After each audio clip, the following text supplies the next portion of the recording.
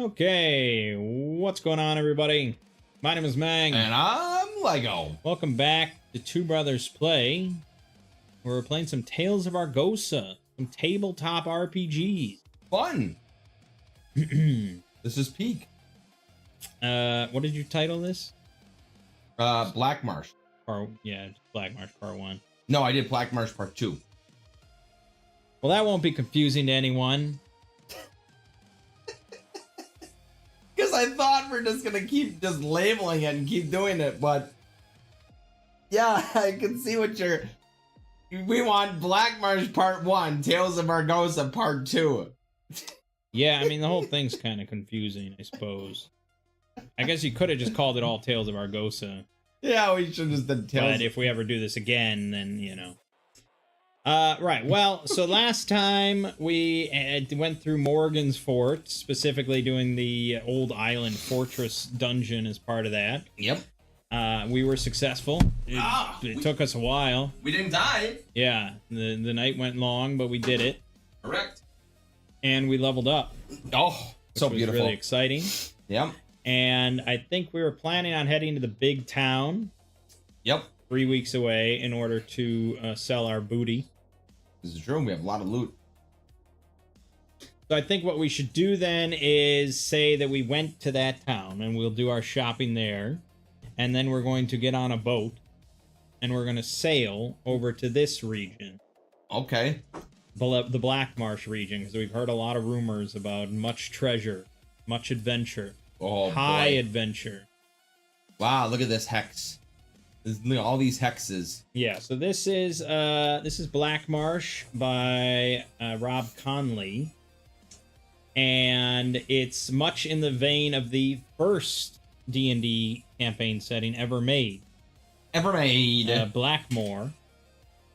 But it's just this is a 39-page document, so there's not massive amounts of stuff in here. Yep. But it's going to be enough for a lifetime of adventure. Ooh, a lifetime of adventure. So he gives a little bit of lore, and then it's just mostly like hex information and what's in a lot of the hexes. There's not information for every single hex. Okay. Just some notable stuff. Do they make you like roll random shit from hexes that they don't make up, or they're just empty? That's up to you. You could put stuff in it. I have put stuff in it, in some of them. Otherwise, we'll be doing random encounters, of course. Yep. It's a dangerous region we're in. And let's just do our shopping first then. All right. I said that the town we were going to was a class 3.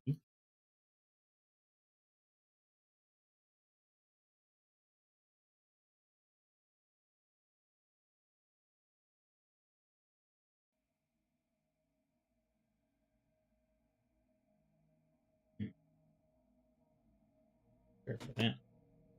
It was a class 3 market, which means that what do we have? What's our? Oh, right, we got the wand of treasure finding. Yeah, you which put all. You said was worth like 13,000. Yeah. If we can sell it. If we can sell it. We also have a chainmail +1, which we didn't have a use for. Correct. Okay. Well, not yet, but we should keep it, because if there's acid out there that can melt armor, I'd like to have a backup. There's also Gerard.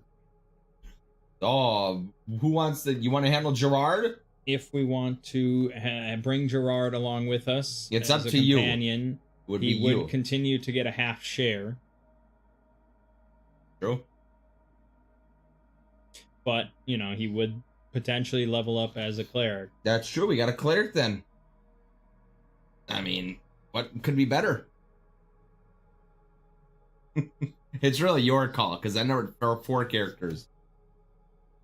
I'm okay with 4 characters. Well, he's not a full character. He doesn't roll initiative. He can't do major exploits. He gets a half share.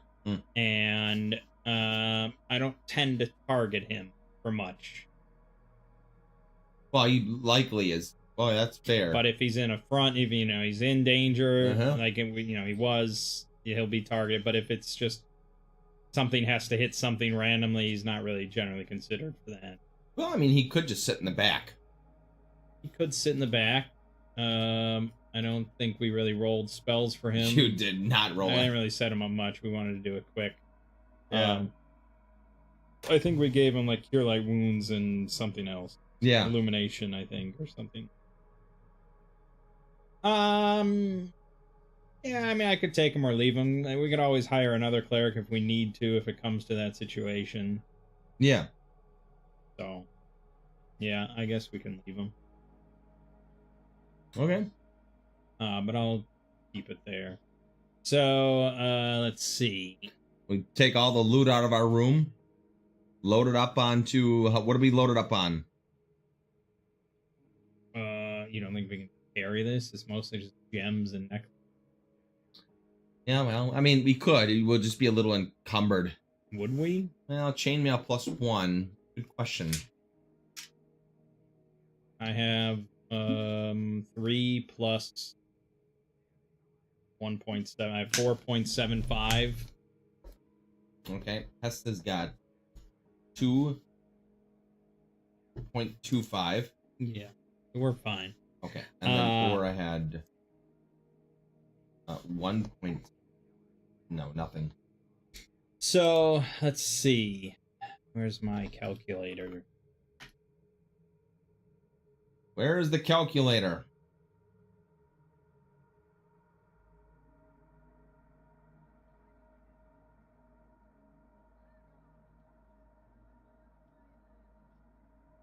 We're selling loot. Okay, Look at so all that 710 gold. minus 15% is 603 gold we get for that. Yep. Okay. Then you want to hold on to the chainmail. Yep. But you don't want to hold on to the chainmail. Yeah, correct. So that's annoying because it's 4 slots of shit. Well, that's what I'm saying. It's like, I feel like, are we gonna rent a room out when we get to the place? Well, That's either kind of what I was that expecting. or we buy a mule. That's true. Mules can go with us, right? It can go everywhere. I do like me a mule. I say we buy a mule.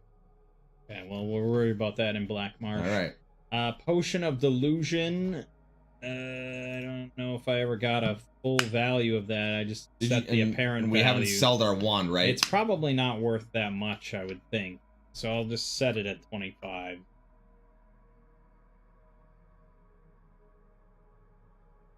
$21 gold. 20. Right, 21. I'll just take 21. So that's that. And then there's on treasure. Yeah, the Wand of Treasure Finding. So 13,000 gold. That would be in an ideal, perfect world where everything's perfect and happy. We have a 3% chance of living in that perfect world. You want to roll or should I? I will roll my D100. What am I trying to get, high or low? 1, 2, or 3. Oh! I'm going to roll a run. I'm going to roll a 1. No. No. Damn. Okay. So then we'll drop the price down to 10,000. We have a 25% chance of that being the case this month. So 1 to 25? Yep. No. No. Then we have to settle for 1,000 or hold on to it for some far off time period. So would you rather what have do you buy? 1,000 gold now or untold amounts in some untold time period? Untold amounts in the future. I'm not a gambler, but I do like to hold on to loot. I think you are a gambler. Well, it's 1,000 gold. I mean, that's a masterwork weapon. That's a masterwork armor. We already have a masterwork weapon. You do. You don't? Well, I have my magic short sword. Well, okay. What do we need to buy? Armor. What do we need to buy right now? Okay, well, you should have masterwork plate and masterwork shield for sure. Damn, how much is plate gonna cost? 710. Ah! That is the wand. Yeah, that's what I'm saying. Granted, we get full XP for whatever we sell it for. So we could sell it for 13,000. Here's the problem. Then we get narratively. We're just gonna sit around and wait for a couple of months. I mean, what's to stop us from doing that? In bad faith? Well, narratively, you've always had consequences. We're just gonna sit around for a little bit. Oh, well. I suppose, yeah, if we just sit around, we're in a town we don't live in, so we'd have to either buy a property or rent rooms. Yeah. What I'm just saying is that how we want to play this? So we just keep cheesing gold? But you could. I mean, you could. Yeah, I mean, 1,000 gold is just kind of low for 13. It depends on if your DM even allows you to sell magic items. Oh. But Axe, the setting has this Tower of Knowledge, which is basically like the Mage College, and they have like, you know, branches in major cities, and you can sell magic items to them. Do we want to hold on to it till we get to the next? Or I assume there's no towns in the next hex crawl. There's Castle Blackmarsh. It's the biggest settlement. It's either going to be class. It might be a class 4. I'm not sure. All right. Well, let's see what gold we have right now. I've got 275 gold. Let's see. I have 335 plus the 624. I have nearly 1,000. So we're basically at 1,200 right now. Okay.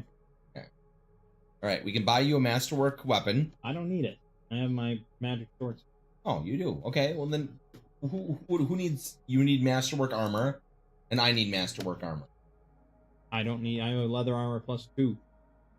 I got. God, you are fucking. You are a fucking god. Then I guess why don't we just? Then I guess we're just buying me plate armor, masterwork plate armor.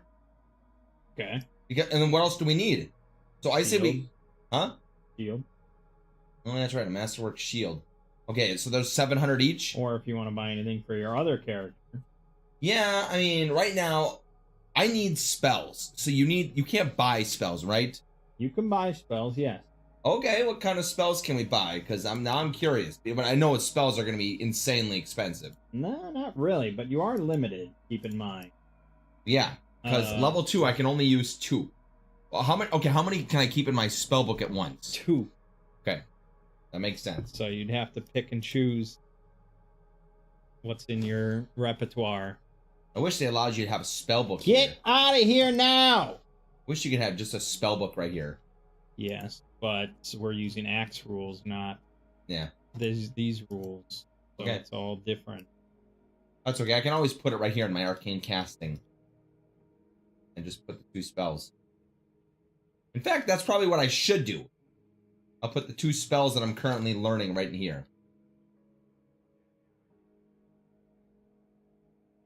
I probably should delete Sense Magic then. Or is Sense Magic different from my actual spells? It's not a spell. Okay. It's just a ability? Separate ability. Okay, and I can use 2? Yep. Okay. Okay.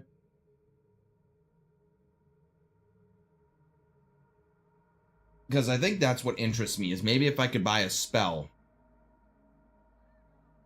then I can see. So, a first level spell formula costs 100 gold. Wow! But they're really bad. But I can use a second level spell, though, right? You cannot. Only use a you level. Could use a second level spell scroll. You could use a 6th level spell scroll, but this is the formula. They're letting you copy it into your spell book. Okay, fair enough. All right. So what kind of level 1 spells do we have for a mage? Oh, God. Well, you almost certainly want Slumber. I mean, there's not really much question about it. But if you want to peruse, that's your perusal. All right. So Slumber we want for sure. Okay. Okay.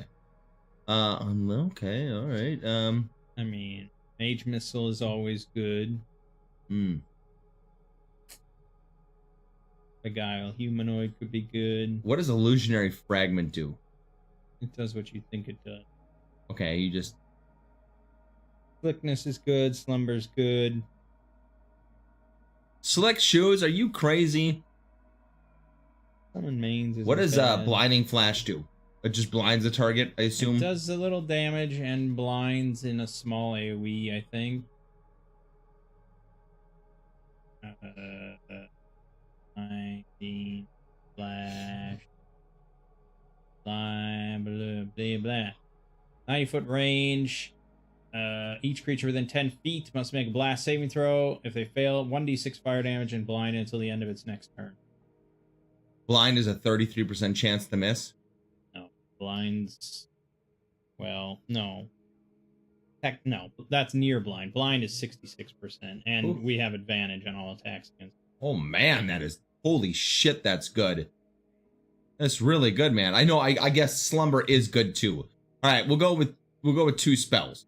Do you want to do... So you wanted you're advocating for Slumber, for absolute sure. Do you know about Slumber? Yeah, it's an AoE that just puts people to sleep if they have one or less hit die. If they have 2 hit die, they have a paralysis saving throw. 1 is auto sleep. 2 to 4, they get a save. 10-foot diameter spear. And then they're slumbering, which means that you can insta-kill them. All right, so Slumber is for sure. Normal noise does not wake them. Very good. All right, so Slumber, and then the other one you said was Slick Shoes?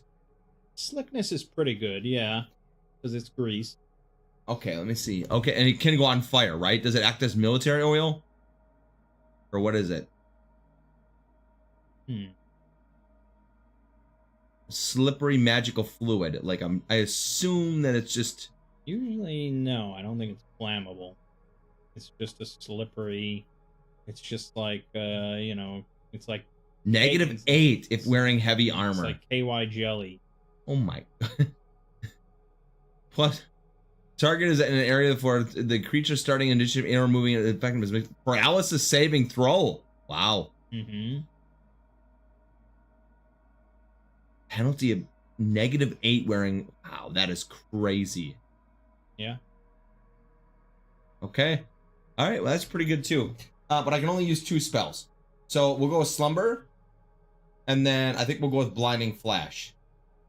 You're going to ditch your 2 current ones temporarily. I think so. And go Slumber, Blinding Flash.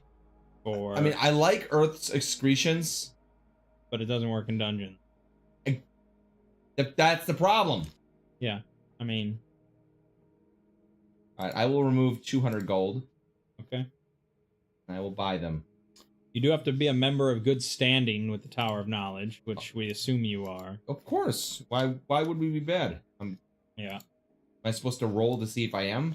No, usually if you start as a mage, you are, unless you pick, like, necromantic spells or something. Oh, okay. They have a strong policy against that. Okay, first spell name is Slumber. Okay. And description is the range on it is 90 feet. Yep. Okay. 90 feet. 10-foot AoE. And then it's Dex, luck dex, or 1d6 and blind until end of next turn.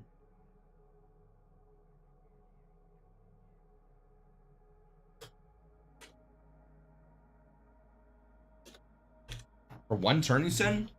Till the end of their next turn. Okay.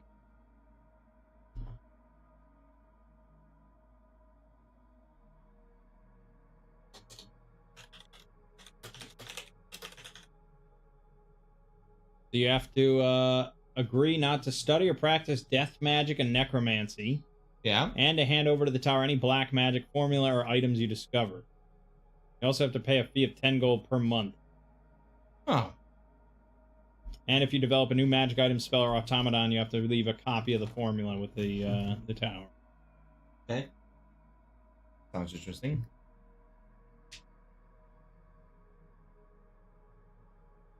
Yeah. There you go. Okay. And the second one was Blinding Flash. Oh, I thought you already did blind. You did Blinding Flash. No, I did You Slumber. wrote it as Slumber. No, that was the one. That was Slumber. Oh, Slumber blinds until the end of the next turn? Wow, Oh. they changed that, I guess. I was about to say, I thought you said sleep until the next turn. Alright, well. Well, you perfectly described Blinding Flash. Why wouldn't you just change the name to Blinding Flash? Jesus.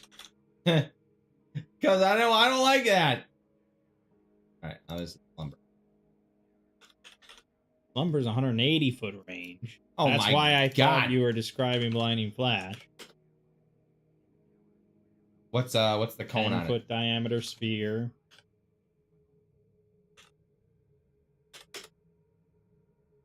One hit dice, sleep. 2 to 4. What is it? Luck, will. Probably will. I would imagine to resist. Is it a mental thing to resist sleep? You think? Probably. Oh yeah, definitely. It's not a physical thing.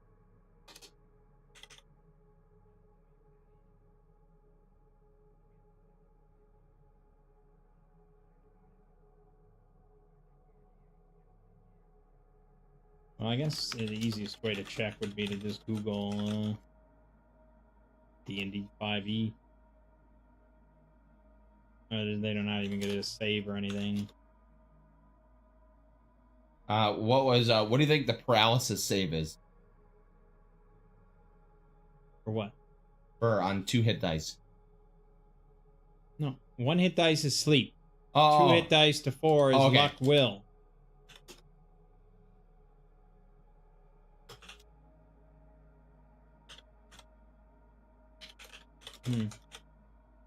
Yeah, in 5e they don't get a save.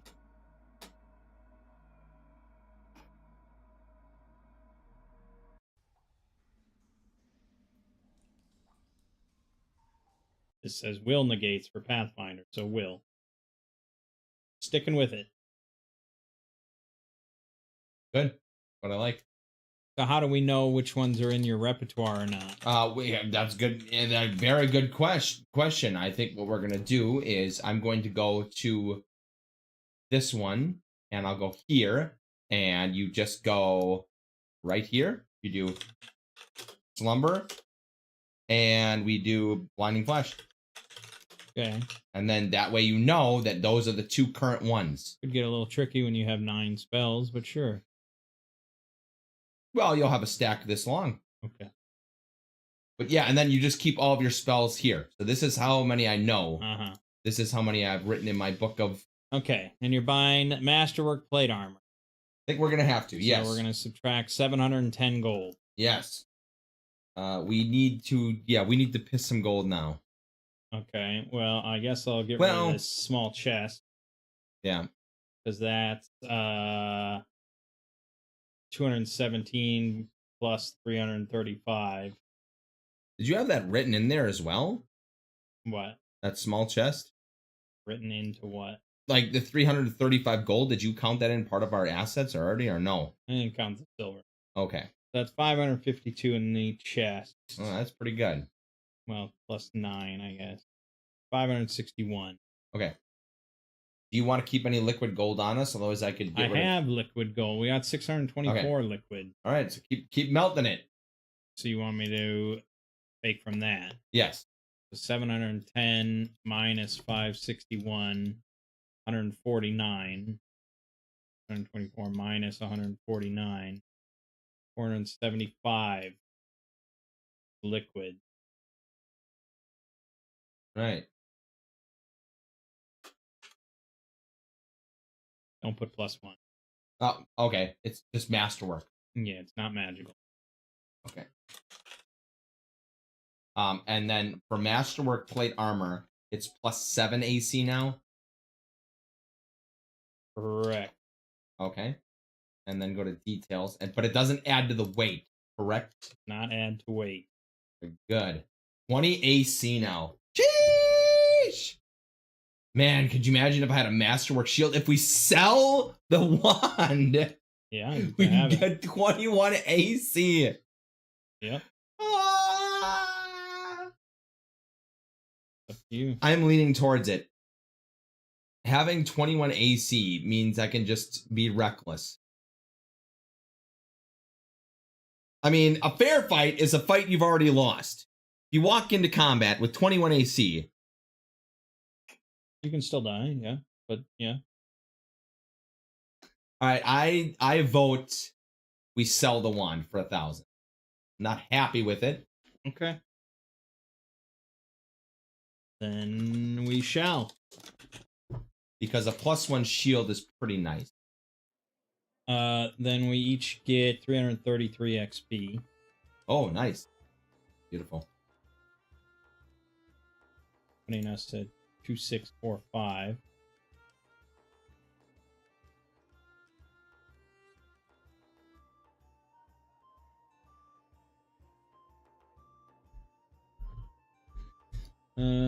I could sell my Masterwork Longsword. Is there a reason? How often do swords break? Depends on if you're fighting like that gray goo. You're or something. right. Okay, yeah, let's keep it because that way I have spare armor, a spare and spare weapon. And who's carrying this chainmail +1? Because we could also sell that. Well, No one wore it, right? no one wore it.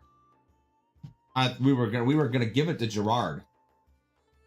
Well, we just talked about maybe doing that. I Yeah. guess. But yeah.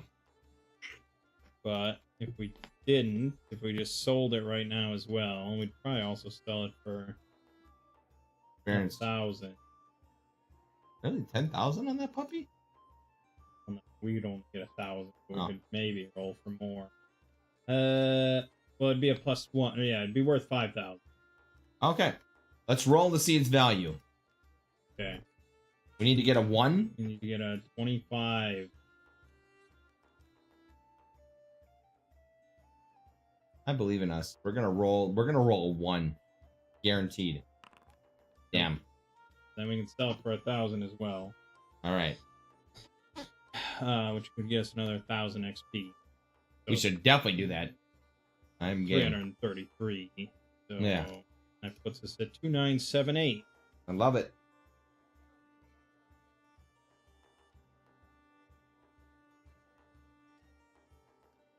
Okay, so you spent. So we have two. We just got 2,000. You bought a Masterwork shield, right? Yes, I'm gonna correct. So that would be 660 on that. That puts our total at 1,340 gold. Sitting here. It's a lot to carry. We should try to buy more if possible. Yes. Fair enough.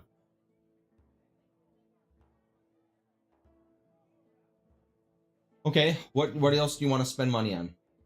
Well, you could get Hesta Masterwork crossbow or Masterwork leather armor, or both. Not a bad idea, actually. Maybe we should buff Hesta a little bit. Yeah, let's go with the leather armor. Okay, so that's minus 670. Down to 670. So we could just afford the light crossbow if you wanted to throw that in. Otherwise, we have 670. I think that's a good idea, don't you? Every little bit helps. Yeah, I agree with that. Okay. Let's give her the Masterwork light crossbow. Okay.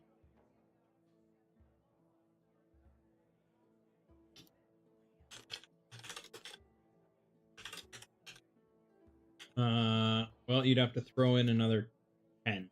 Okay. But then Let me take it off. I has to. All right, there it is. Okay. Okay. And then what is it's 1d6 plus 1 now? Yep. And I always have to add 1 when rolling for it, right? Like all of them. I don't think we need a cleric for undead because I got a +3 short sword versus undead. What the fuck? That's right. That's Be crazy. Phenomenal. Jeez. Okay. We 21 AC. Wah! Can we assume we rested or no? yes. Okay. Rested on the long trip to Blackmarsh. Very true. What's our luck going to? Full reluck or just 1 and plus 1? I think full. I think this sort of start a new adventure. We just click long rest. Yeah. Yeah. Okay. And then I don't know if there's anything. Okay, very good. Wow, we stacked. Okay. Never been this OP. So we sail to Blackmarsh in search of more adventure. We are fucking filthy rich with equipment. Mm-hmm. The Blackmarsh, Castle Blackmarsh. Castle Blackmarsh. Is that it? No, this is Castle Blackmarsh. All right, where is that on here? What It is located in 0913. Right here. Put a nice...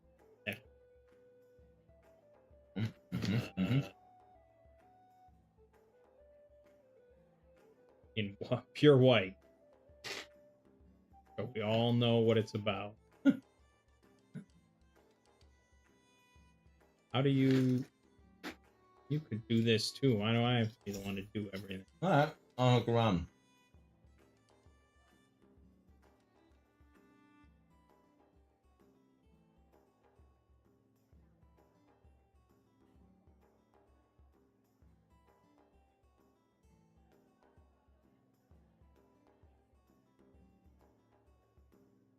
Didn't do shit. I got you, buddy. Right, I changed one line.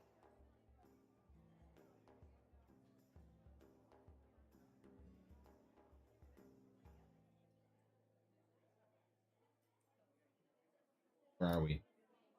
Okay. Hey. There we go. We'll put a little house. There you go. There we go. Isn't And that beautiful you now? Always know. Oh, you gotta...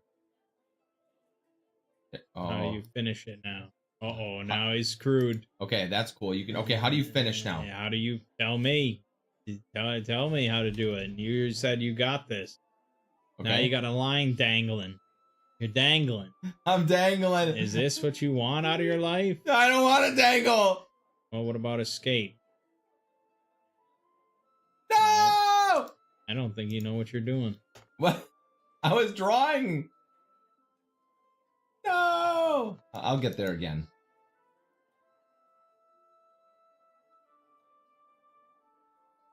Now it's gone. Now you don't know what you're doing.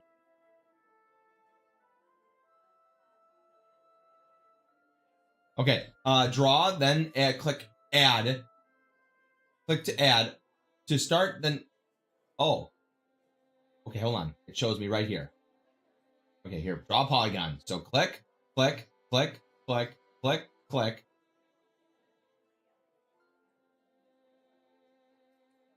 Double click to finish. That is terrible. Why would you do that? What else you want me to do? You're the expert. I can't wait for your virtual tabletop to come out. It's gonna be so good. Well, now I don't know why it's not We're all drawing. gonna be jumping for joy from Lego's virtual tabletop he's programming. No! Okay. Okay, let's try this one more time. Mohammed is waiting for our order. He must be really damn slow there, man. One guy.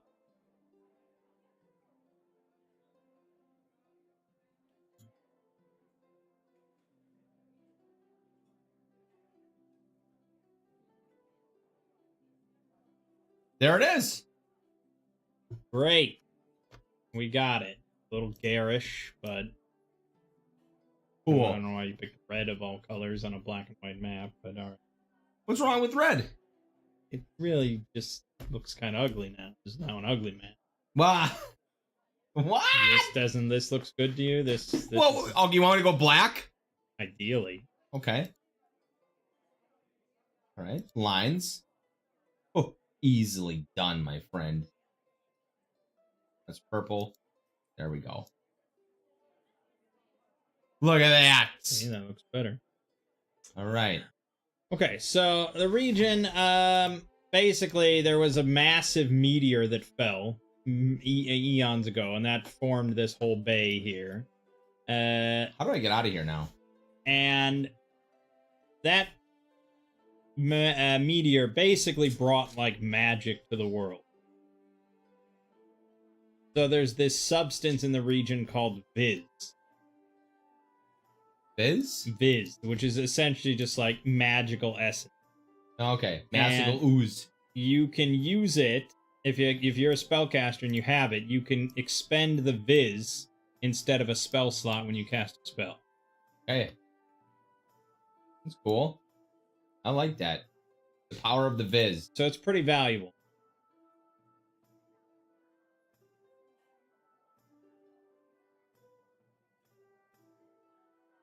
How do we get it again? It's around, like it's in this region because it came with the meteor. So it comes in all sorts of different forms. Like from a flask of pure spring water to a newly blooming flower and iridescent rock. So like a bunch of the hexes will mention Viz, and like some of the strongholds that are kind of like based around that there's Viz there. Then there was an empire 1,000 years ago, big empire. They got wiped out by barbarians, as all empires do. Mm-hmm. And so then, the frontier has slowly retreated. And now it's mostly just, wild land. But there's Castle Blackmarsh, which is where we are. And there's information, of course, on Castle Blackmarsh, but we don't need to know much. It's the largest settlement here. It's a population of 1,294, which would technically make it a pretty small settlement as far as Axe is concerned. Yeah. 1,000, it would be like a class 5, really. But there's a concentration of wealth here, so we're gonna make it a class 4 market. All right.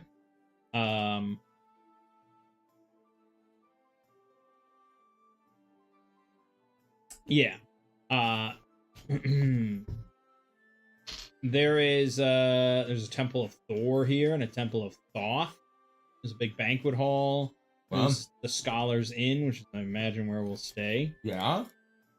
There's the Dax Brothers Outfitters. It says they import the best from the Grand Kingdom and beyond. Their prices are 20% higher than normal, but the equipment quality gives a +1 or +5% bonus to dice rolls involving their use. So I'm basically interpreting that as we can buy masterwork from them. And we could also buy, like, masterwork. Yeah. Thieves' tools or, whatever. Masterwork, anything we'd want. Mm-hmm. They'll import it, but we have to pay 20% more. Then there's also the Emporium of the Strange and Arcane. It says we find there's an 80% chance that magic items worth 1,000 gold pieces or lower can be found in stock. Damn. Problem with that is, in Axe, there's no magic item worth 1,000 gold or lower. But for up to 5,000 value, 20% chance of being in stock. So that's pretty big. Mm-hmm. Okay. But to enter into the... So for more valuable items than that, they're auctioned every quarter. But you have to pay 1,000 gold just to enter the auction. Because we're not a member. That's mostly what would be of concern here. Now, they do have a D20 rumor table. Because all good modules do. I removed every false rumor. Because I think false rumors are lame. Yeah. They should at least be partially true. And I seeded my own dungeons throughout the region. So we have a new and improved rumor table here. I love it. So for each of our characters, we're going to roll D20. We get one rumor to start with, and that's what we get. All right. So we're not just wandering completely blind. Straight D20, no ads. Why would there be? It's a D20 table. That's what I thought. It's a rumor table. Yeah. All right. Okay. Aura rolls a 4. Aura rolled a 4. Orcs have been seen near the Bleak Tower, and the last caravan that passed the old road never came back. Where's the Bleak Tower? The Bleak Tower is in 0204. Let me write it down here. I'm gonna put it in. We're close. 0204. There it is. Okay, right here. Yeah. I'll make a dildo. Perfect. Let me start. Go to draw. Correct. So this will work. This will work. Okay. And 0204. He'll get it. Yeah. He'll get it, folks. What color do you want? Black again? I like everything in black. Okay. I think it's legible. As long as we can recognize what your symbols mean. You could also just, write a note, which I will. Correct.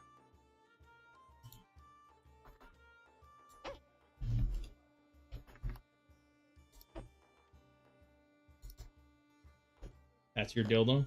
Hold on. Now we gotta draw a sphere. Okay. Right? We close.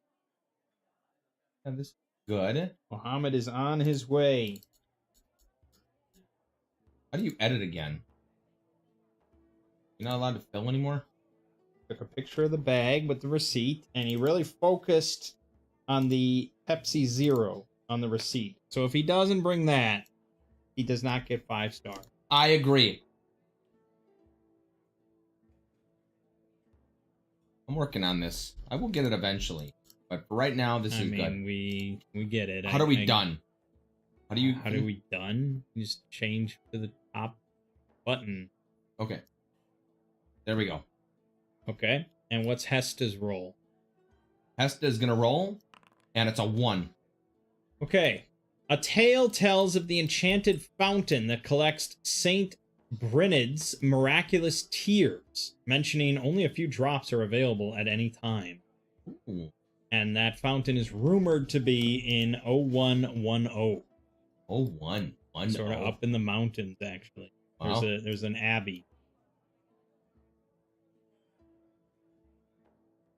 Good.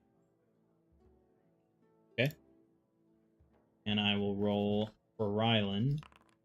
16. Lord Mazarden hosts a lavish banquet at Olden Hold every year. Only the most successful of explorers are invited. That needs to be us. We need to be successful. I agree. Okay, where is that? Oh, that's at Blackmarsh. I believe that's at Blackmarsh. That's their big banquet hall. Now we can buy additional rumors if we want. Hmm. Now, this is the Merry Legs banquet hall. Where's the Olden Hold? We don't know. I don't know. Olden Hold is a base for the dwarf in the White Mountains. I'm gonna put a little door on this. And then look, I'm gonna put a little door. Put a door here. There we go. Oh, nice. Then we got a door. Oh, it's Oldan Hold. I see. So it's a dwarf settlement in 0217. 0217. All right, I'm looking for 0217. All the way down here. Corner there, yeah. All right, dwarf, huh? Yeah, what's your dwarf symbol of choice? All right, my dwarf symbol of choice, 0217 will be... Come on, give it to me. Sometimes I don't know what it takes. Oh, there it is, okay. All right, it's gonna be... It's gonna be a house-looking thing. Okay, this is gonna be pretty terrible. All right, we're ready. Let's see. Let's do. Wish I had. Okay. Actually.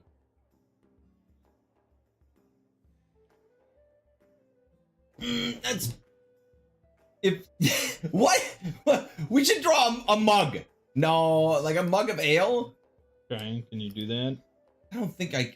Maybe. Maybe. This is why wouldn't you just do the freehand tool? Where is the freehand tool? That little squiggly thing in the middle.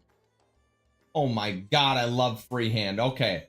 Like I'm thinking about maybe what should I draw? We should draw like we could draw like a helmet and then put like horns on it maybe. Like that sounds like, doesn't that look more like goblins or something like that? Uh-huh. What do you think? What would you use for dwarves? If somebody said, draw, this is like Pictionary. Yeah. And you're like dwarves. If it were me, it would all be X's. And I would just remember what it was. Well, we're going to go with this for dwarf. You're welcome. So we can buy additional rumors. They're just like 2 gold of just like hanging out in the tavern all day and listening oh my god. to stuff. Why would we just buy all of them? Well, because it's sort of like, I don't know, filling up your entire quest log. I can get kind of overwhelming. Okay, that's fine. So Yeah. So if we don't like anything or we don't have a clear direction, we could try for something closer. Well, at this easier. point, we can go south or we can go north and then go all the way south. Well, we don't really have a plan of action with the dwarves, really. We just know that the lord of that settlement holds a banquet. I mean, so we probably should go to the tower. What's the tower one? All the way to the north. That's where orcs have been seen. Ooh, and then south one. There's no dungeons yet, huh? Well, there might be dungeons. Okay. You know, any of them. Fountain of Youth. It's miraculous tears from a saint that collects in a fountain. Only a few drops available at any time. I think, well, I mean, thematically, I'd say my paladin wants to go on a quest for the tears of a saint. But otherwise, I'd say we roll one more. Okay. We can roll one more. All right. Uh, D20, here we go. 13. The village of Barrowdown is calling for volunteers to battle a plague of worms. Oh, we gotta uphold justice, protect the innocent. I'm ready. Barrowdown is in 1116. 1-1. Now, if I was DMing, I probably wouldn't be that specific. You know, I'd give like a general direction, maybe landmarks plus or something. 1-1-1. Oh, 1-1. 1116. That is 1116. You were looking at it. What's that? Oh yeah, you're right. What's really close? Is this it right here? I feel like. Oh, here's 1116. Okay. It's a clear system. Left to right is the first digit. Okay, we got it. Top to bottom is second digit. It's a real clear system. Is this a road? I think that's a river, actually. Okay. Pretty close to us, honestly. I don't think roads are on the map. Well, I'm glad we picked a good one. Okay, so this is a plague. It's a plague of worms, it says. Yeah. Okay. However you want to show that. You could make another dildo. I do like drawing dildos. But I think what we're gonna do is we're gonna draw a skull. Okay. I just don't know how to do a skull emoji. Using like an X through like that. Well, like, skull, it's like a little more bulbous at the top. Yeah, with an X through it. Yeah. There you go. You get your X. Great. It's this one right here. 1-6 or 1-7? 1-6. Okay. All right. We can just draw a circle. So you go here. We do a circle. There we go. Right. And then we've got an X through it. So we can do some. What do we do? Lines. Lines are good. Yeah, we do lines right here. Good. Okay, so we gotta get off of that, go back on it, and then we do X. Good. That's true, and then we have to double click. X through it. That's good. And then we get off it again, and then do another X.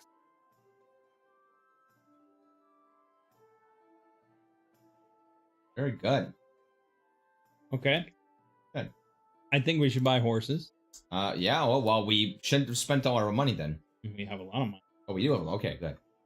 The only question is, do we want to buy a mule or not? Well, it will slow us down slightly. This is the same thing we had before. We buy a mule, they can go in with us. Right? We don't have to worry about keeping them outside or anything like that. It's just... I mean, bringing the mule into the dungeon has its own problem. That's true. Like, don't assume that that's all good and well. But even taking horses is fine. So you want horses, so we... I mean, if we want to stay light, fast, all that, we don't buy hire any retainers, no torchbearers, no mule, no cart, and we just get 3 horses. But, yeah, I mean, traveling on a hex crawl, I mean, random encounters every turn, and the day, getting attacked by wolves at night because you didn't make it to your destination in time. I mean, usually you want horses. All right, we'll do horses. There's a reason horses have been pretty popular throughout history. Very true. But you're right. I mean, you have to tie them up outside a dungeon or something like that and hope nothing happens to them, which I have now a system that I generally like. What is it, like a D20? And it's a D100 every hour that you're in the dungeon. The base chance is 10% per hour that they have a random encounter. Okay. Which could be anything. And then that's modified on if you found a nice, good hiding spot for them, depending on the area you're in, if it's especially dangerous, if they have a lot of like food on them that attracts animals or something, stuff like that. But the base chance is 10% per round. All right, Brad, I think that's pretty fair. Mm-hmm. All right, so how much a horse is going to set us back? I think 40 per. Oh, that's for fair. medium riding horses. Let's go for it. Okay. Where do I put my horse? We could hire guards, but then you have to pay them monthly and feed them. Yeah. No, So- I don't think I think we should roll with it. We'll roll with it. Okay. So then I will. How much deduct- does sacks cost to have on the sides of your horses? That's usually not a thing. Okay. Much like you can't just carry more sacks on your person to carry more shit. Do they actually have storage then, or no? So they can carry. Well, that's what I was asking. I was just gonna say, do they carry nothing, or you can buy a sack? Medium for them? horses can carry normal load of 30. A person is 15 plus their slot. So So we're if already you're- at 31. Then you're already encumbered. Then you might want to buy a heavy horse, but they're slower, slightly slower. They have an expedition speed of 30 instead of 36. No, then I guess we'll go with this. I have some space extra, so I'm okay. And that's just me. I've got... Oh, wait. What is my carrying capacity? Although, 8 plus 7. I mean, it specifically says that carried or worn equipment adds to this weight. And it mentions, as an example, a soldier with spear, shield, and leather armor. So maybe it doesn't include all your things you're carrying otherwise. It's just equipment. Okay. Which is I'm heavy. really realistic, I guess, but it's all somewhat of an abstraction. In which case, it would be your plate armor and your swords and your shield. Which So is 6, extra. 7, 7.5, right? Okay. That's fair. So you'd be at 22.5 total Okay. on the horse. I think that's good. I'll have to make note of that. Where should I put that? I'll put it on a note. The only problem with that is the chapter's called Equipment List and includes everything, but it also includes lodging. So I don't know. Usually when I think of equipment, I think of things you equip. Put my horse Hence the term. Yeah. And then Hestus horse is only carrying what's masterwork light light armor is 2, Yeah. and then a crossbow, a long sword, and a dagger. How much are the weapons again? Mostly 1.25. So you'd be at 2.75 Okay. plus 15. It's 17.5.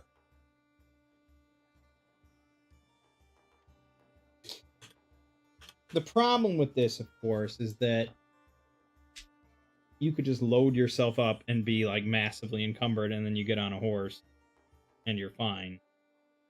So I don't know, man. I think we could. I mean, hard to say. Axe generally seems to be pretty realistic with that sort of stuff. So You're shocked that they're not just. well, because it seems abusable, and Axe is very much not in that vein. I'm not sure.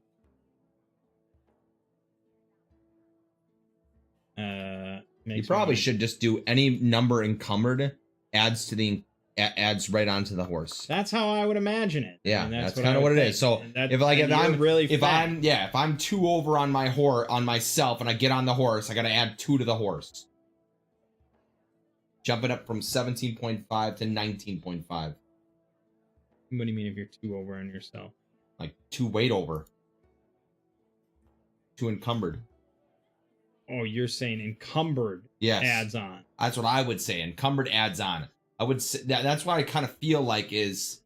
I mean, yeah, I see what you're saying. I mean, if it was me playing it, I would say, if as long as you are within your carrying capacity, then you count for 15 to the horse. and then anything after that adds to your encumbrance and the horse's encumbrance. How I would play But you're also making it complicated. The simplest way is that every slot adds to the encumbrance, and that's it. Okay. And it's shitty, but that's the way it is. You know, it's balanced. Like, you know, a horse can only handle so much. It's a medium horse, you know? Yeah. A light horse can handle a person and, like, a few things with him. Okay, that's pretty fair. Okay, that makes sense. So I am at 7.25 plus 5.75, and I am what, 15?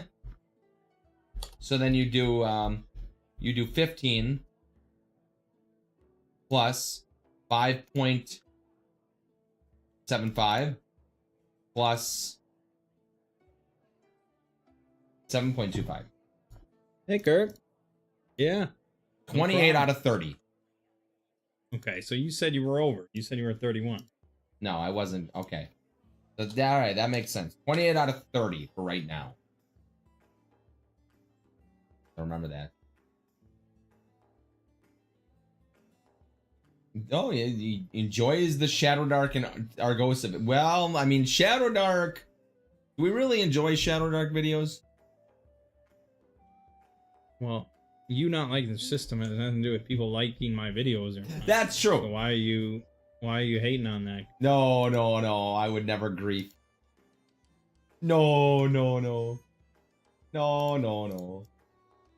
15 plus 4 plus 5.7.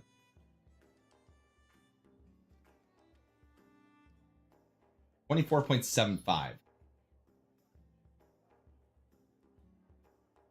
This worked. That worked. Excellent.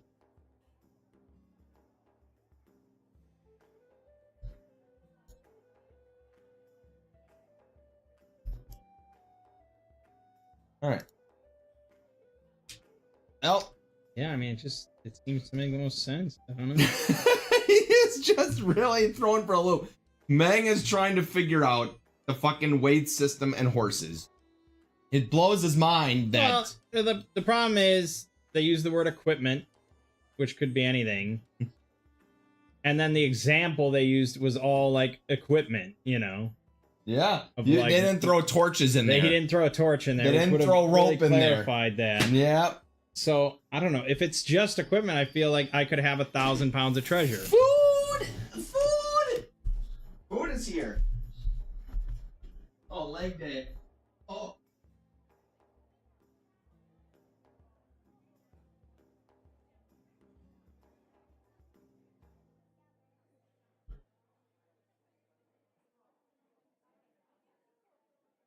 I don't know, man. I mean, it feels like the simplest way. Like a light horse. You want a light, fast horse is a light rider. He's not weighed down with a bunch of stuff. It all makes sense. In here, a light horse could carry a person and, like, you know, 5 things. I mean, still, well, yeah, a lot of things are 1/6. So really, you could still carry quite a bit of stuff on a light horse. We shouldn't have that much trouble with medium horses. Like, it should carry a good amount of stuff. Like, I don't think we really need heavy for all but the most extreme cases.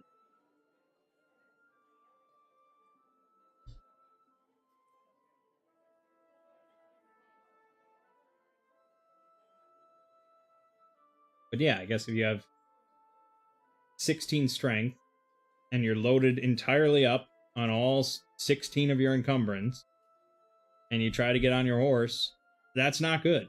And it's not like the horse dies or anything. It just is at like half speed, weighed down. It all makes sense.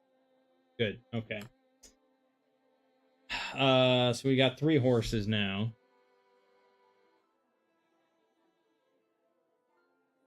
It helps. I mean, it helps. We can load some stuff onto the horses.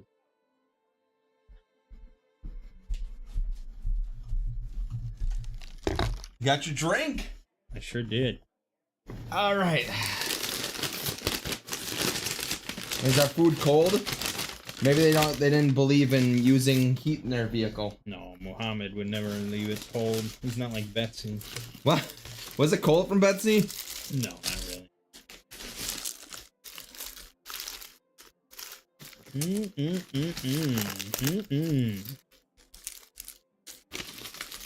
got 7? 7?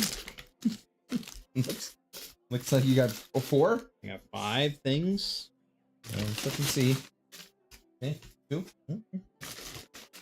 Yeah, there you go. Yep. Nice. And a straw for me. Just for you. Nice. Everything's good in life. He's so happy now. He's got all his food correct. It's very sad when they mess something up.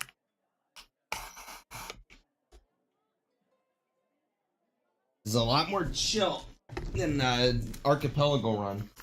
True. Very true. All right. What were you talking about? Encumbrance. Yeah, I figured as much. And we have enough rations? Most definitely not. But now that we have horses, I'm gonna stick some rations on the horsies. You okay with that? Okay. Let's buy some. Any other supplies we might want? Holy water or something? That's a good idea. Yeah. Let's buy some holy water. Do we need rope to tie them up or no? Or just do we assume that they come with rope? Yeah, I don't usually worry about that. Okay. Alright, how much does holy water cost? And 5 gold. 25, okay. I think we have to buy it all from... Oh, I get to dump my 400 coins. Oh, feels so much lighter now.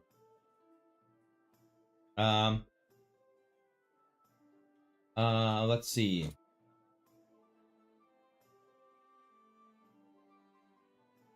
Can you take out 75 gold from our coffers? Uh-huh. Thank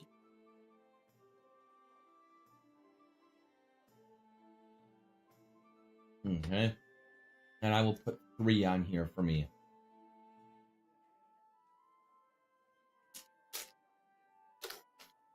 Holy water. 1d6 you said?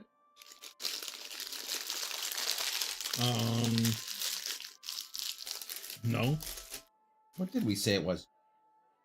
I think it's 2d8. It's 1d8 for 2 rounds.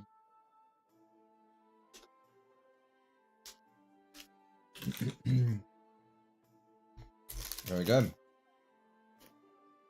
Yeah, 1d8 for 2 rounds. Excellent. I mean, it's only useful against... Well, it doesn't say... It says chaotic enchanted creature. Really? I'm not quite sure what that means. Probably something in the monster manual indicate both chaotic and enchanted. It would matter for my sanctuary when I get it.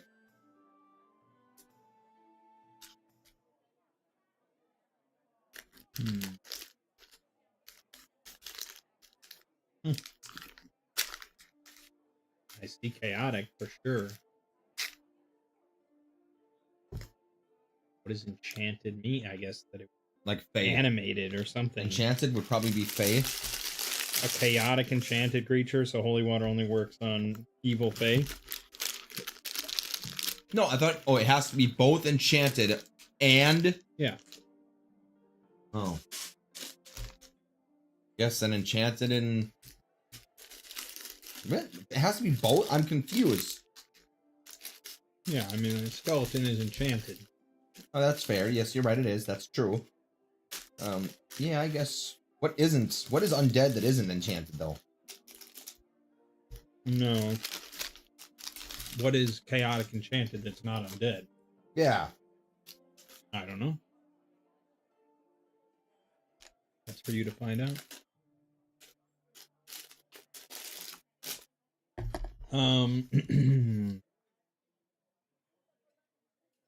So we want to buy what, standard rations? Yeah. Okay.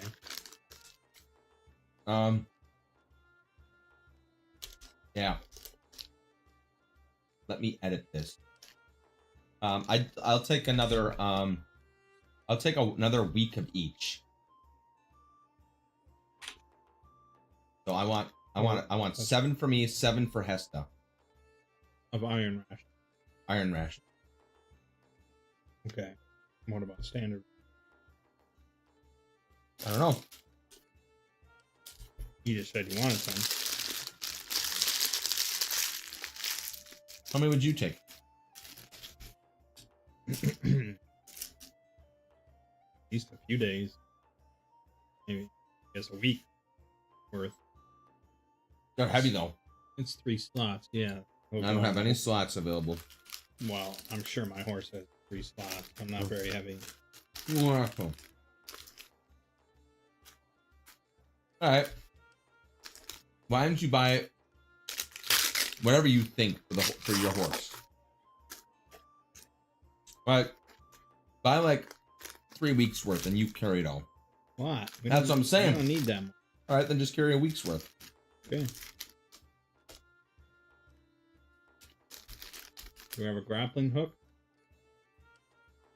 No. Go ahead and set us up with a grappling hook. I think 100 for that. Or 100 for that plus the holy water. I will hold the grappling hook on me. And then you bought 2 weeks of rations. Mm-hmm. Plus week of standard. That's Yep. 5 gold for that. Mm-hmm.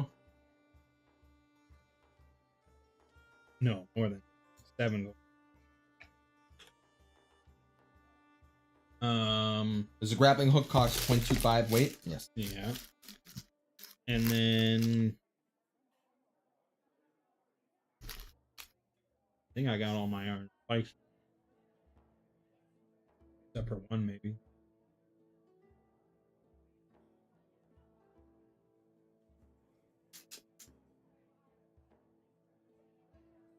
Okay. Then I guess we're probably good.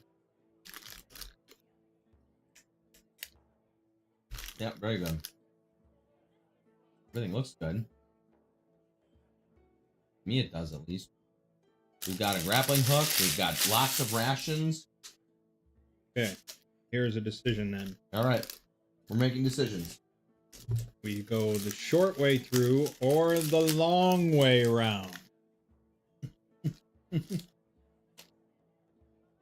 Short way through is through a swamp.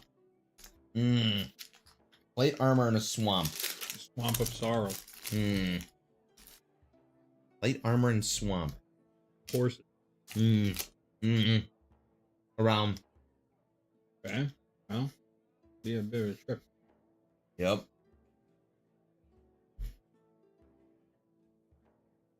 Assuming we can ford the river.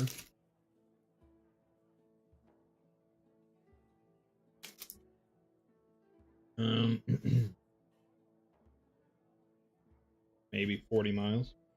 All right. So we'll be out there overnight. That's true. But it avoids the swamp. Mm-hmm. Okay. We'll fight off some wolves. Then we depart on our grand adventure. Cue the montage. Uh-huh. And we need to roll for our first random encounter check. D20? Yep. 8. That's good. Definitely good.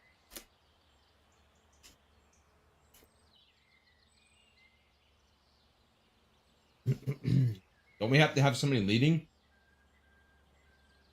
Yeah, that would be ideal. Who has wilderness lore?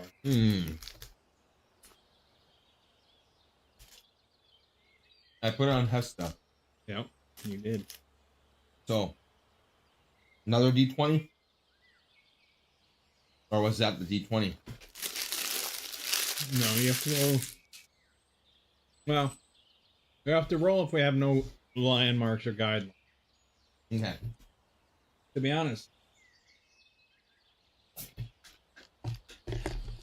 I guess it depends. We probably don't have a map of the region the same way, so we probably do need to roll. They said, it's somewhere. We asked the guy at the tavern. He's like, yeah, just go south east. Can't miss it. Well, to the south of so-and-so lake. Yeah. Which is in the middle of a swamp and stuff.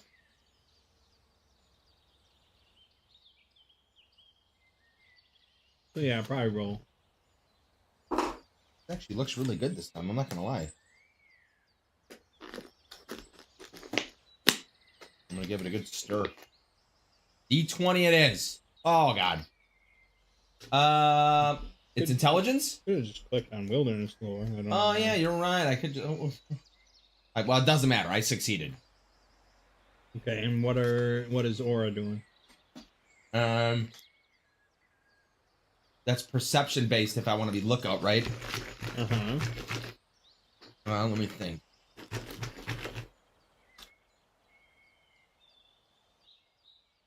What are you doing?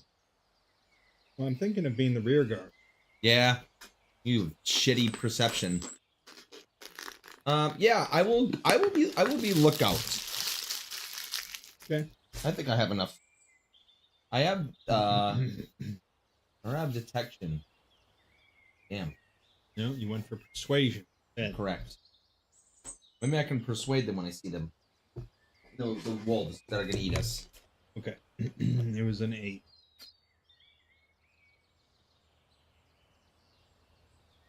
We are in, at best, Borderlands. Maybe Outlands, so we're pretty close to Blackmarsh. There's a lot of adventurers and soldiers, so we'll count it as Borderlands. So it's no encounter. Alright. Would have been no encounter either way. Unless we call it Unsettled, which I guess it could be, but I'll leave that for a little further out. Yeah, we're probably passing my farms. I don't know if there's many farms here. There. And it's all wildlands. Yeah, this is probably all Outland, I suppose. We'll go with that table. Okay. Then, on to the next deck. Alright. 2 D20s? Well, I need a wilderness farm. Oh. Success? Good. And now a D20? Uh-huh.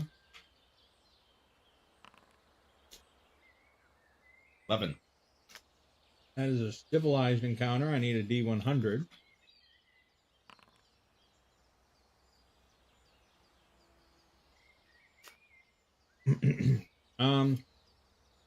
Now this is mostly swamp, but we're avoiding the swamp. Yep. So I guess it's just grassland. Mm-hmm.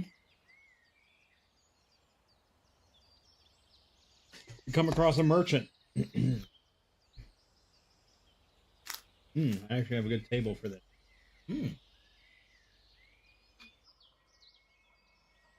Random merchant table. Love it.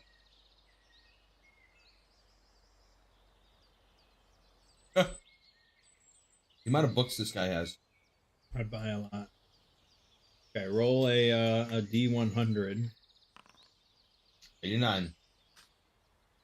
Okay, he is selling teachings. He's like he's a philosopher, perhaps. Oh.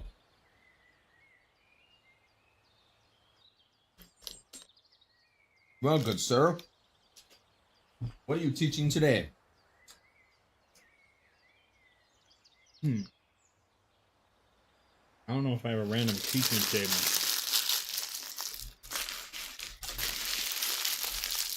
Why don't we go up the skill list and D20 it? Oh, you want to do it like that? I was thinking way more abstract. All right. Like how to Eat grass. how to brew a tea from oh gosh, Iraq. no, like frogmen secretion.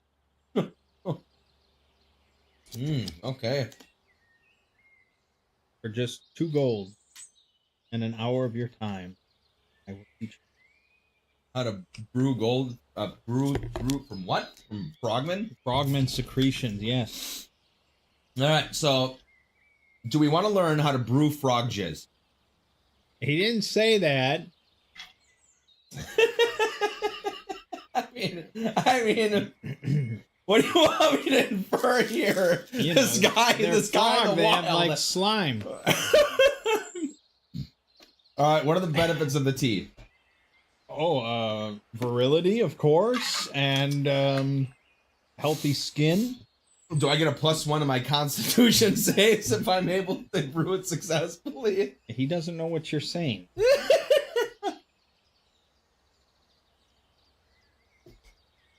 All right, I think we will pass. He bows his head and thanks you for your time nonetheless. Excellent. See? Random encounters, baby. Mm-hmm. We could have easily ran into a slaver. That's like the most common thing on this table, is slave. Where is Bahamut on this table? That he's selling Bahamut? No, that he's a wandering god. Maybe that was Bahamut. Oh, damn. You just turned him down. Damn. Okay, so that was 1114, I think we just passed through. Yep. And we need another guidance. The 1214, hopefully. Yes. Okay, then we need another random encounter. Well, 12 in the Outlands will be a monster encounter. Hmm.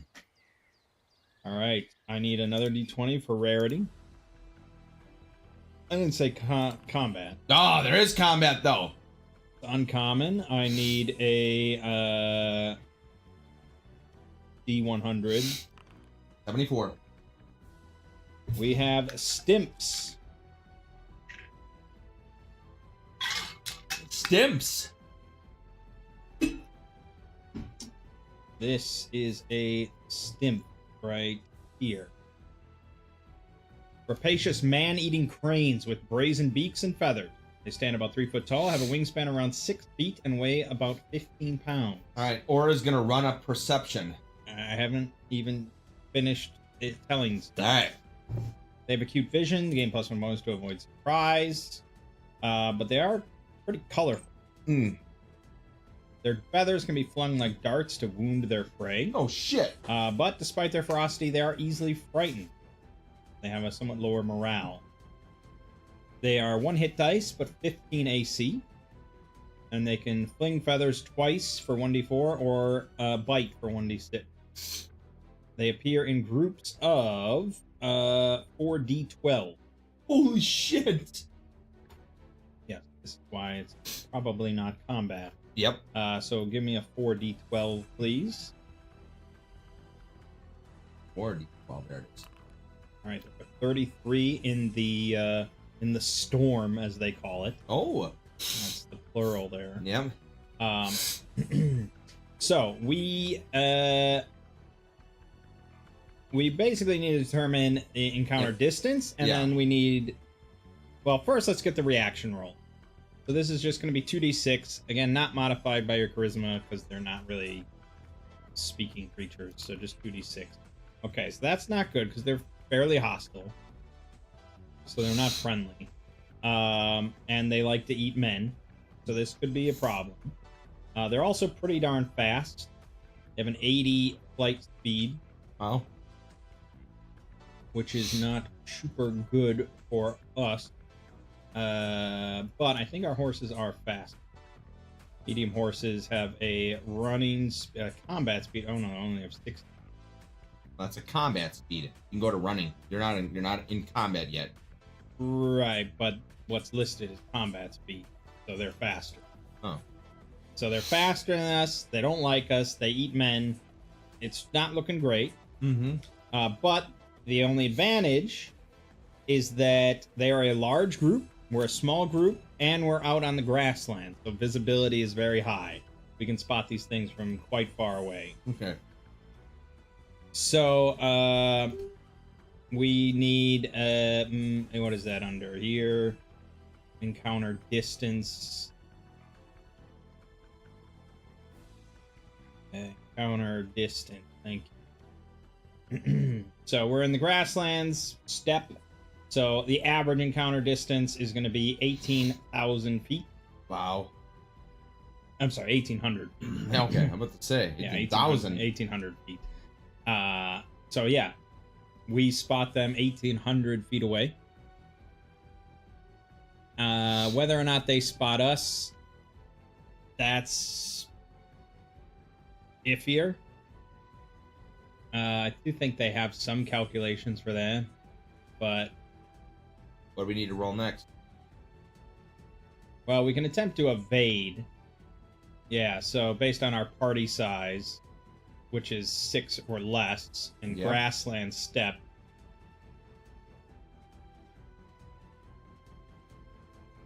That's if we actually, I think.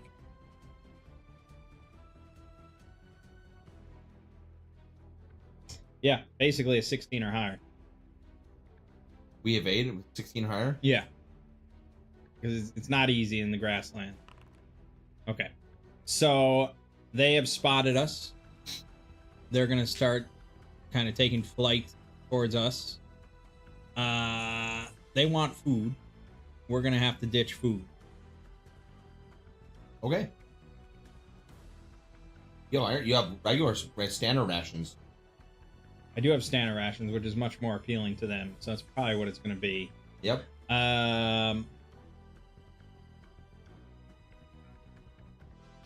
don't think I even wrote down standard rations, but I took 1 week. I guess we'll ditch the week of rations. Yep. And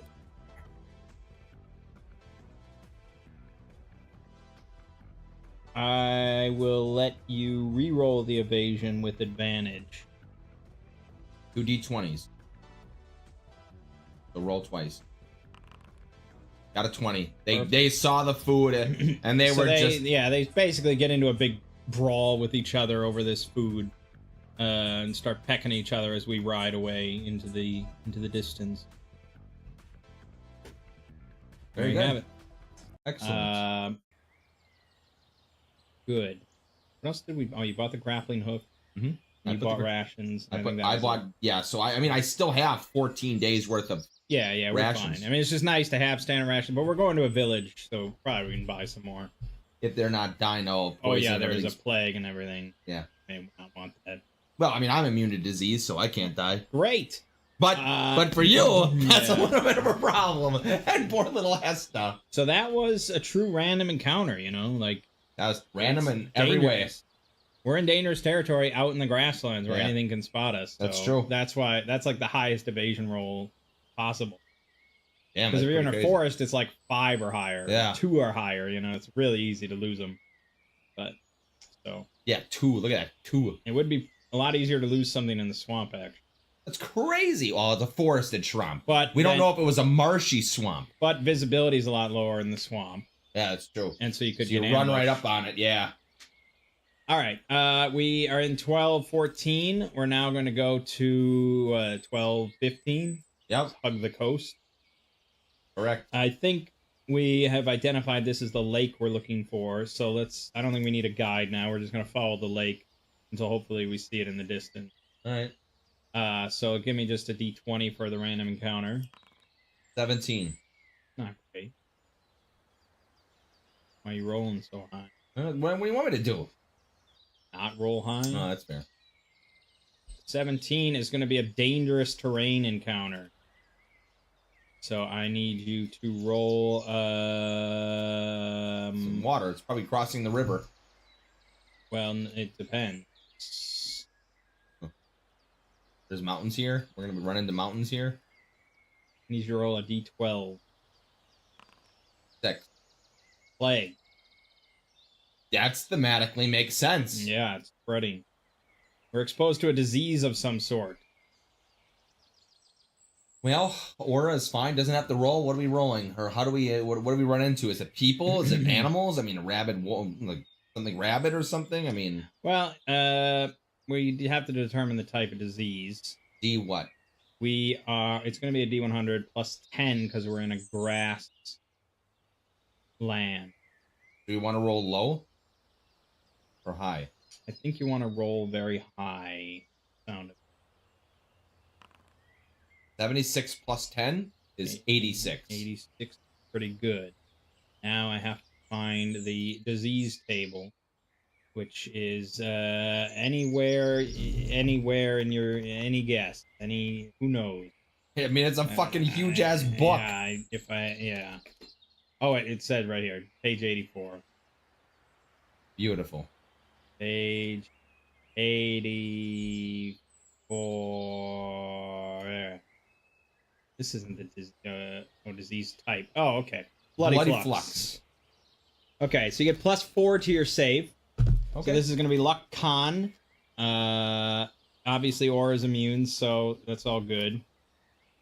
Okay, so luck con. Luck con +4. Fuck, I rolled a 20. I will re-roll. Okay, okay then. Oh, luck. God, I got the bloody flux. You got bloody stool. Success. Hesta is fine. So it takes 1d4 days to kick in. So probably when we're in the middle of the dungeon. It's gonna have bloody diarrhea all over the place. Bloody diarrhea. And then it'll last for a week. What happens? So what's the penalty? Is like con issues?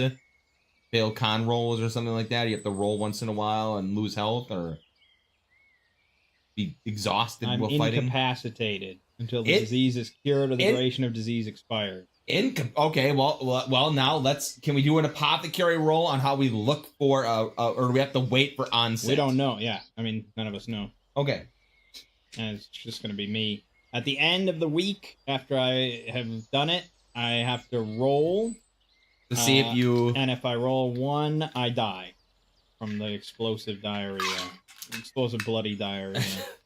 Wow. Yeah, this is intense. It's not pleasant. It's very intense. We actually should be keeping a calendar now. Yep.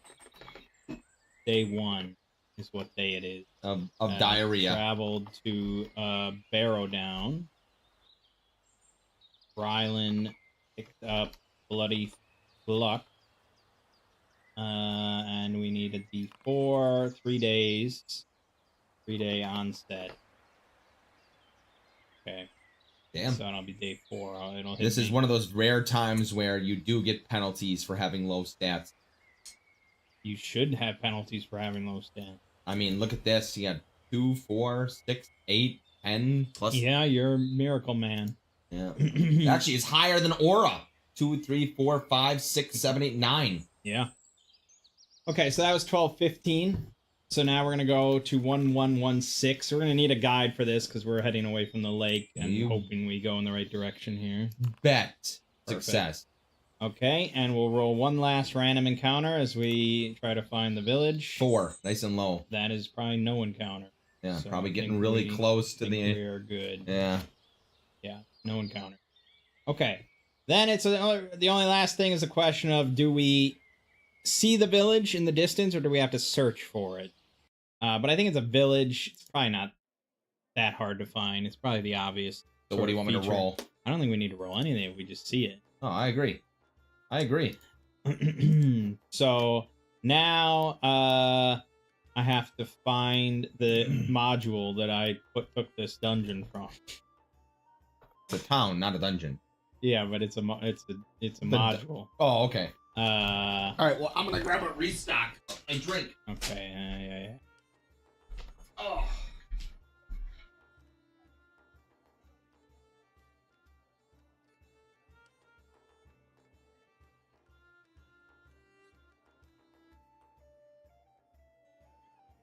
Sure looks like fun.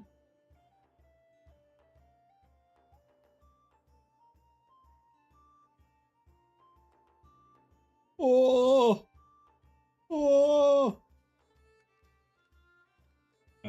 Another classic adventure from Harley Stroh.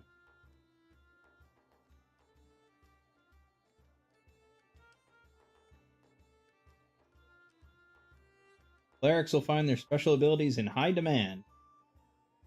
Parties lacking clerics or strong warriors in their place will be at a disadvantage. I think we're okay. I think we're probably okay.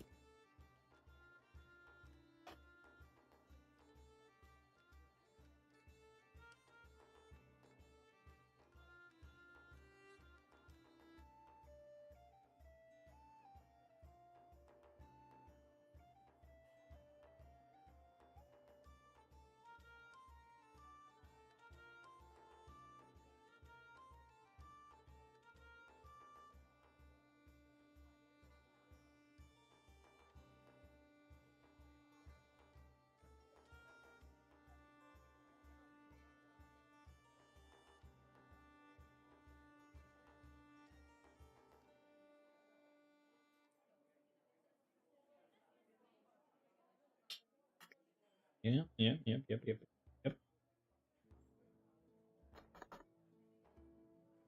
Pretty good.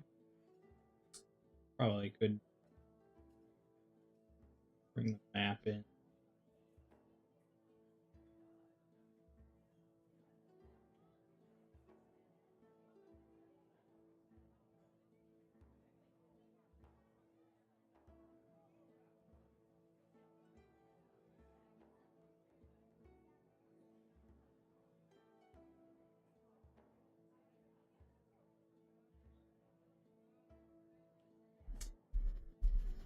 So, a lot of modern groups and stuff would just say, oh, okay, you're going to there, all right, you hike and you've arrived.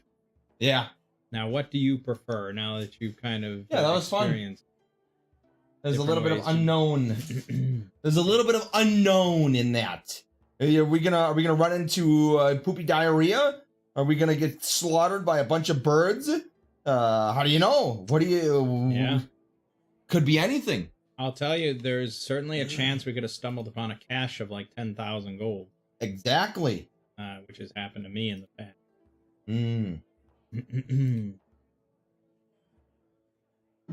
All right, so we approach the village, and we can tell right away that it's in a pretty desolate state. Not very pleasant. The smell of kind of corpses is on the air. And there we go. The it doesn't look like there's too many people about. Like, this place is a bit of a ghost town. But it doesn't take long for our movement, in the area to draw out sort of an older, middle-aged man who introduces himself as the village elder of Barrow Down, the only one left.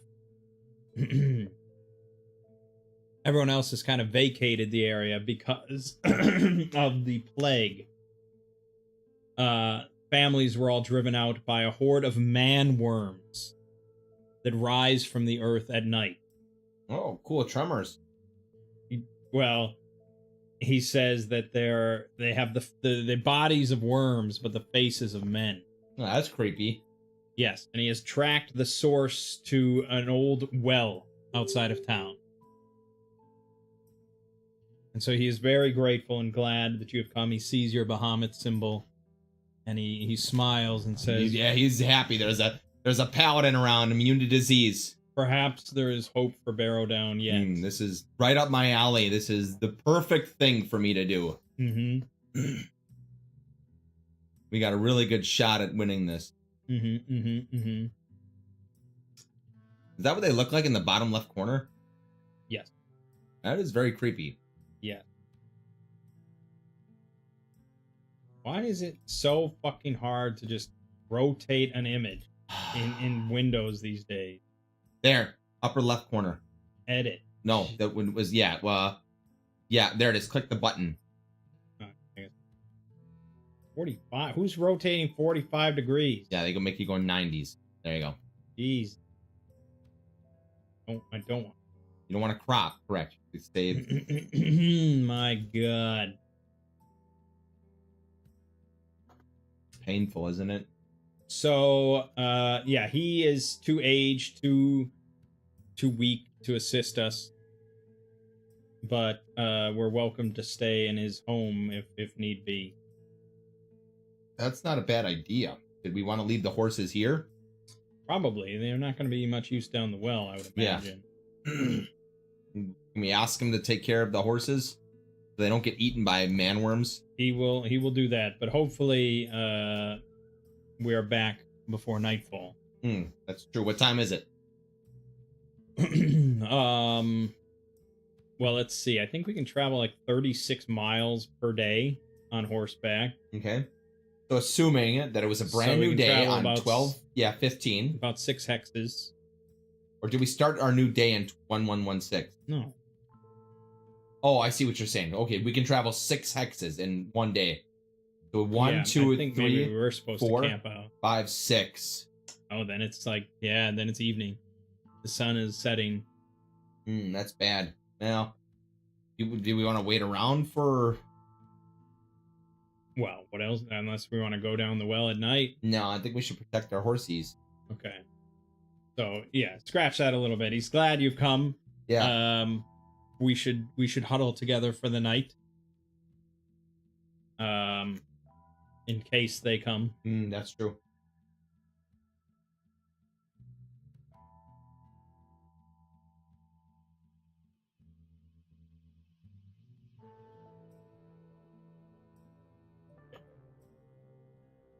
Can you tell me how to spell Francois? F-R-A-N, and then it would be like an accent over the C. Okay, yeah, you can't do that. And then O-I-S. Thank you. And my horse's name is Francois. Okay. Aura's horse name is gonna be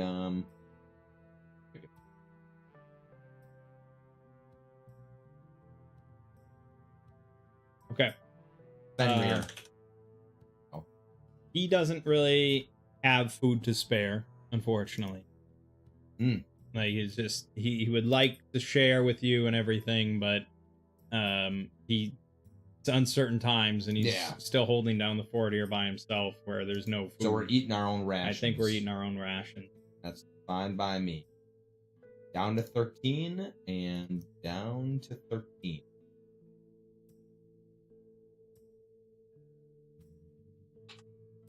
Okay. Okay.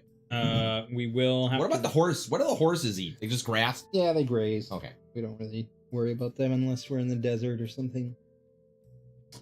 We will have to roll an encounter at night. Correct.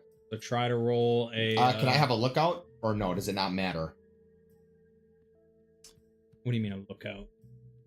For... I mean, we sleep in shifts always. Okay, okay. Yeah. Alright, okay. Huh. No, that's not. The 15... So now you shift over to unsettled and roll again. Try to roll 6 or what do you mean shift over to unsettled? Yeah, and we're rolling on the unsettled territory now. Oh, 6 on D. Okay, D20 again. That's a monster encounter. Unsettled. Roll a D20 for rarity. Okay, that's going to be uncommon again. We're going to still count this as grasslands. So roll a D100 now. 99. Dire wolf. Jeez. Well, thankfully we're in a house. True. They're not likely to break down the door into a house to get food unless they'd be really ravenous. But we're probably going to hear them kind of prowling outside and howling. Yeah. So I could roll through the whole encounter, but we're not stepping out. Dire wolves are pretty big. And I don't think they're going to really break in and eat. But I will say if you roll snake eyes on a 2d6, they probably will. They're starving. So 2d6, if I roll a 2, yeah, we fuck. Okay, yeah. They, oh, God. That is. They find some other food. Maybe they eat some man-worms. And plenty of man-worms around. Yeah. Eat their faces off. And eat my man-worm. Yeah, because that would have been pretty tough. A group of, it would have been... Don't they hit like 3 times or 4 times? It would have been 2d4 dire wolves with 4 hit dice, 13 AC, fighting for 2d4 damage. My God. Yeah. Ah! Pretty nasty. Fucking cook us with these encounters, man. Yeah, but we're in a house, see? That's it's all good. Okay, the night passes then. And in the morning, the man... I don't think it ever gives a name, so we will say his name is Bartholomew. Bartholomew. Very good. He states that he will watch the horses and bids us to go with God. Very good. All right. Okay. We head outside of town towards the well where he pointed. Desolate fields stretch as far as the eye can see. Once fertile and green, nothing grows here now, and the soil itself is dead, salted by the blood of the dead. torn standards, broken lances and spears, rusting bits of armor, and the pale skeletons of warriors litter the plain. A cold wind picks up, stirring the banners and kicking up the evil soil. If ever the ghosts of the dead rose to stalk the living, this would be such a place. Ahead of you lies your goal, the foul well rumored to be the source of the terror that haunts these forsaken plains. Okay. So, we approach the well, and a sour, rotting stench wafts up from below, stinging your lungs. The dark well and its crude rock wall are both stained a vile shade of olive green. You have heard tales of armies poisoning wells with corpses, and worse. Peering down into the silent darkness, those tales seem very real. So, yeah, we can see not too far, but it looks like the glimmer of water pretty far down there. Okay. So, we're going to have to climb down. All right, well, we do have a rope. Or is there already a rope there? There is no rope. All right, then we attach our rope. What's the top cover on a well called? I don't know, the cap or something? Yeah.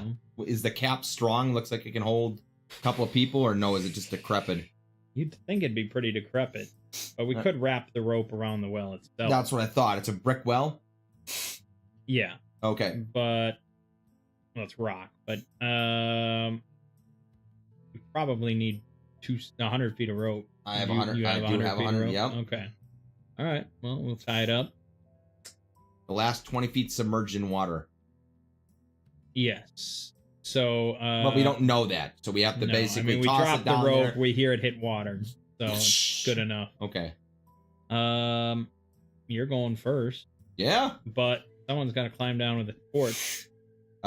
Good question. Which is the benefit of the illumination spell, I'll tell you. Stop that. I know, I agree with you. Because climbing and carrying a torch sounds... That's a little risky. Brutal. Don't have many options, though. No, we don't. We don't even have a lantern. Lantern! Yeah, I mean, normally it doesn't really work too well on your hip. That's but true. In this case, it would be better than not having any light. That's true. That's true. Very true. I mean, I could probably handle the torch because I'm pretty dexterous. Yeah, I think you're gonna have to handle the torch, but you can go right behind me. Okay. So Aura will go first, then you, then Hesta. All right. So what are we doing? Is there climbing checks on this? Normally, no. Not unless there's some sort of time pressure or outside pressure. Yeah. For me, though, I am going to have to roll because I am carrying the torch, so I could slip. Fair. I'm not going to apply a penalty for this. I just have to roll where you don't. So I'm going to roll my acrobatics. You failed, my friend. You 19. I start going down, and you get on, and zip, just you fall and crack me. It wasn't a terrible failure, so I don't fall. Do you drop? I just don't make any progress. Oh, okay. So I just kind of falter a bit. I might drop the torch, though. I suppose that's a possibility.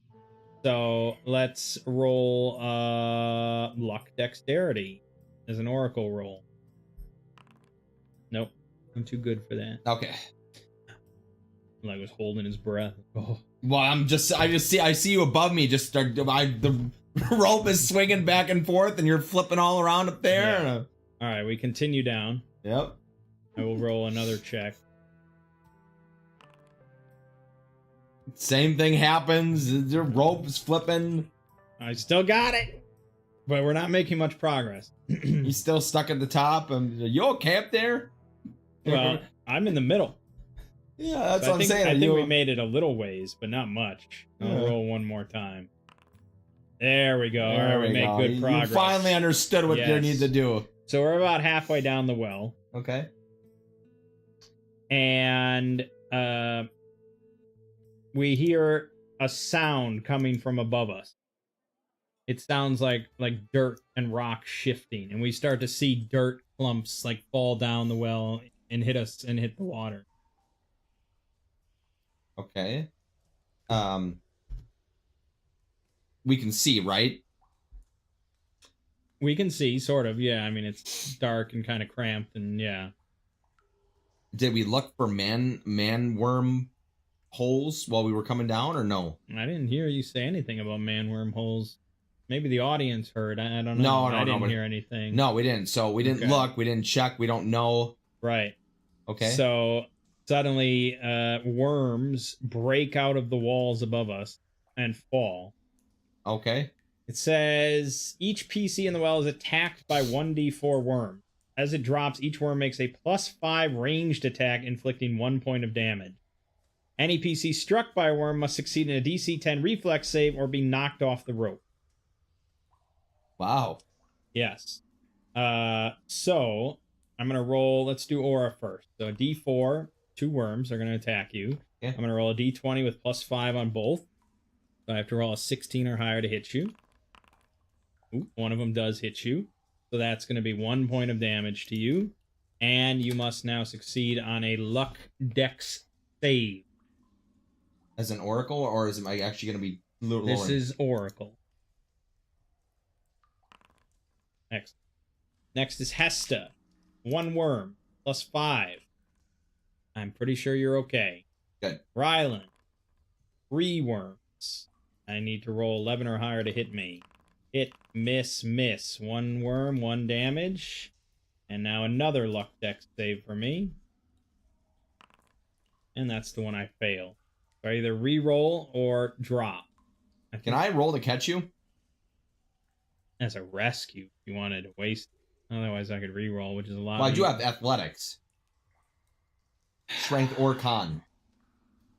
Oh, no, not him. I have acrobatics and athletics.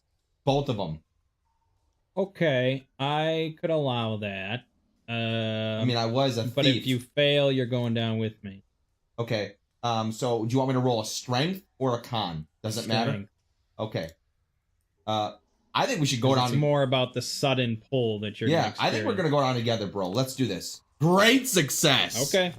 Yeah, there we go. You managed to grab me, and I managed to hold on to the torch still, as the worms continue falling, and hitting the water.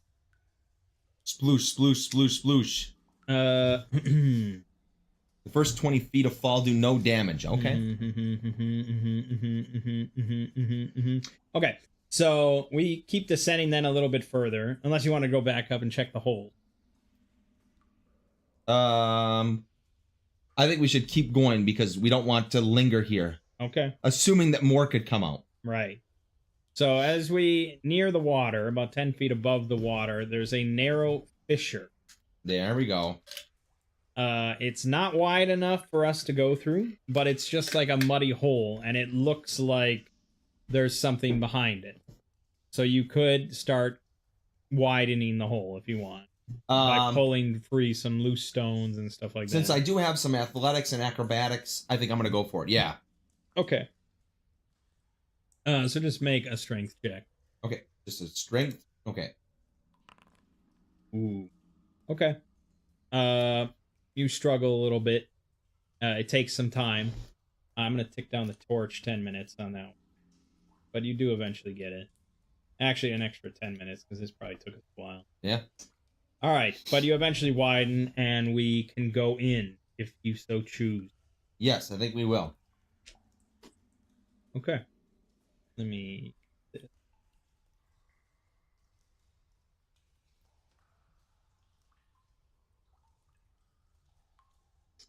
We start at 1-1. That's where it comes down. So, okay. So 1-2 we're in right now. That's correct. Okay. The narrow corridor opens into a wide, muddy cave, notched with small alcoves. The walls of the cave glisten wetly in the dim light, and the smell of rotting meat is very strong here. A pair of rusty hook-beaked pikes rest on the muddy floor. Pikes? Okay, rusty pikes. All right. I mean, I don't need pikes. Do you want some rusty pikes? No, I need a rusty pike. Do I? Unless these manworms are weak against rust. Give them their tetanus. Yeah, so there's smell of rotting meat very strong here. Yeah. Lots of nasty meat. All right. Okay, so I guess Aura is leading. Are you now free to pass the torch off to... I will pass the torch off. All right, so Hesta will pick up the torch. We didn't use a torch though. Somebody used a torch. Oh. I'm holding it. Yep, correct. It was. We are getting low on torches. We should probably grab a stack of them next time. Okay. Glad we didn't lose our torch though. Thank you. That would have been shitty. We have 4. We have 6 torches left, which isn't bad. Yeah, it's all right. Yeah. I mean, that's 6 hours. Mm-hmm. And assuming nothing bad happens to the torches. Correct. All right. Well, there doesn't seem to be a way out of this room. It seems to just be like a closed off cave. Right. As far as we can see. Yes. So we're going to have to search the room. All right. Yeah, let's do so that. That'll take some time. Correct. And we find, looking at the walls, that they're actually covered in a wet film of sticky mucus. Yummy. More importantly, trapped in the muddy walls, covered in this mucus, are the corpses of 7 villagers, their faces frozen in screams of terror. Mm. And we get this handout showing them sort of, trapped in there. Very creepy down here. Very creepy.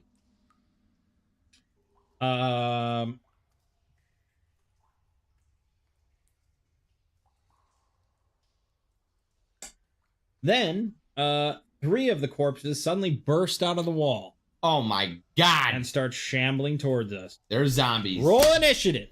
Roll initiative! We don't need reaction rolls for zombies. Alright, Hesta, give me a good initiative. Success! Good enough. 15 is a success. Man, we are just gods. I'm going to stab one with my short sword. Plus Hell 3 yeah. versus undead. Oh my god! So 3 on the attack, plus 2 damage. Boom. 18. Just cleave it. Yeah. The flesh sears it. Yeah, as you strike it. Yeah, that's a kill. Sheesh. That's how it's done. What you got? Aura's gonna swing at one. Are you a... Okay, did that work? No, that didn't work. I thought I could just click on that, but that doesn't work. I'm thinking if you click attack. Oh, okay. Oh, okay. That's cool. How does that save you any time? It didn't really. What's my roll modifier on this thing? Just +1? Well, if you want to charge, it's 3. Otherwise, it's 1. Okay. And then, is there a damage on this as well?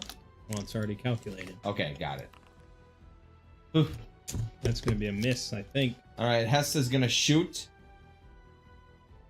And going to shoot with a -2 because I think we're shooting it. Is there one not in combat? There's one not in combat. All right, then we will take that one.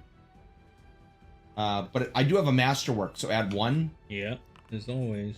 Woo! There it is. All right, that is a hit. They have 9 hit points, so it's down to 4. Thunk. But it's a good shot. Makes it stagger a bit. They get to go. They're going to focus on one target, and they're going to try to shove his face into the mucus to suffocate him.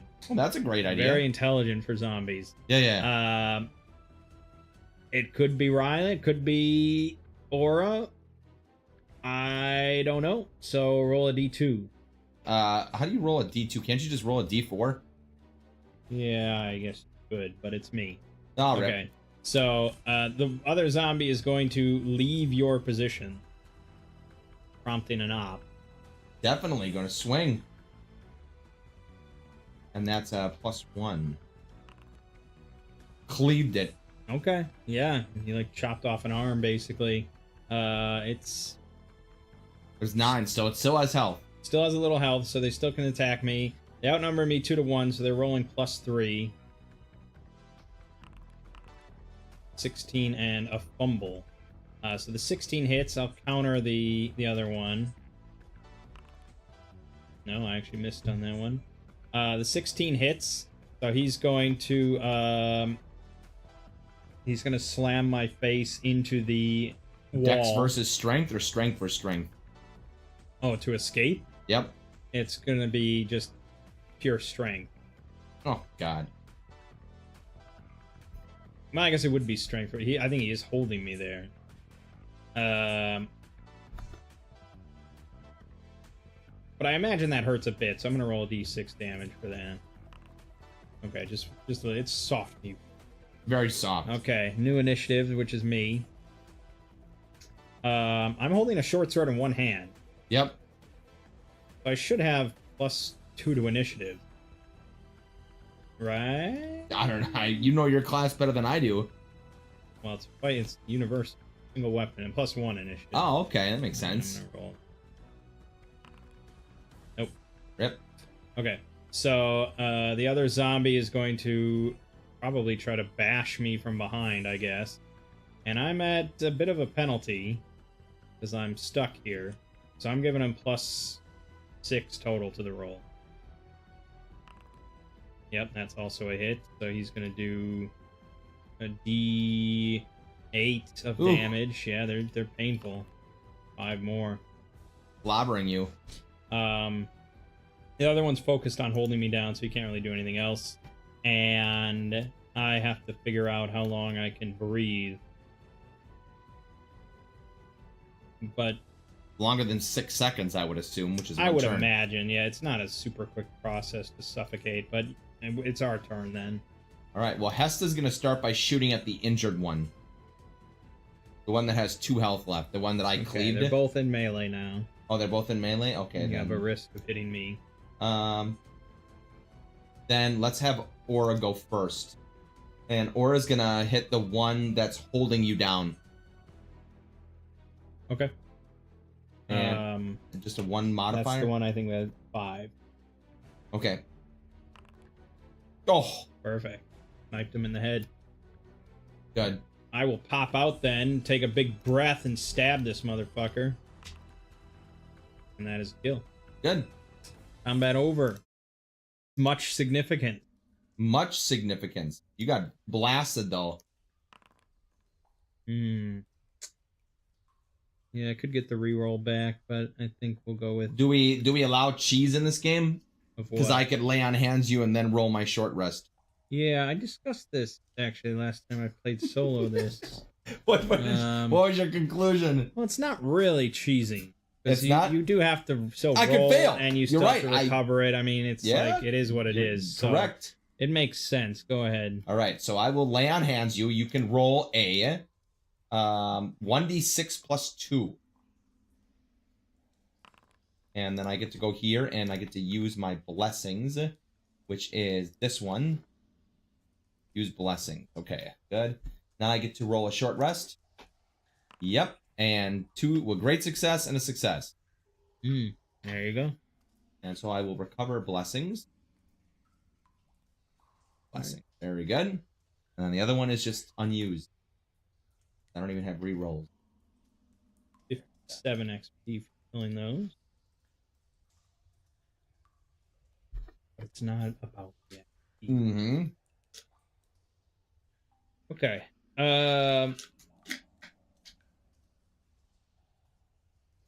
Yeah, see, this is just so dumb. Like, don't play like this. The trapdoor exit to 1-3 is concealed by a thick film of mucus.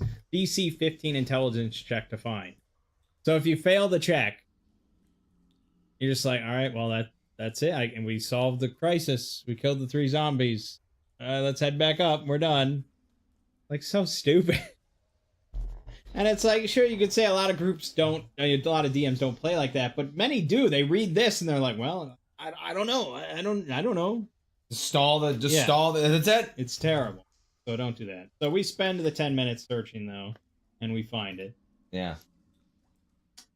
But it says it can be discovered by accident by PCs searching the alcoves. Those accidentally falling through to Area 1-3 vanish with a sucking sound. Yeah, I guess we are just searching, so it probably should be. I mean, Hessa did a check success. I didn't tell you to roll. That's true. If you spend 10 minutes, you find. Okay. But I'm gonna roll a D3 to see who might stumble upon this. 1, 2, 3. It's Hesta. Okay. You rolled an intelligence check. Mm-hmm. For some reason. What do I need to roll? Well, you're gonna need to roll a perception check. Detection. Okay. Yeah, so she's going cautiously, she's searching around, and she does sort of feel an indentation with her foot before she steps onto it. And then we clear the mucus, and we see that there is a hole. Down to 1-3.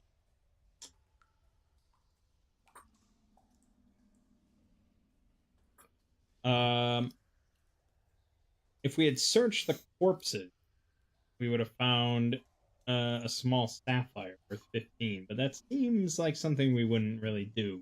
No, And we didn't really say we were going to do it. nope. So. I agree. This would have been. You would have said to our group, you know, you just didn't really want to check the bodies of villagers. Those villagers might have had something on them. You just decided. I don't think I'd say it for 15. Pretty minor. But if Okay. it was like a magic dagger or something, you'd be like, Yeah, that's true. I mean, there is the logistics for you of like trying to bury these people or something, you know, a proper burial. But yeah. I do have to go. How do I get guess my they're proper kind of burial? already underground. You could just say a prayer, I suppose. That's true. Yes, that's true. We should probably tick down some time for that and finding it. Did you tick down the time? I did, yes, Okay. yes. So sure, you can do that. Good. It doesn't really say. Because I see it right here. Here's where the hole is, which leads down to 1-3. Yeah. All right, so we have the sucking sound, but we need another rope. Yeah, either that or we have to kind of jump, which seems iffy. I do have a rope. You do, but what the hell do you put it onto? Well, we have a grappling hook. I bet you grappling hook would hook onto something in here, a rock. Sure, this is just earth. Yeah. Mud. Yeah. You can stab it in. But it doesn't say anything about how far down it is or anything like that. It's pretty vague. Yeah. So I would assume. I mean that the falling damage is 1d4 minus 1. So it's 10 feet. 20 feet? It's not even though. It's usually. Yeah, falling is 1d6 per 10 feet. That's the universal. So it's 8 standard. foot fall. It's just like you're not paying attention. I think where it's you further than that. I just think it's cushioned in some way because there's like a sucking sound. So I think it's almost more like. Oh yeah. I You don't know. fall onto mucus. It's like a sphincter. Sphincter. Yeah. You're right. There's just You like get sucked down into the asshole. There's this gaping sphincter in front of us. This is Man gonna worms. activate my bloody flux. Oh god, we got diarrhea going, bloody diarrhea. I'm gonna say it's 30 feet, but it's like really cushioned. Yeah. So we could just slide down, or not slide down, but yeah, I mean it doesn't look like it'd be too painful. So do you want to? Well, if we decide Otherwise, to slide we on, lose our grappling. The only reason why we'd want to do that is the way back up, which is the main key. Because I don't know how we'd. I think we should, because if we get to a spot where we know that there's no, we could just say, well, we can't. If we go down here, we might not be able to get back up again. Right. Usually, always have an exit plan. Yes, so I think we use the grappling hook, and I will remove my grappling hook. You don't have to remove it. Okay, we'll just have to assume. make note that it's Yes. being used there. And- You don't have to. Correct. But I remember stuff, so You do. That's me. Okay, so we climb down. It's pretty quick and easy. A trickle of muddy water runs down the center of the narrow cave. Rusted weapons and bits of armor are buried in the walls, casting wicked shadows down the corridor. Their jagged, sharpened edges claw and scratch at you as you pass, snagging on armor and tearing at cloaks and robes.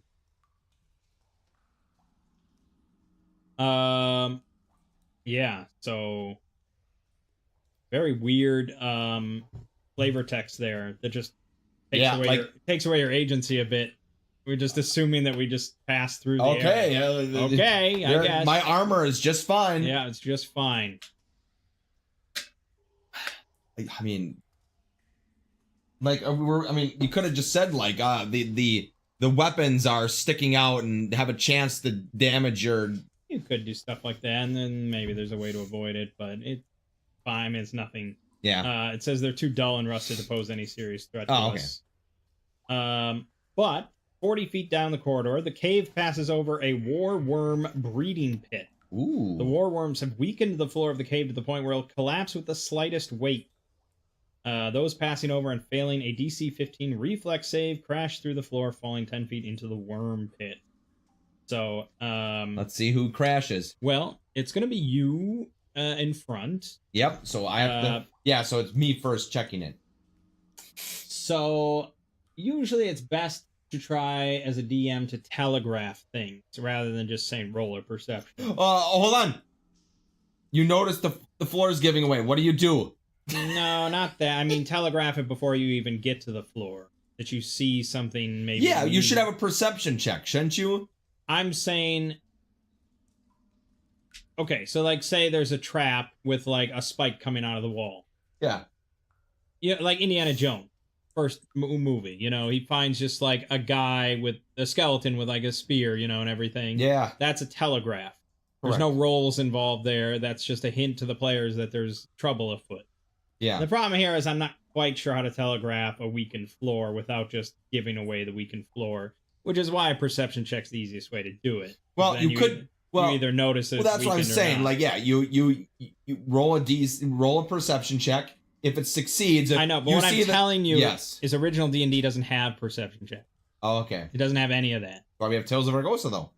I know that's how we're gonna do it, but it's not a good DM habit. How would you have done it with our group?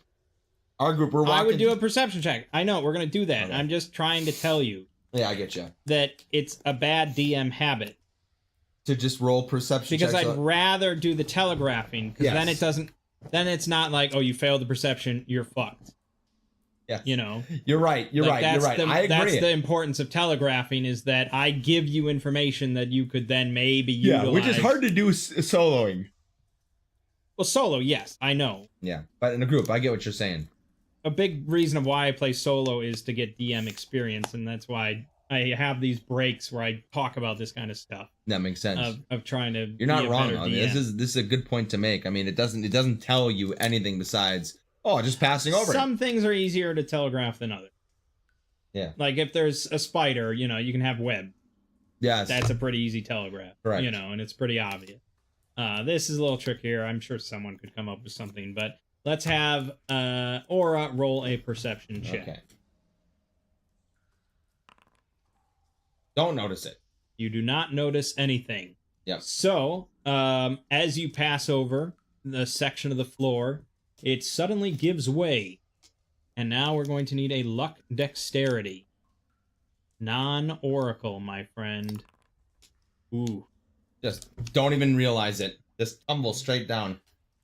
You're not going to reroll? I will reroll, actually. Okay, yeah. All right, so the floor just... And suddenly Aura goes tumbling down, falling 10 feet into a worm pit. You're going to take 1d6 damage from the fall. Okay. You were really not expecting this at all, man. Just fucking threw me for fell a on loop. your neck. Jeez. Okay, so this is bad, and we're almost certainly going to have to join you down there. Yep. A moldy wooden ladder descends to a narrow stone catwalk that skirts 3 dark pits. The air is thick with the stink of stale blood and a droning chatter. There are a pair of war worm zombies walking the catwalks above the pits, stirring the worms with 10-foot-long poles. The pits are 10 feet deep and filled 3 feet high with war worms, feeding on corpses. They swarm anyone falling into the pit. Victims falling into the pit are attacked by 1d6 worms each round. Jeez. This is not good. Roll initiative. Can I have Hester roll it? Understanding that they're... Sure, because we're involved, basically. Yeah. Okay. So, this is bad. You're in the pit with 10 worms that are going to swarm you. Yep. You're going to get attacked by 1d6 worms, and they do the same thing as before.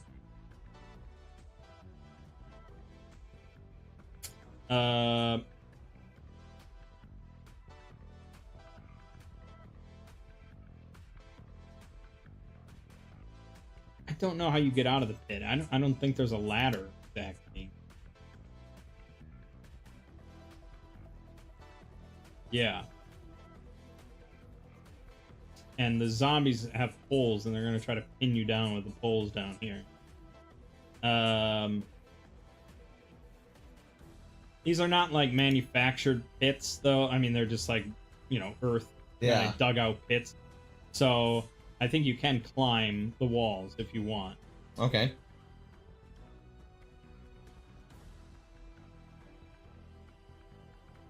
Can we roll a D6 or D4 to see how high the walls are?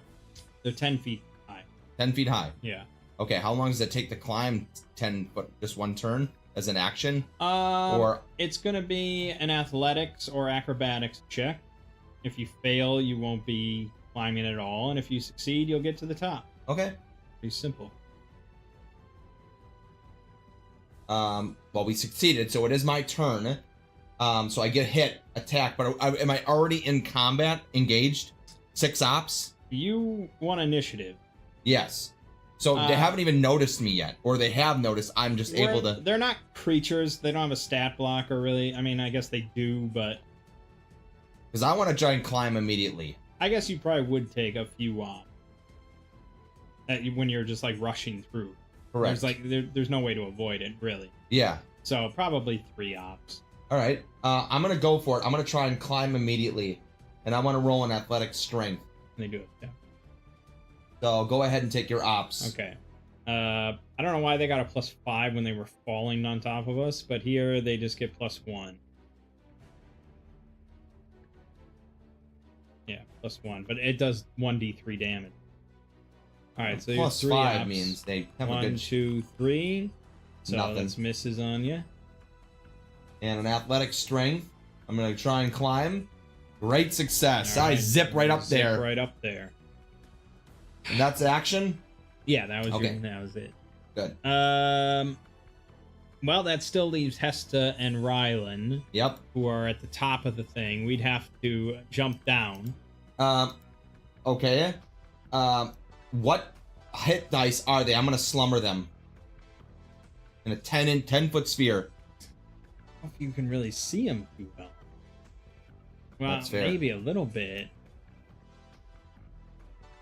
Does it say anything about lighting? That's true.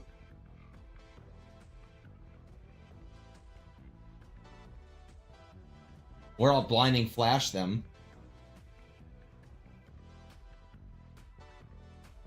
Yeah. I'm just looking at the map there. Yeah, I see what you're saying. It's just It's like, a little okay. confusing, isn't it? Yeah.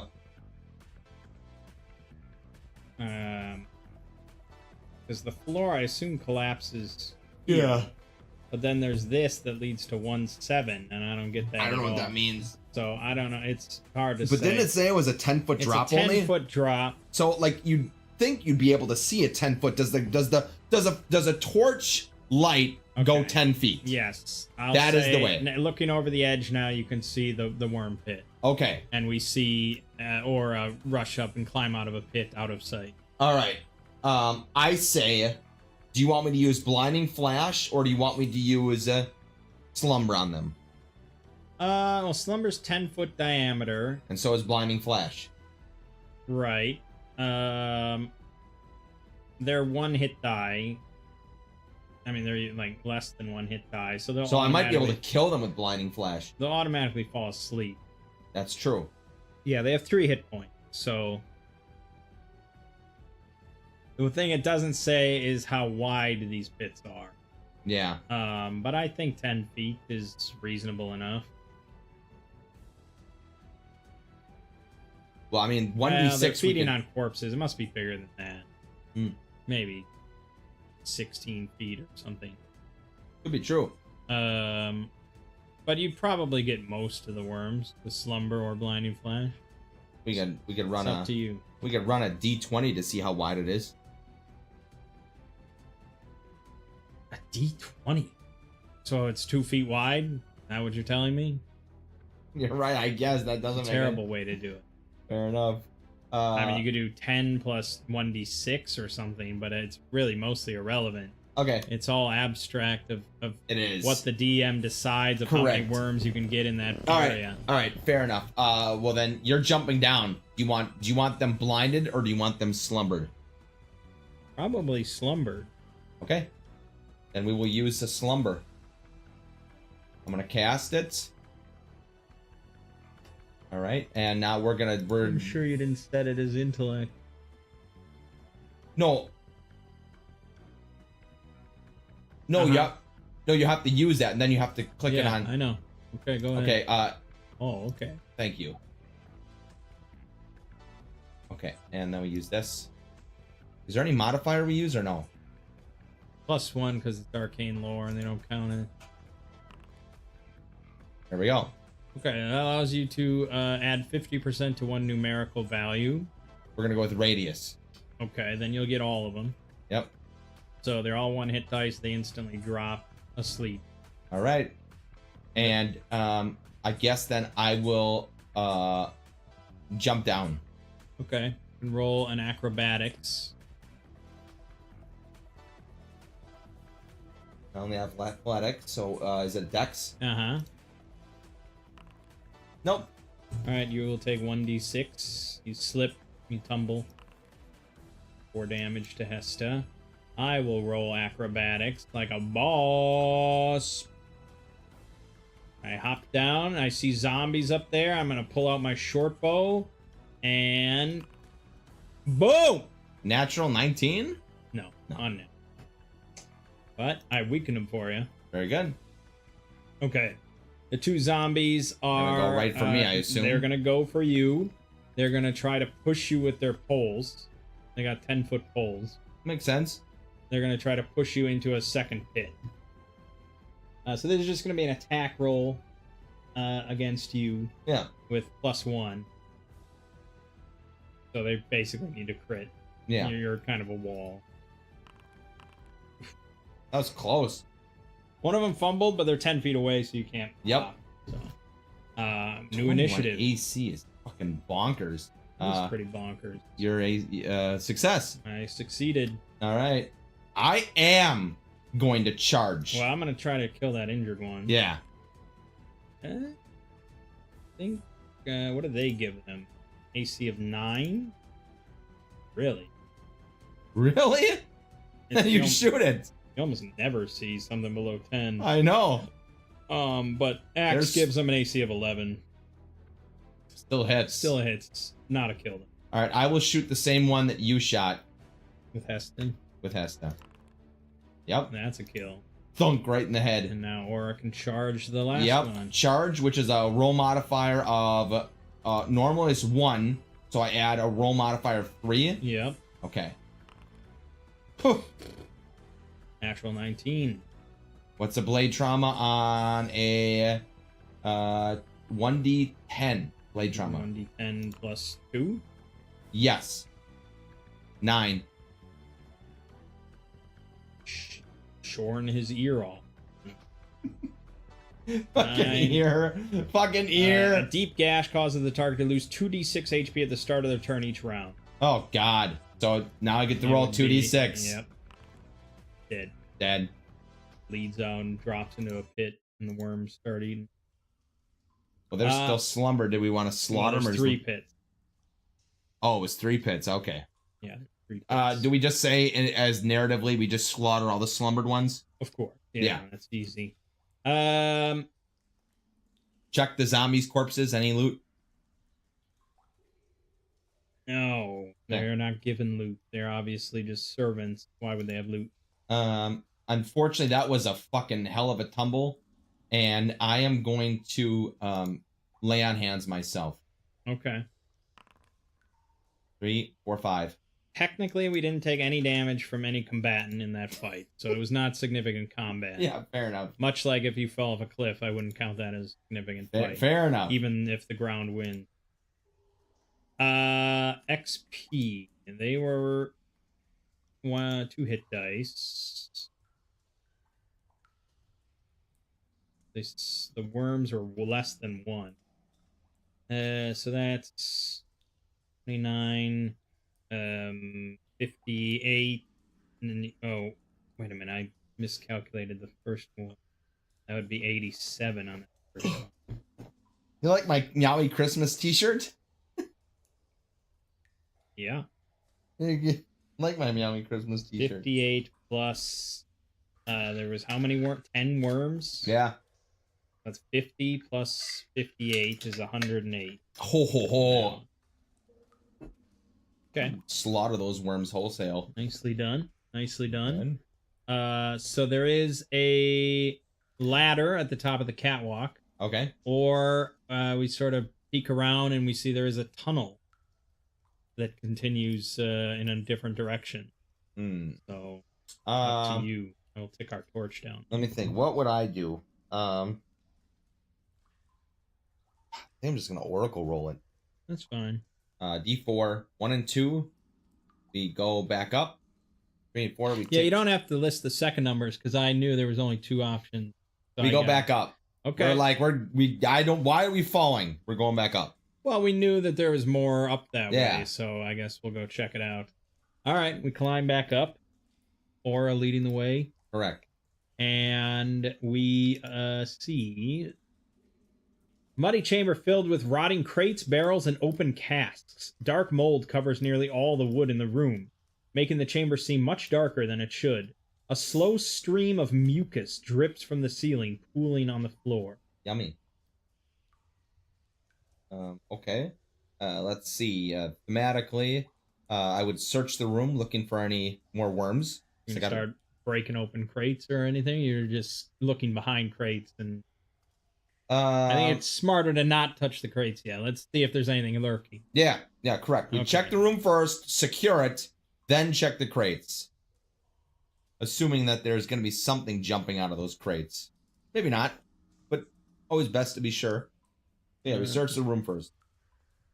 Pick down our torch. Oh, you want to spend 10 minutes searching everything? Yeah. Okay. Well, let's see. We don't open any casks or crates. Not yet. So it says, on a successful luck check, a character searching the walls or room interior discovers a weapon worth salvaging. Oh, cool. All right. If it's worth even salvaging. Yeah, right. What kind of a... It would be a short sword, spear, dagger, polearm, or longsword. Roll 1d5? Well, it would be a luck check. Oh. Is it Oracle or actually using a luck? Yeah, this is Oracle. Okay. Okay, so... anybody? I mean, if you find a longsword, are you going to take this longsword? No, I'm not going to take any of this shit. So no, I'm going to take why are you rolling? I don't know. No reason. Yeah. And I probably wouldn't even mention if I was DMing unless it was like... If you ran this as a funnel, and not everyone had a fucking spear or polearm. So our first adventure, we find $5,000 in the first 10 minutes, and our second adventure... There's more, don't worry. Don't worry. I was just chuckling at that. Like we go down into Morgansport and this place is just... Okay, but before we get to that, I should probably read the whole room. It says a crude portcullis trap is hidden in the ceiling of the doorway. Entering the room without first pulling on a hidden lever drops the portcullis. Oh, great. When it drops, the chain mechanism releases the shackles, trapping a war worm zombie in the wall. The zombie bursts into the room, lumbering after anyone trapped inside the chamber. Okay. Let's get a perception check. So we haven't entered the room yet. Let's get a perception check from Aura. Okay. On your way in. Right. Whoa! Okay. So you do notice, you look up at the right time, and you see that there is like a portcullis embedded in the ceiling there that could seal off the room. Okay. All right. Is there any sort of rotted wood or anything that I could use to leverage it up and force it to stay up? Where? Anywhere in this area. Well, you haven't entered the room yet, remember? Yeah, that's true. In the walkway beforehand. It's mostly dirt and earth and stuff. I mean, there's the ladder if you want to pull that up, but we might need that to go back down. Okay, then how about is there a way to disarm the trap? Can I have you do a trap? I should do traps and locks. That's exactly it. Okay. That's what you're for. All right. And I discover there's a hidden lever. And I'm going to hit it. Okay. And there's a big thunk sound.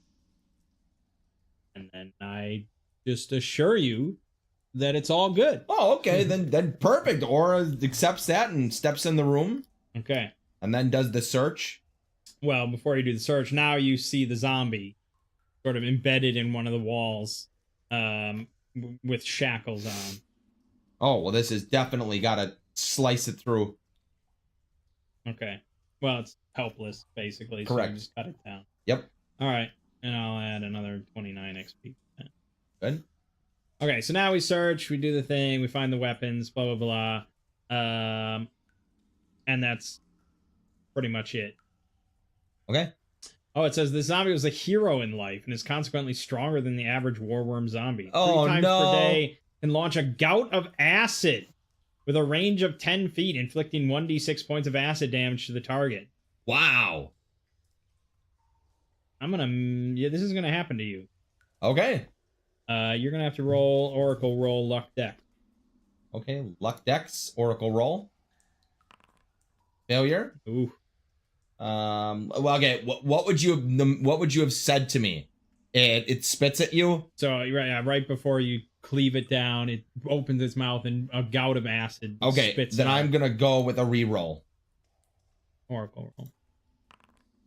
Okay, you narrowly dodge it, and you see it burn through one of the crates nearby, which reveals a bunch of water spills out of it. Oh.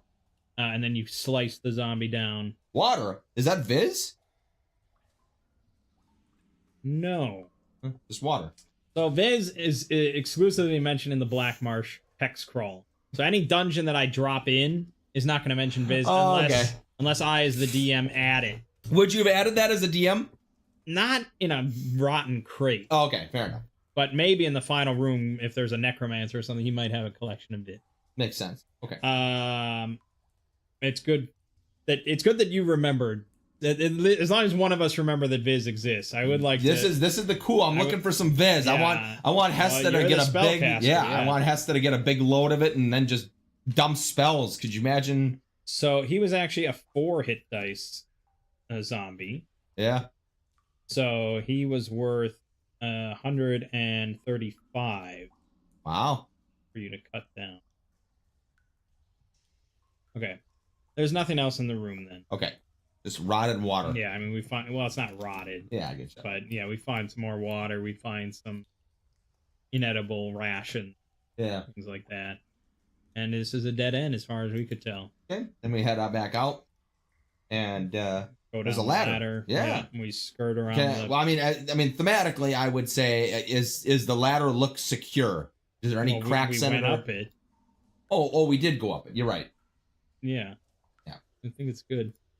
Okay. Now we're on 1.5. Yep. And as we go towards that tunnel, our torch starts to flicker and about to go out. All right. Then we light up another one. Down to 4? 5. 5. Down to 5. Okay. And we cautiously approach 1.6.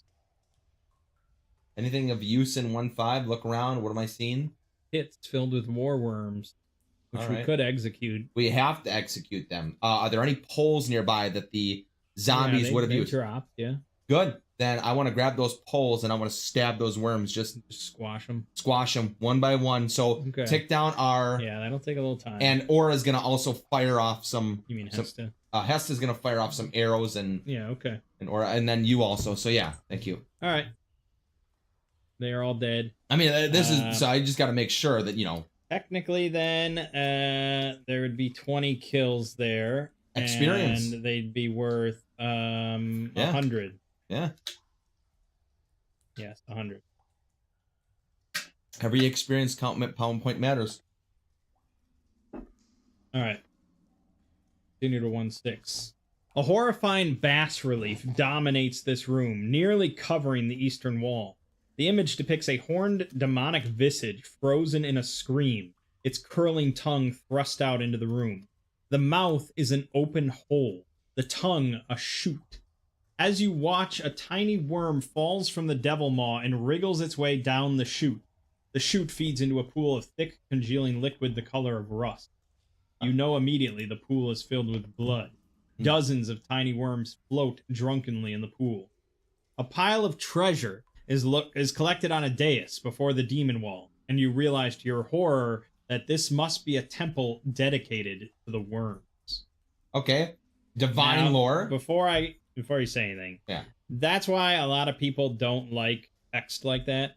It should just say you walk into a room, you just see It shouldn't say anything. It should just have bullet points of the main details of the room, and then it's up to the DM to deliver the information that needs to be delivered. Compared to this, which always assumes that the players are coming in from a certain direction, they're always looking at a certain thing, they're always, equipped in a certain way, it's the same way every time. Yeah. It also assumed in especially egregious cases, because normally we immediately approach the thing, look down the chute, and all this sort of stuff. Yeah, because normally if it had bullet points, then you could have said, all right, you go down the corridor and you enter a vast room, and then I would say, like, what do I see? Yeah. You see, and then you would describe some things in vagaries. Right. Vagaries, yes. So it's, a lot of people complain about that, and that's a very modern D&D thing that, like any D&D 5e module, because it's just like this, it's so much guidance for a DM. All they have to do is just read this description, and then you're good. This is easy. Being DM is easy. You just read the description of everything, and you're good. But if you look at, like, the Hole in the Oak as an example, this is what we in the OSR like, muddy floor, root walls, low tunnel, glowing green moss, and then it's up to the DM to sort of paint the picture and say what needs to be said. I get you. That makes sense. So. Would I be able to roll a divine lore on the mural? The bas relief? Yeah. The giant thing? Sure. Okay. Roll a divine lore. There we go. Willpower. Success. Okay. Not a great success, but I'd probably have... Yeah. Now I'd probably have to go back to, like, the lore section here. Yep.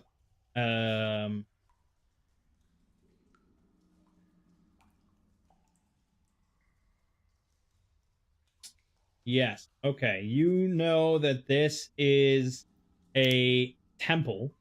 This is a dedication to the Mother of Worms. Okay. I've heard of the Mother of Worms then. Mm-hmm. A very dark, minor force, but quite evil.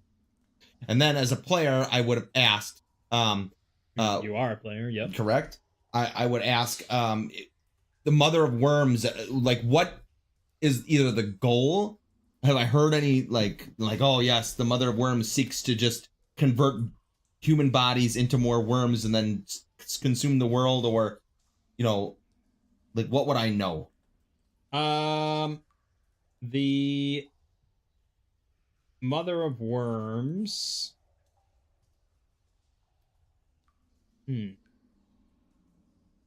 as a DM then, so if I was DMing and somebody was playing a paladin and they rolled really well and they knew about the Mother of Worms, would you say something like, you've heard stories of the Mother of Worms being a secret cult, or, that was trying to bring about the world's destruction through, consuming towns, and would I do something like that, or how much detail would you give? The Mother of Worms, from the texts you've studied, she seeks to make worms the dominant force on this planet. Okay. Which is, she's starting with the little town first. Yeah. Then the world. She needs, she needs meat. Yeah. To grow her brood, correct, so to speak. And makes sense. So this suddenly now, for you, is much more important. This is not just some minor plague. Yeah. This is a dark entity that seeks to, spread across the region and beyond. Correct. So the destroying the Mother of Worms is now a very takes precedence over saving goal. The town. Yes. Yeah. Okay, that makes sense. Very good. All right. Okay, so we enter the room, and nothing has noticed us yet. Well, apparently we entered and looked down the mouth of the thing and stuff like that. Okay, so we're basically, like, right here, we assume. And we see treasure. Yeah, the treasure is in where again? It's on the dais. Okay, right on the center of this. Yes. And it's blood surrounding this. Okay. We see piles of gold, silver. We see a long sword. We see some potions. Ooh, we gotta get that loot. And as we're kind of examining this thing, and you're like, "Oh yes, this is the mother of worms," we get ambushed. Okay. Do we roll a perception, or is it a? Yes, is it? This will be a group perception check. Okay. All right, group perception. Let's roll this puppy. Terrible failure. Please do not fail me, Hesta. The aura is enamored by success. A little preoccupied. No. Avoid an ambush. I think we'll re-roll. Fuck. My perception's so bad. Yeah, nothing can save us because we got a failure, a terrible failure, and a success. Or I can't. No re-rolls. Yeah. All right, then ambush it is. So it's the main bad guy, Solemn, and 2 warworm zombies. They're lurking in the shadows on the ledge that's up above us. Makes sense. So it's just gonna be a sneak attack from Solemn with his crossbow. Okay. And would you, as a DM, would you randomly roll, or would you think he sees the paladin, fucking kill that shit, or would he go for the mage? If it's an intelligent creature, they're gonna go for probably the least armored. Okay, so it's gonna be a Hesta. Yes, almost certain. Okay. So this is gonna be, he has, so by Tales of Argosa rules, he's a 5 hit dice. Oh. He's like a level 5 wizard. Yeah. So he would have +5 to his rolls. Here it says for his crossbow is +0. Because he's more melee. Well, he's a mage, the wizard. Okay. Tales of Argosa simplifies everything, just reduces everything to whatever their hit dice is. That's the bonus they get.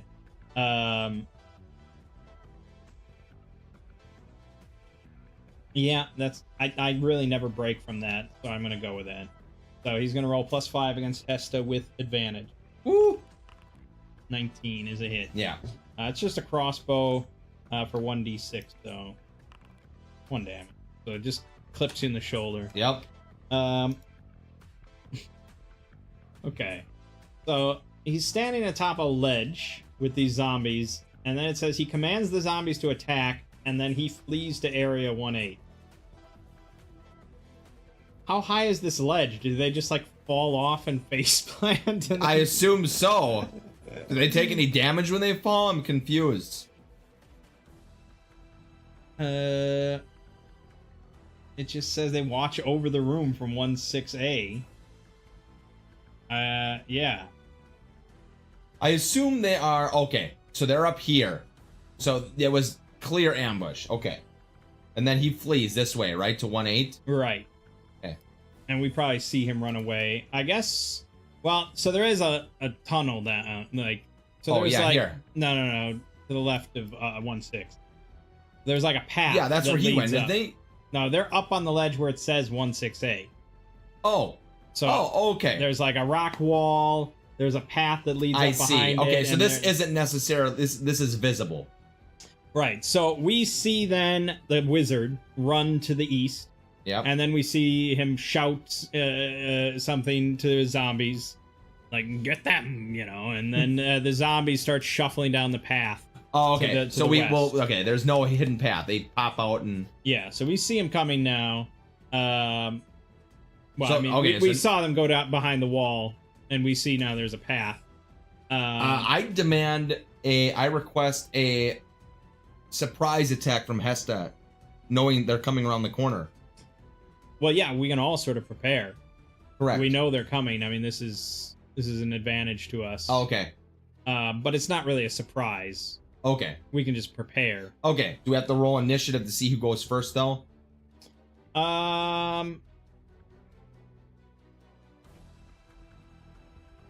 Well, it doesn't really matter. If we're gonna prepare an attack. Prepare is go no matter what. So if it's our turn, oh yeah, you're preparing. If it's not our turn, you've prepared.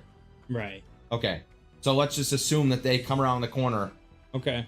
And we go first. I've got my sword. You've got your sword. Hesta shoots. Yep. I'll try to stab one here.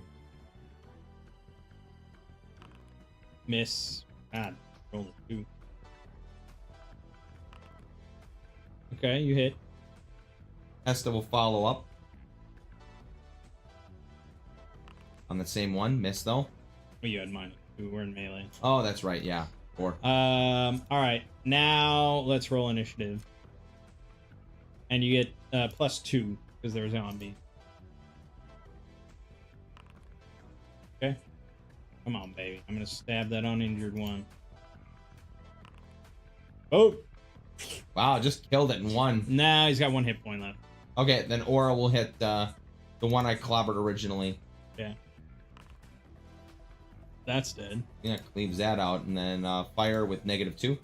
Well, actually, it's -1. Thunk. All right, done. Okay, so we know the wizard ran off further up this ledge, this tunnel. Or there's treasure sitting there. Or we have to destroy this also entire thing. I mean, the bas relief. Yeah. There's Okay. the chute and stuff. All right. Yeah. Like, how do I destroy this? Is a good question. Yeah, that would be tricky. Did you give us the experience for The 2 zombies? That'd be 58.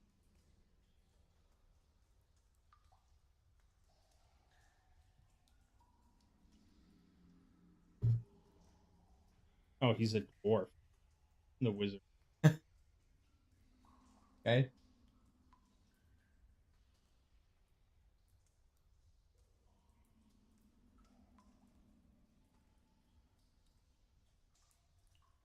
Yeah.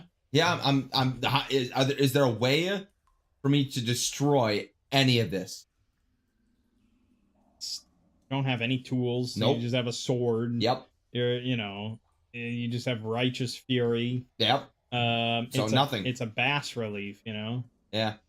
Can we get the loot inside the area? Looks like, this. How are you going to destroy this? Yeah. No way. Yeah. Can we kill all the worms in it? I don't know if there are any worms in it. I thought you said worms, or is it just liquid falling down it? Oh, just liquid? It says... The mouth is an open hole. The tongue is chute. As you watch, a tiny worm falls from the devil maw and wriggles its way down the chute. Yeah. Oh, so that's on the floor. That's what that is. Yes. Okay. A pool of thick congealing liquid, the color of rust, which you know is blood. Dozens of tiny worms float drunkenly in the pool. Correct. I guess, yeah, you can go stomping. You want to get covered in blood a bit. Yeah, I guess. Can I just... a better way of doing it. Yeah, well, I guess I could swing my sword through the water.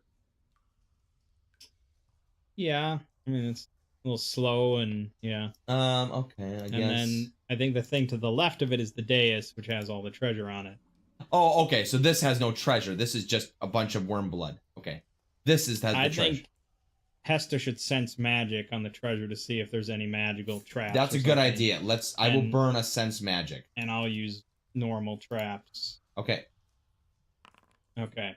There are no traps related to it. The only magic she senses is from the potions. Or potions of healing. Oh, definitely gotta have that then. So it's there's 89 gold, 203 silver, 47 copper, a mithril longsword, and 3 potions of healing. Mithril? Yeah, I don't know how to adjudicate that because that's not a thing in most stuff. So mithril. I don't know.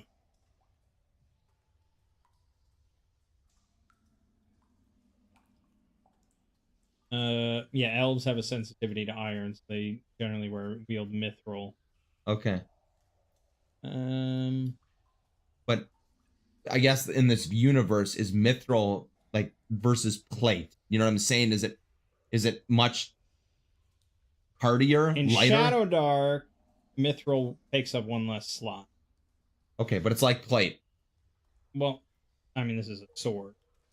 Oh, it's a sword. Yes. Okay. So it's mostly just about elves in DCC. So really, I don't think I would do much with it. I wouldn't even make it masterwork because it's just a lot of XP and stuff.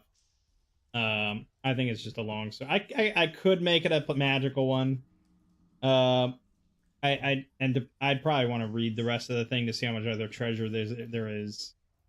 There's nothing about axe, huh? Axe. As far as mithril, I mean, it's generally more grounded than that. Yeah, fair enough.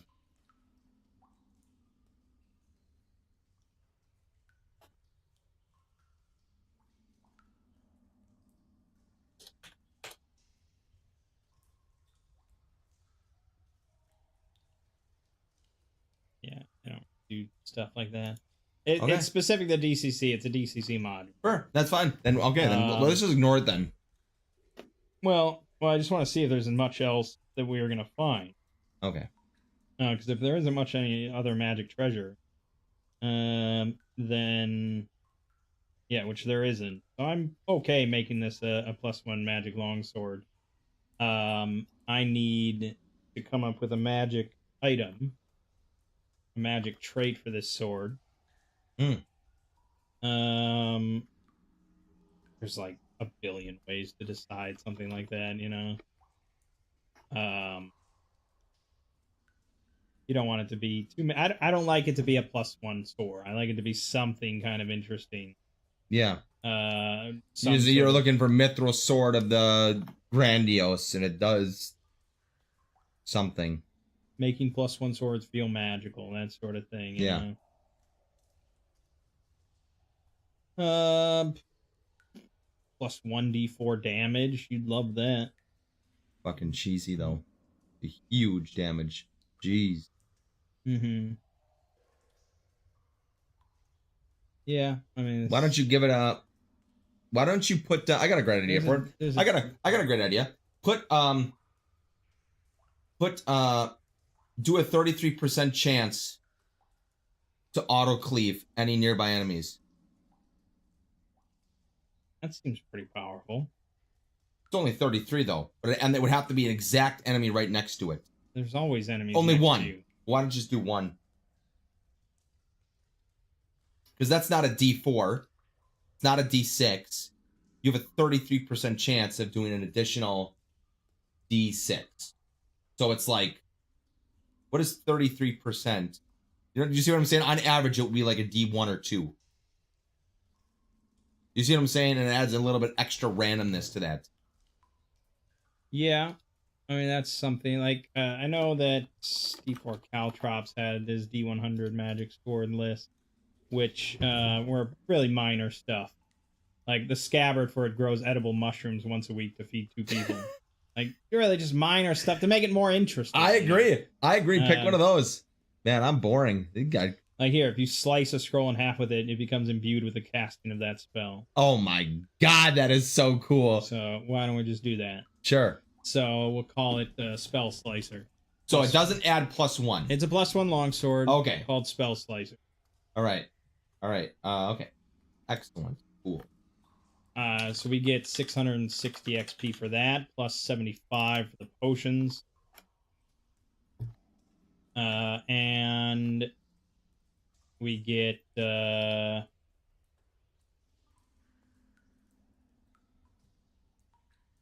89 gold. Okay, so 109 for the money. Let's see. I'm carrying 353. I'd rather not take a dummy slot for coins. Sure. So you can just take 89 gold, 203 silver. Okay. Want me to put how much again? 89 gold, 203 silver.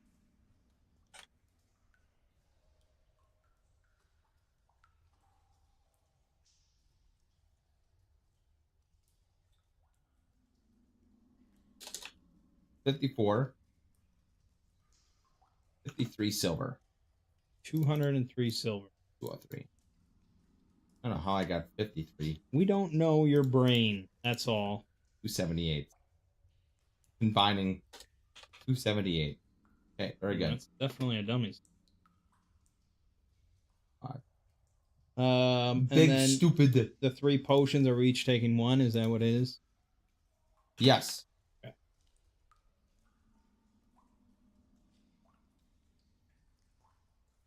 You're carrying a lot of weapons. I am. You're gonna need like a golf bag filled with swords. That's what it feels like, man. I got all these swords on my side. What the fuck? You could dual wield. Oh shit! I wonder what the benefit is of dual wielding. You can just make a free attack every turn, but with disadvantage. Oh. Vagabond, it's really OP. If you don't move, you just get to make an extra attack. Oh my god. Yeah. Ooh, that's bonkers, man. Yeah. All right. All right. All right. All right. Good. All right. Well, we picked up our money. We're all set. I'm loving my shiny sword. I'm annoyed I can't kill worms. Right. Well, you could stop him or take the time, but we know there's a wizard or something that fled. Yeah, and I don't want him casting things. Okay. And if it was me in a regular game, yes, I would say he's gonna summon some more shit or set up an ambush or something. We gotta fucking beat his ass. Well, we can go through the mysterious, ominous hole in the snake thing, or we can follow him up the ledge and around. I want to follow him up the ledge. But that's what he expects. Oh, that is so true. D6, D4. Okay. 1, 2, we go around. Oh, we're going through the hole. Okay. Sword gleaming. Yeah, I'm like, he went that way. I'm gonna go this way and cut him off. Okay. Does it actually go through to 1/8? Yeah. Oh, it does. Yeah, it does. Okay. So what is the consequences of not going around is the question. Well, the consequences of going around would have been that we hit a trap. Oh, okay.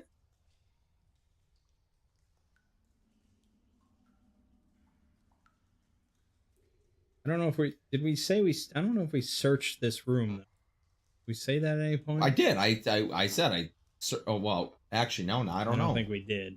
Okay, what a miss. Well, there's that boulder to the southeast, which we could discover conceals a path. But we'll worry about that later. Yeah, the trap would have been a bunch of rocks and mud falling on us, trapping us, taking 2d6 damage, requiring 10 minutes to pull a single character free. Holy shit! And then it would have been stuck, and we would have had to go this way anyways, so we're all good. Wow! There it is, just ran. I should play like this when I normally play. There you go. I don't see any guidance for how tricky it would be, so I think we just dive through. Yeah. All right. We roll in. We roll in.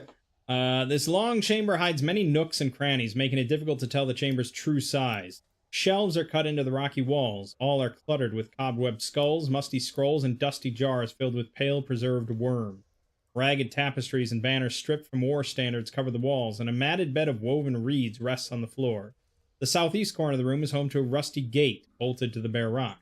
To the southwest is a massive gray shape the size of a great swine, ribbed like a worm but with a sharp snout, and a pale tongue that flicks and probes at the corpse of a villager hanging from meat hooks. The stench of the creature is overwhelming, like the smell of crushed maggots many times over. Flickering oil lamps light the room, casting the gate and worm thing in a macabre red light. Sensing you, the worm turns and moans in hunger. The wet, loathsome sound is as familiar as it is alien, like the mournful calling of the autumn stars. So you know intrinsically this is the mother of worms. And you see the dwarven wizard standing next to her. And we roll initiative. They didn't expect us to roll through. They did not? No. Okay. Because I think actually he might not even be there. He might be on the other side.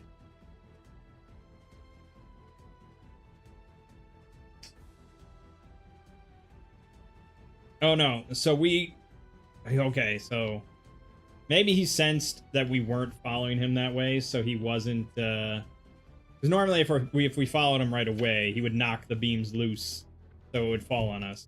Oh, that makes sense. We didn't hear all that fall, so he probably saw that we weren't coming that way yet. So maybe he was still waiting. So I'm going to say that the mother of worms is in that southern nook. Here?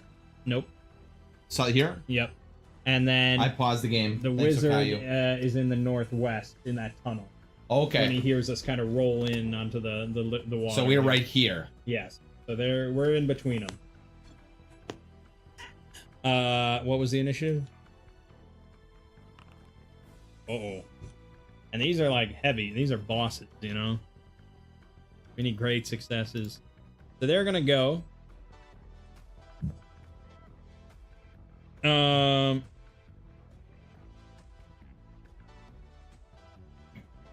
Yeah, she's pretty nasty, the war worm queen. but she's not too bad.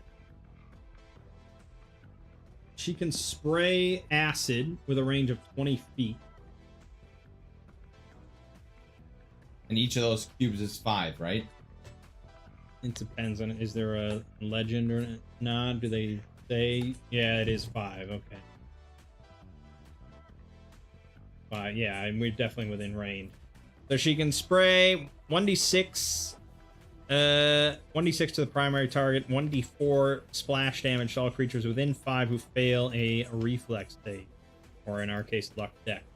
So she's gonna do that. She's just gonna spit on someone. We'll roll a d3 to figure out who. It's Rylan. So she needs to roll. It's -2.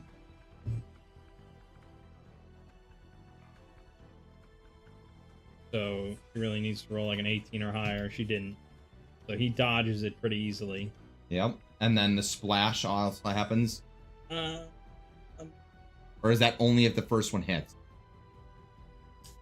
Hard to say. I guess it would splash. She kind of just sprays it. So we'll say that, as always, Aura's in the middle and we flank. So yeah, it's just going to be Aura, Luck Dex, Oracle roll to avoid the 1d4. There you go. No problem. Then there's the Wizard Man, the Wizard Dwarf. He's got some spells. Yep. Where the hell is he? Under Irish.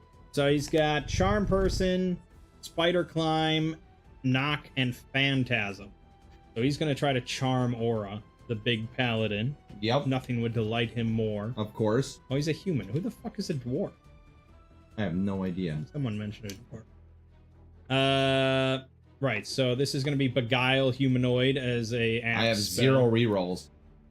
This could be bad then. Yep.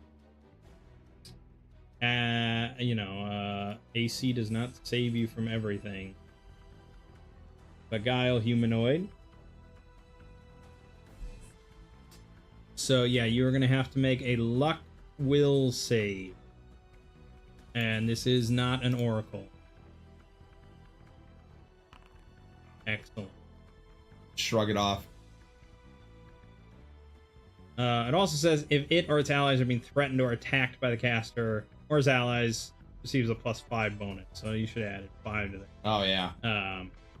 Yeah, it was a long shot.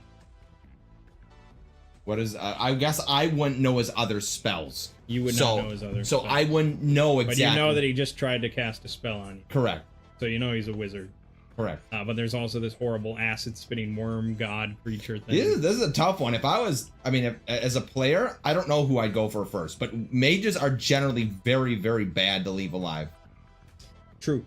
It generally should be a primary Could target. cast whatever. Who knows? Yeah, could have probably should AoE death. You should charge him. Yeah. Because he's not going to do much with melee attacking you. Correct. So the penalty's not. Then I will pull out my spell slicer and charge him. And so that's a spell slicer. Hold on. Let me make sure I built spell slicer wrong. Did I do this all correct? Would be under details. 1d8 +1. Well, you didn't make it a melee weapon. You didn't say one-handed or anything. Thank you. That's sort of important. Sorry. You didn't say natural 19 is blade trauma, and you can put 1d10 +2 for blade trauma. Okay, 1d10. Also, it's 1d6 +1 because it's a one-handed sword, Thank not you. two-handed. Thank you. 1d10 +2. Thank you. Yeah, that's all correct. Slicer, and since I'm charging, I get a 2 bonus, so it's gonna be a 3 bonus to roll. What's his AC? Low. Mage, so He has an AC of 12. that hits him. Then he takes 8 damage. Okay, he is down to 14 hit points. Let's see here. Let me think. Shit, I should have activated it first. Shit.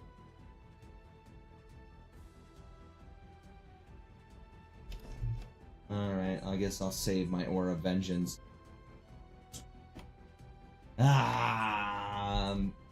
should I do for a major exploit? No, you're not allowed to hit the same guy on a major exploit, but I could minor exploit.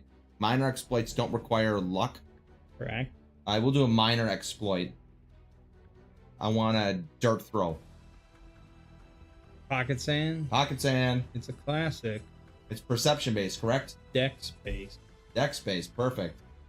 Then I will dex. So just roll a straight dex or as an athletics? Straight dex. Straight dex. No modifier. I toss it in his face. I'll give him a dex of 11. He succeeded by 8. And I succeeded by 8. Reroll? Reroll. He fails. He Succeeded. He's blinded. Excellent. Okay. Yes, that's well and good. I'll charge at this worm creature. It's not undead as far as I can see. Wait, before you charge it, I want to blinding flash the worm. Okay. So I'm gonna go ahead and cast Intelligence. Doesn't really matter. Okay. That doesn't correspond to anything. Do I need anything? No. Okay. We're all just doing this by... Okay. It now gets a luck dex save. Its hit dice is 2. So it has a 4. I don't think it's very dexterous at all. So I won by 2, right? For what? For my roll, or how does it... What does that have to do with anything? A Okay. luck roll. For Oh, it's a them. luck roll for him. Okay, so he has to succeed. What I'm talking about. Yeah, I'm sorry. You listen when I speak? I do listen. I do listen. I just... I don't think it's very dexterous. I'm gonna give it a -1. So it needs a Big. 3 or less. It fails. So you do 1d6 damage, and it's also blind. 1d6. 2. 2 damage. So it has 16 hit points left. It's blind. So he's gonna charge. That's total of 3. Yep. And advantage. Okay, I definitely hit it. Very good. What'd you say it's 8? Oh, I guess I wouldn't know what its AC is, so... No. I mean, it's 14. Okay. So you did 2, I did 7, so it's down to 9 hit points. I could minor exploit. I could major exploit to like cripple it in some way. It's true. But it's a worm. What am I gonna do to a worm?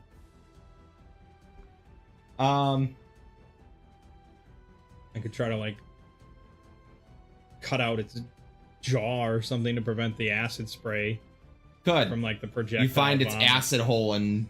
just rip out the holes, sort of jaw area. fucking in its acid hole. Okay, I'll try to cut out its acid hole. So that's going to be a luck strength. It sounds a little tricky. I'll just say -1 to be simple. Correct. Okay, that's fine. Then it's a new initiative, I think. Which Correct. is me. Yep. I'm gonna stab it while it's down, while it's still blind. So that's +1 with advantage. Crit. Oh. 10 damage, which is a kill. So I found the acid hole after all. And Aura's Righteous Fury is coming down on the wizard. And it's gonna swing again. And if he could see that the mother of worms died, he'd be crying in anguish. Oh. That's so true. Oh. 7 more damage. Okay. And you did how much the first time? I'm trying to look and see. Let's see. Aura's attempting a luck will check. Yes, 8. Okay. Yeah, he was at 14 and you did 7 more, so he's at 7. Good. Then Hesta will You shoot. roll with advantage on that? No, I didn't. He was blind. That's most of the point right. of blinding people. Then I can just do another roll then. Okay. Yeah. And then Hesta will shoot with advantage this time. Yes, but still the -2. Oh yes, okay, so -1 with advantage. That 6. is a hit. Oh god, he is really, really weak. He's almost 1 health. dead, yeah. He's going to try to run. Oh no. In a panic. And unfortunately, I am not... There is no quarter given to this. No, this is an evil, evil man. And he's still blinded. Yeah, he Oh. is. He's flailing. Oh. And you cut him down. That's it. And that is it. Hell yeah. So he was 5 hit dice. And he was a spellcaster. I think gives an extra modifier.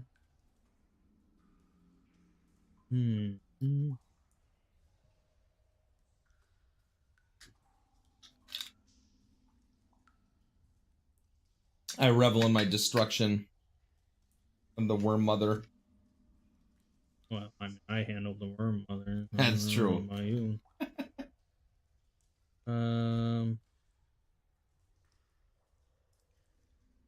Somebody riding an ant. Beautiful images. Special abilities. Maybe spell-like abilities is the special.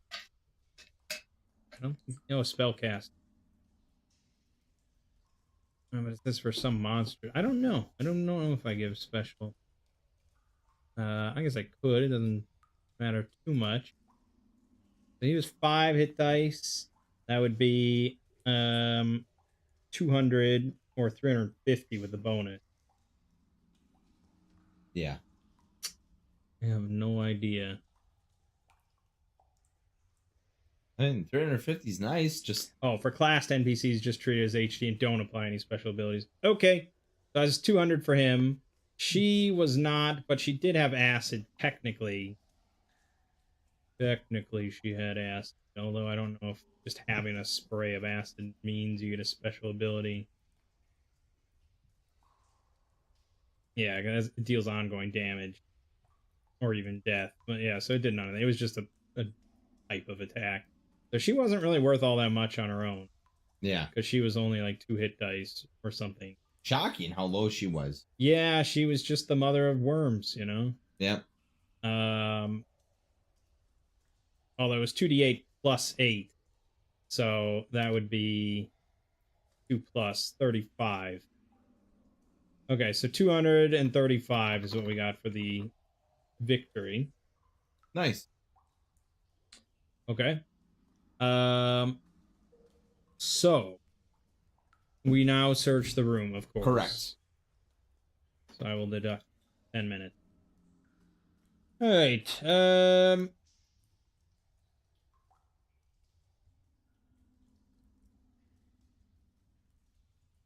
Solemn's treasure is scattered about the room, hidden on dusty shelves and in dark corners.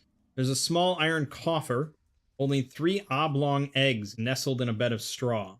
If placed in a warm environment, these eggs will hatch larval queen warworm. Oh. That's not good. An oiled leather pouch resting on a forgotten shelf contains 71 silver and a gold figurine of a drunken dwarf worth 50 gold for its material or 100 gold to a dwarf or collector. Oh God, he's like, I'm a dwarf. I got to pay more. Hey, we wanted to visit the dwarves. That's this would true. be a great gift to give to the ruler there. Very true. What a token. Pocket that. We get XP for it regardless. Do we have any room, or is it just me that has room? Oh, I definitely have a lot of room. Yeah. Okay. In a barrel hidden behind one of the banners stands 15 spears and 33 bolts. The shafts are all moldy and rotten, rendering the weapons useless. 3 of the spear tips and 7 of the bolt heads are silver. Oh. Yeah, that could come in handy. Yeah, definitely. I think I'm gonna put that. You'd have to do a little work to make the into bolt. Yeah. Swap the heads on some crossbow bolts. Yeah, let's stuff it in Hesta's pocket. Yeah, you can just do that tonight at camp. Okay, so it's called 3 spear tips and 7 bolt tips. Yes. Okay, description silver. Okay, and I assume, can we just put them in there as 1 pound or 0.25? I mean, how heavy could that be? 0.25 is all right.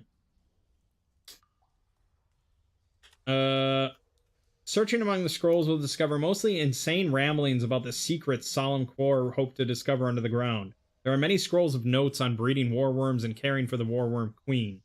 Examining these scrolls allows the PCs to learn the background information as well as the following about warworms. Unable to capture their own prey, queens rely on worshippers to supply them with a steady diet of humanoid blood. This practice stretches back into time immemorial, and many of mankind's oldest temples contain hieroglyphics depicting high priests feeding mammoth warworms. Solemn Core speculates that these temples demonstrate that the human race was created for the sole purpose of feeding the endless hunger of the warworm. Given enough time and enough blood, every warworm has the potential to grow into a queen.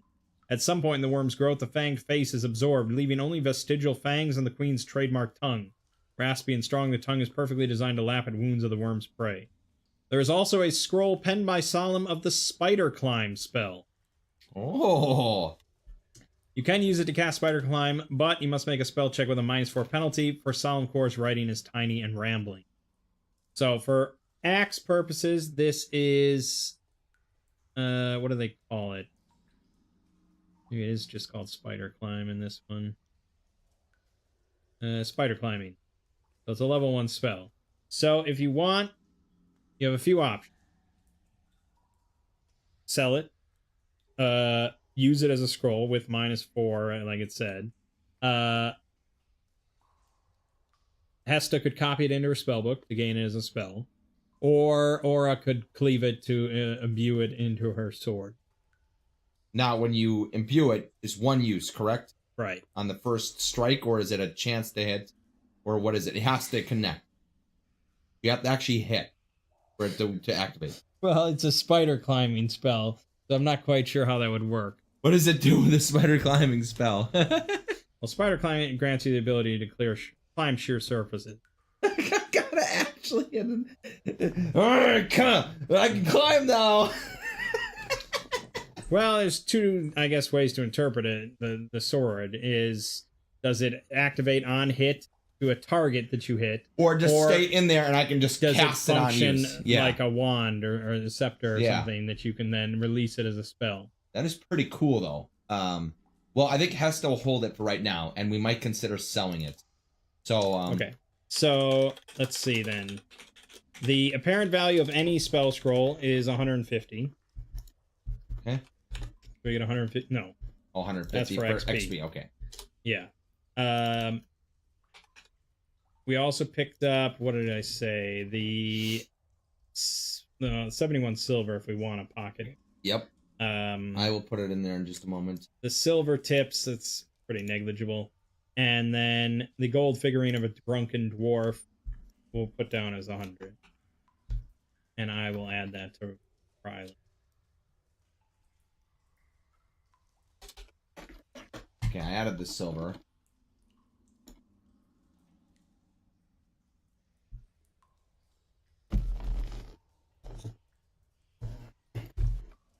Alright, and then, what's the scroll of spider climb worth? What is it worth? Yeah. In actual value? Yes. Probably like, what, 50 gold? Well, like I said, the apparent value is 150. Apparent. Okay.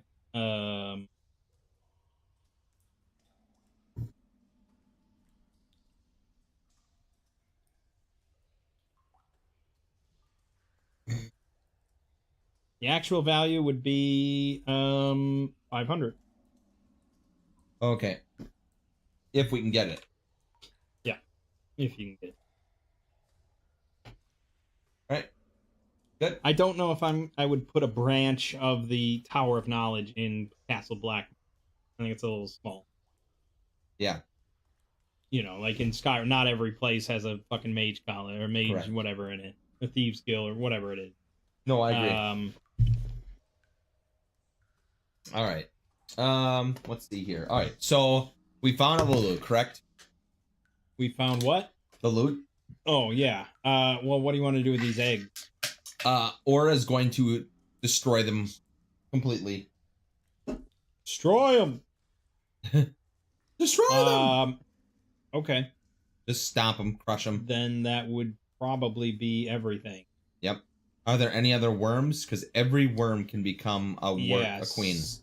So I need to destroy every worm. There aren't any worms in here, I don't think. There's just in the area we came from.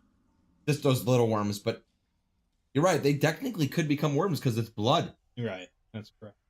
Okay. But there is some other stuff in here. There's a curtain to the northeast.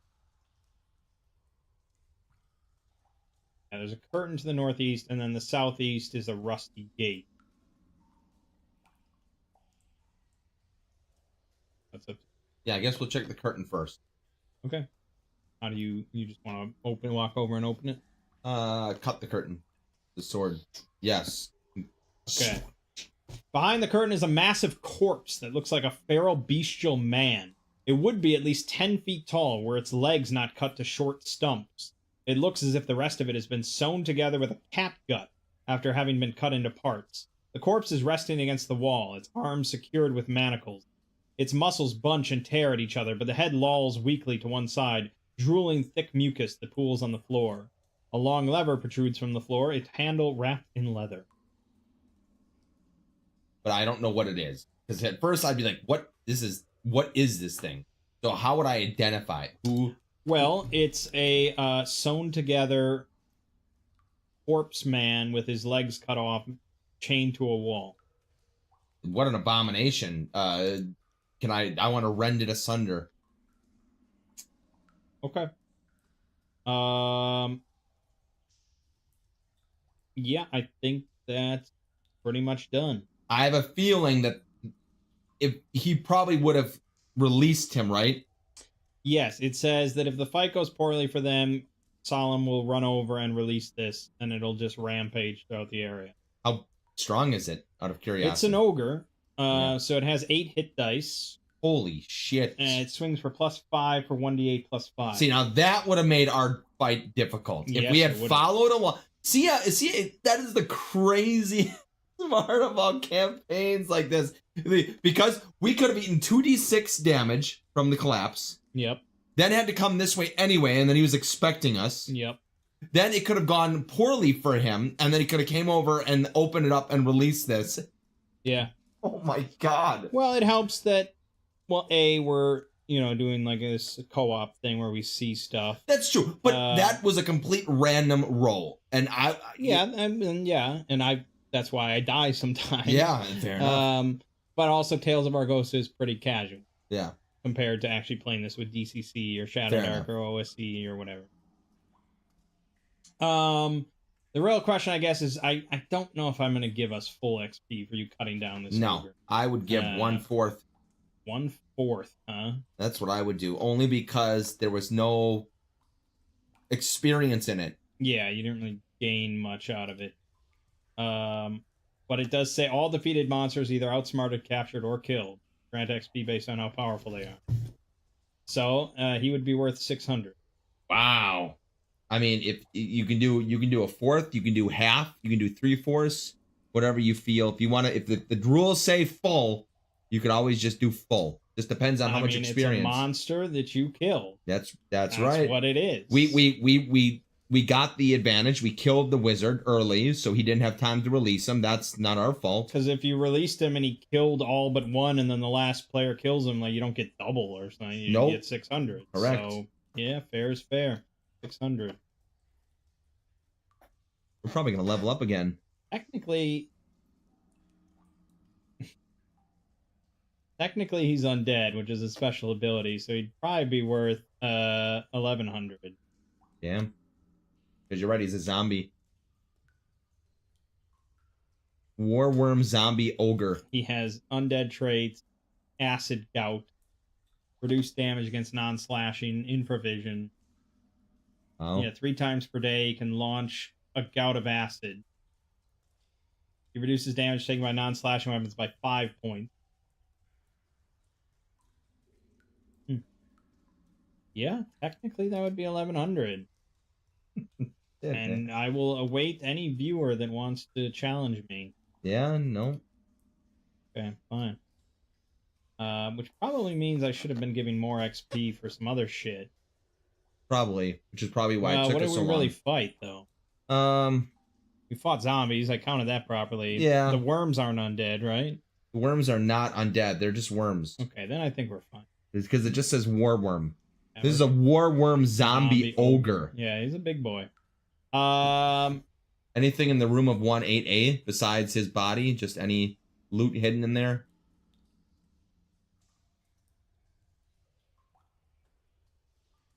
Before the ogre died, it ate a female elf.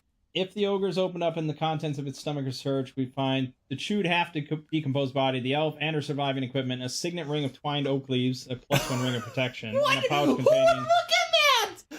What? Old school groups that know what they're doing will cut open most monsters. If you come across a monster that's large enough to conceivably eat somebody, you open it up. Fair enough.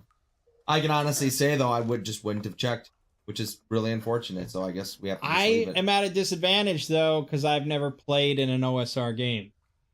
So I can't say that I would say the same, that I wouldn't cut it open. Oh.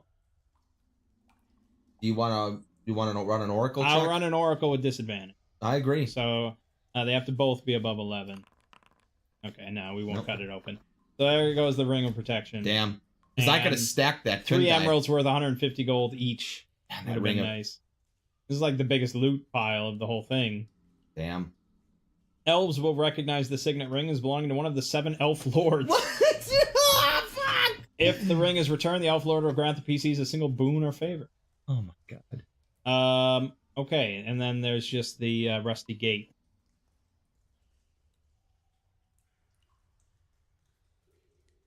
Yeah, let's check the rusty gate. Is there any way to break it open? Well, it's... Or any levers? Or is it just locked by being rusty gate? Doesn't really mean... rusty... Huh, is it... It's just a rusty gate bolted to the bare rock. Oh, it's bolted, okay. So we know there's room around there. We just can't get over there. Well, you can bash it down. Oh, okay. And I haven't been rolling random encounters like this whole time. Oh, that's true. So that's my problem. Rip. Yeah, let's bash it down. Okay. Rusty, you have high strength. I won't require a check, but I'm going to roll a random encounter. Okay, fine. Actually, I'll roll 2 more. Okay, we're still... That covers me pretty well, then. Yeah, fair enough.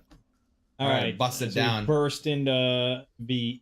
Oh, actually, it did have a description of it. Rusty iron gate bars the way, bolted to the ceiling and floor. Each bar is as thick as a human's wrist. Despite the rust, the massive lock seems in good repair. Matted, rotting straws piled in wet mounds on the south side of the bar. Gate is strong. Oh, okay. Gate can be torn free with a DC 10 strength check. Yeah, I think you broke. Yeah. Okay, you burst through.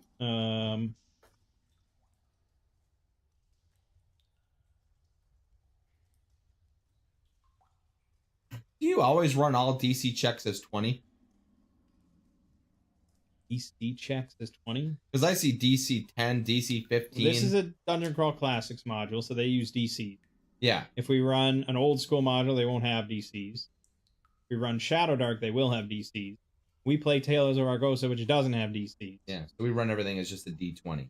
If it says it's particularly hard, sometimes I might do like a -2 or -4 to the roll. Okay. But this one was a DC 10, so pretty standard. Makes sense. Okay. So we enter into some tunnels. And we start walking through cautiously. Let's get a group perception check. All right. We're looking around. Not sure what we're looking for. Aura knows what to look for. But Hesta's preoccupied. Okay. So we start hearing some shuffling feet in the darkness ahead of us. And then the footsteps grow more rapid. We start to hear some snarling.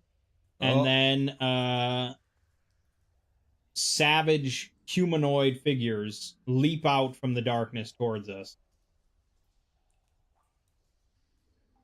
Roll initiative.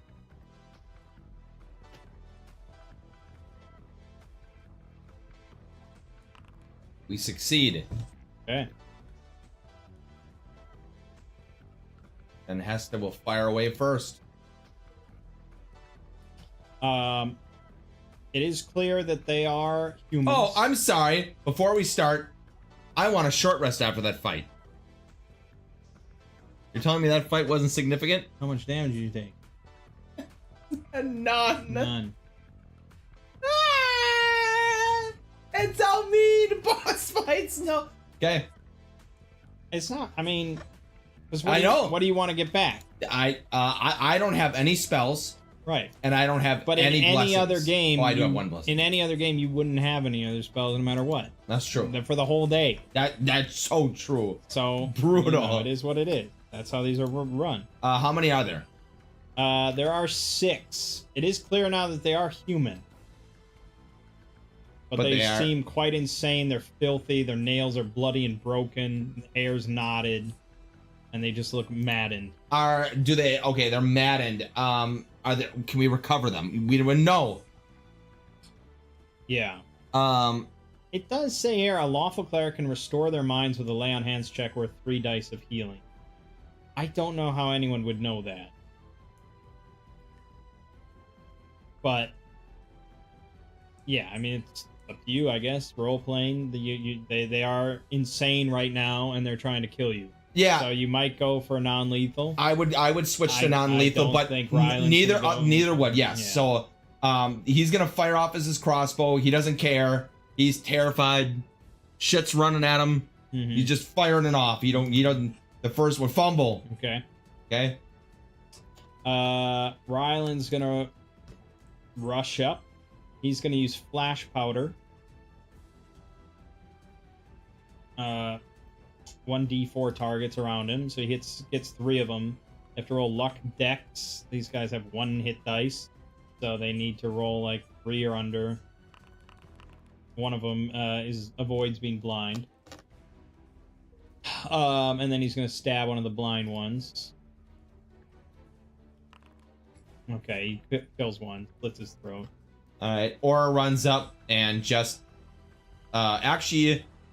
I'm gonna. How do you want me to roll a shield bash? There's rules for that in Tales of Argosa, actually. Is that under dual wielding or? Yeah. So it does 1d3 plus strength mod damage, but you lose all shield benefits until the start of your next turn. So you lose AC. You'd lose 2 AC. Okay, and can I go non-lethal, or am I not allowed to do that? Yes, you can do a knockout. It's a -2 penalty to attack. Then I'll go with a -2 penalty to attack. Okay, we'll go but I have +1, so it's -1. So I'm just gonna slam him with the butt. How much AC? Their AC is 10. Knockout. One's knocked out. Well, you do 1d3 plus strength mod. Oh, 1d3 plus strength mod. Thank you.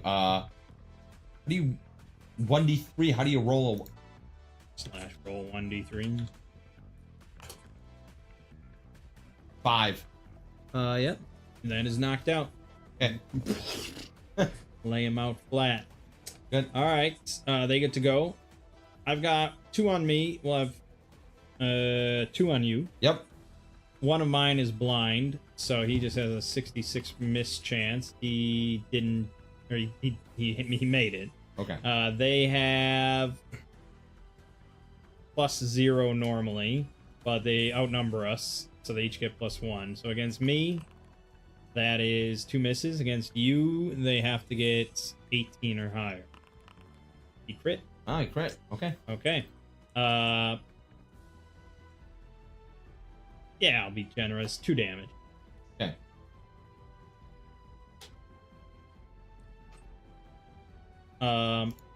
He's also going to do a minor exploit. And he's going to try to drag you to the ground. This is going to be strength versus strength. They're... I don't know. I don't know how much strength these guys would have, really. They have a +1 fort save, so I'm going to give them 13. 13? They've got that maddened strength in them. It's fair.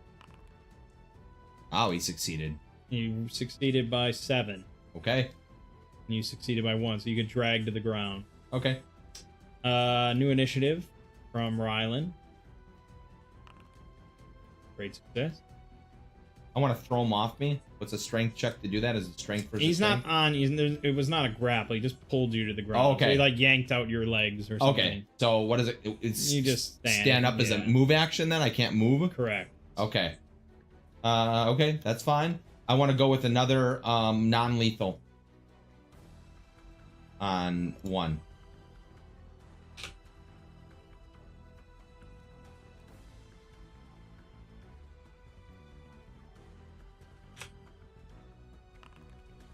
Oh, miss. Okay. I'll just try to stab one, I guess. Kill. Hester's gonna fire away. Spreading blood here. Yep. On 1 on me or the 2 on you? 2 on me. Let's kill. Just shot right through between the eye eyes. socket. Yep. We succeeded, right? Right. So now it's them. Then,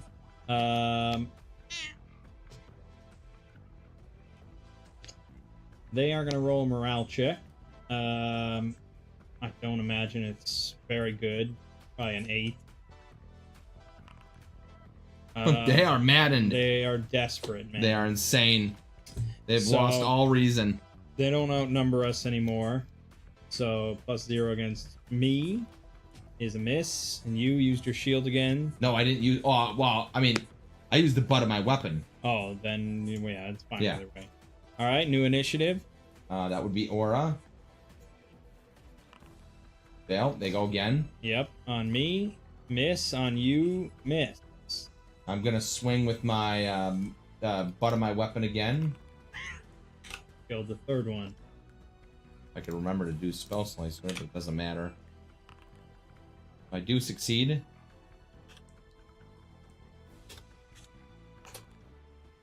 Knocked him out again. Knocked 2 out. So you knocked out 2. The other 4 are dead. Correct.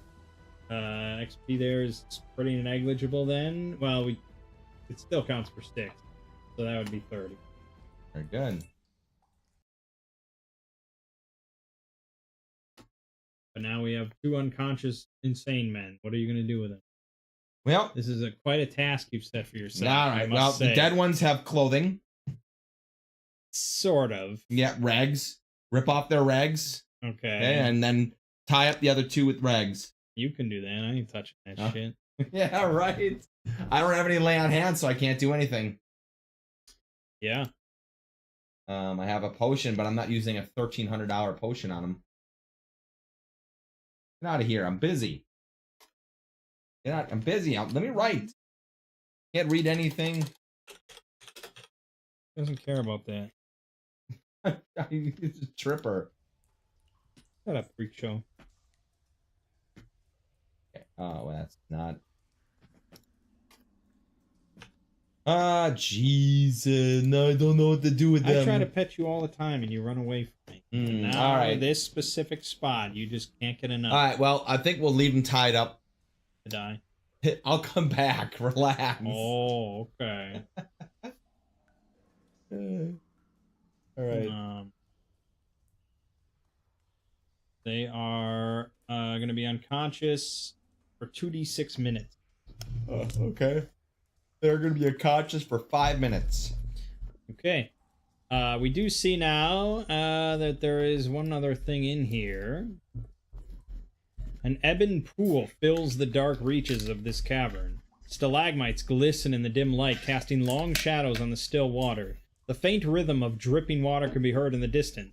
The shore is littered with fish bones, and schools of silverfish schools of silver flash and dart in the dark waters. I assume it's silverfish, but it just says silver. Okay. Lake is home to a school of blind cavefish and a vicious cave snake. The pale cave snake lurks in the water waiting for PCs to investigate the pool, then lunges out attempting to drag its victim underwater. DC 15 strength check resist.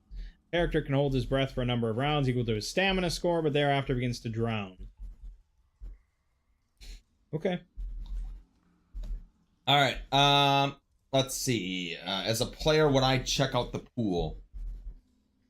I guess we should roll. I think typically we would. Yep, typically would.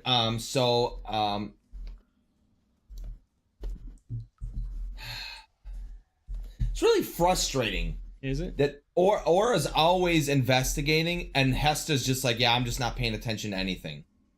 Like, well, that's how it goes sometimes. Yeah, no, but wouldn't you be walking? But then it would be like a 50-50 shot, right? You know, but you know, it's narratively. How do you say like, okay, what if I was playing the game? I'm like, well, yeah, Aura's gonna lead and look at the pool, yeah, but Hesta's gonna be right behind to investigate as well. Okay. So then, how would you narratively play that? Just like a 75% chance. She's right behind him, or she's right behind her.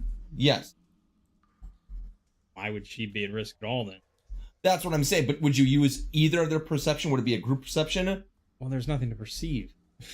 Oh, that you wouldn't perceive even. Well, I mean, this is just an ambush. But you're saying if there was like, like, well, there's got to be something that's gonna jump out. Oh, I'm looking. Right. They're both looking. So if I said, could we do a group perception? Yeah, it would be group. Yeah. Okay. For whoever's there to look. Okay. Would you be investigating the pool or no? Yeah, probably. So can we get a group perception to see if anything? We'll get a group perception. And then I'm not very good. Yeah, you don't want me involved, really. Okay, then I guess it's just me. But I will be involved. Yeah, unfortunately. I got a great success. Oh. Aura can't see shit. 2 great successes. Okay. So Aura's just looking and can see the money. So there's no money. Okay, there's no money. I said it's silverfish. Oh, silverfish, yeah. Moments before the snake strikes, we spot movement in the water. So it does not get surprised, but it's about to strike, so initiative. Initiative! Which you still might fail. Correct.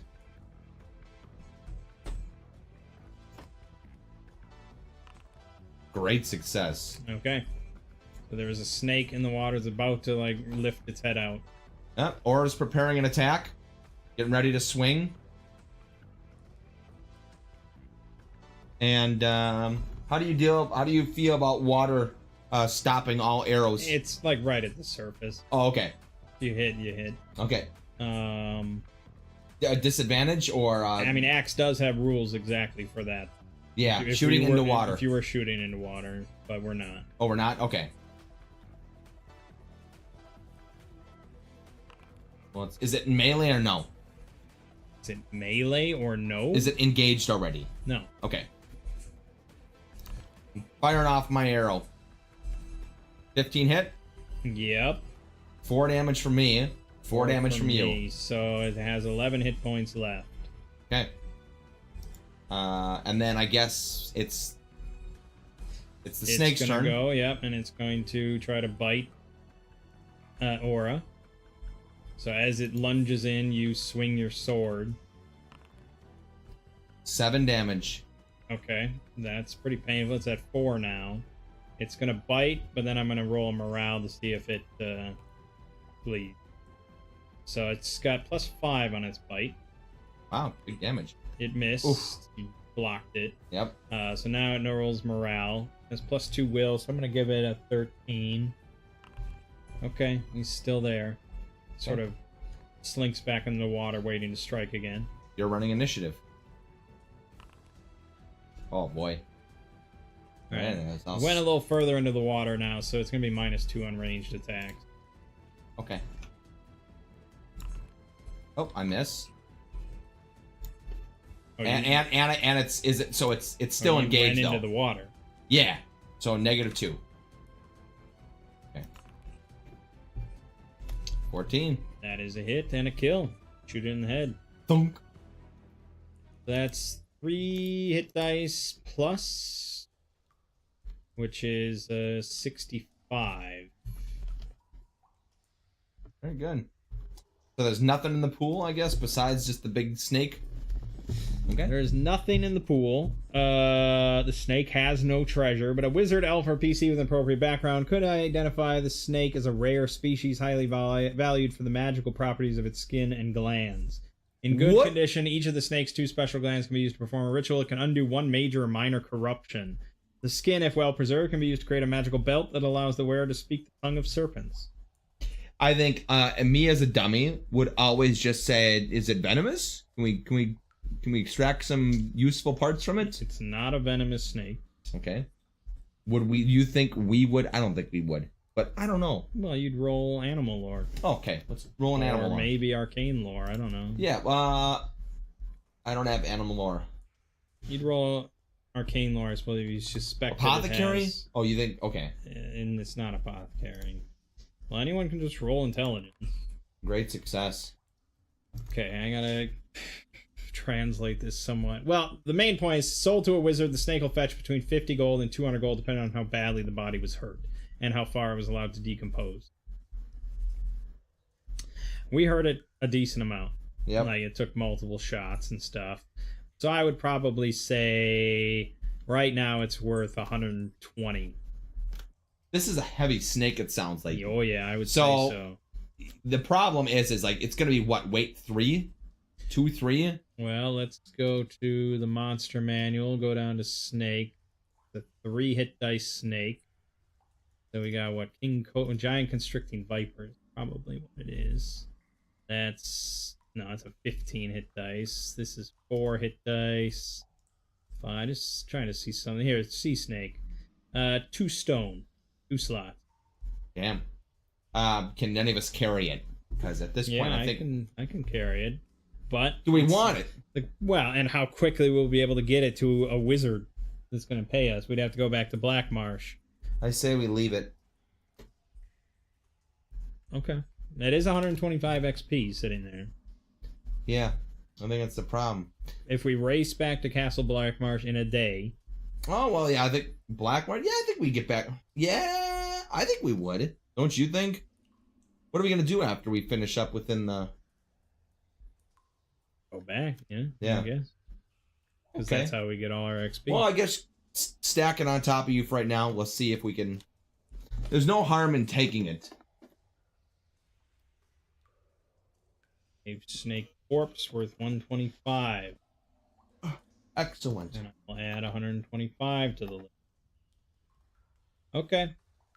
All right. We look around. Is there anything else in 1-7? Well, we can see now the boulder over there. Let me... and as we're probably wandering around... Yeah, he does get up, and there's a random encounter. No, I meant the guy's tied up. I know. I said he gets up, or he wakes. It's a D7 roll. What's a D7 roll for? Okay. Oh, wandering monsters. Okay. So, yeah, 2 more zombies sort of stumble in from the Rusty Gate area. Perhaps the last 2. Roll initiative.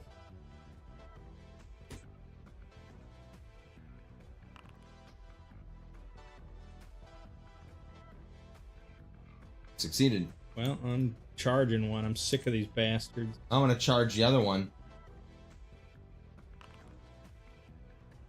It's 6 to 1.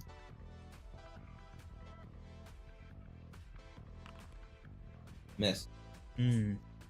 Hesta's going to fire at yours.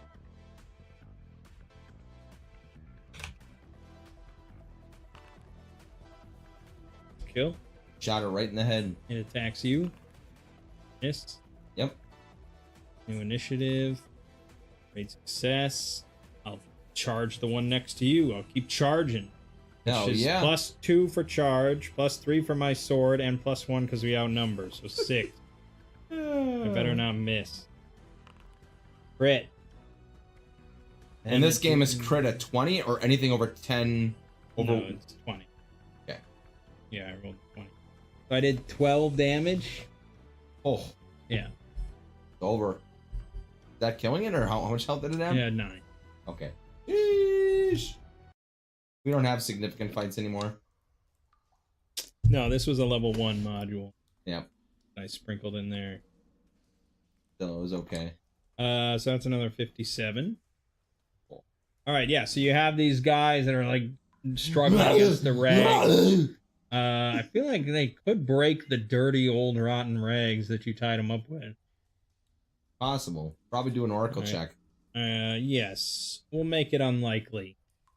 They have to roll 11 or higher on both. No, he's struggling. They're both struggling. What's your plan here? All right. Let's see here. I have no lay on hands. Keep in mind that as a player, you probably wouldn't be aware you could cast lay on hands, and I think with that in mind, I'm not sure if you would have knocked him out. Well, I guess are they so that they're completely maddened. It says nothing about them. It only says lay on hands. That's all it says, right? Right. Yeah. Well, because in our game it can cure a condition. Correct. Madness is a condition. How long is madness last in this game? Oh, they're permanently insane otherwise. Oh, okay. Yeah. Damn. Let's see here. Getting him out of here is going to be near impossible. Yes, because there's let's see, a ladder, and then a rope, and then another rope. There's no fucking way I'm gonna get these out of here. You can't untie their hands. You'd have to knock them out again. In which case, I'd probably do a roll to see if you kill them. But I mean, it's either that or you kill him. So I suppose you could. But 2d6 minutes is not very long. No, it's not. Considering it's going to take us like 20 minutes to get back out of here. Yeah, this is just a lost cause. Well, what did you expect? Yeah, I know. All right. Just say a prayer and put them to rest. All right, we'll do that. We'll say a prayer and we'll execute them, unfortunately. Okay. All right. You can do a burial at sea in the pool. It's so true. Okay. Give me the experience for him, please. Well, I already did, okay. Yeah. Because it's you get XP if you capture him. You know? Oh, sweet. Okay, so we go back then to the blood pool. Well, there's a rock there. You definitely. We walked by that rock. Do we notice anything walking by the rock? Well, you can't walk by the rock. Oh, we do. Okay. You'd have to push the boulder aside. Oh, okay. That's. So, did you destroy the worms? Or... No, we gotta go stomping. Okay, well, that's your righteous duty, I think. And I think we're gonna need another torch soon. Yep. Okay. Well, take the time. I stomped all of them. Yeah, I got it. Now we're gonna go back the way we came. Excellent. I'm gonna roll another one. You can light another torch. All right. Oorah. And burn all my get torches. To the part with the fallen floor. Yep.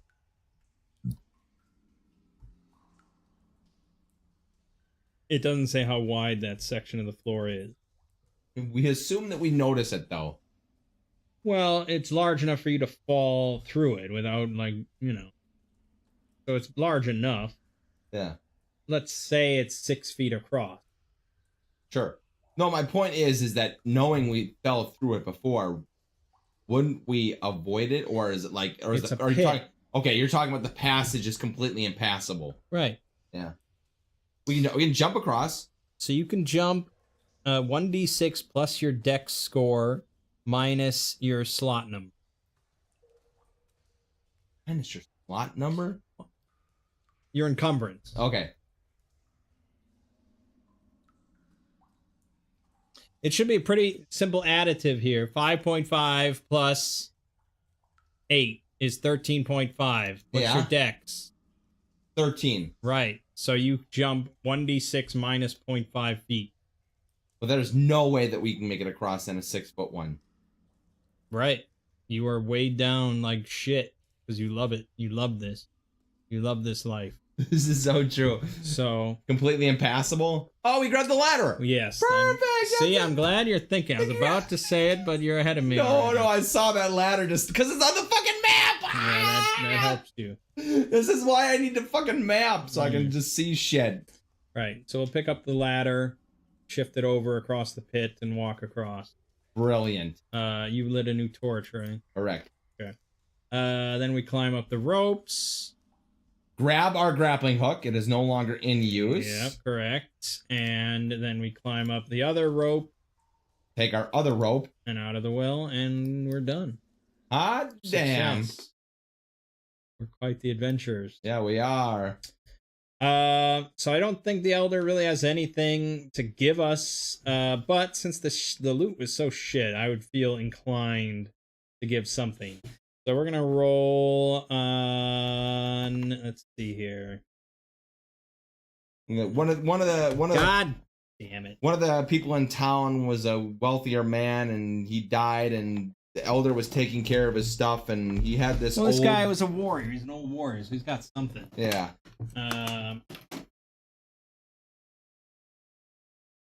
Let's see. This is not what it's called. Let's see. Campaign wiki. What is it called? This isn't helpful. It's called Hex something. Something Hex. Describe. Thank you.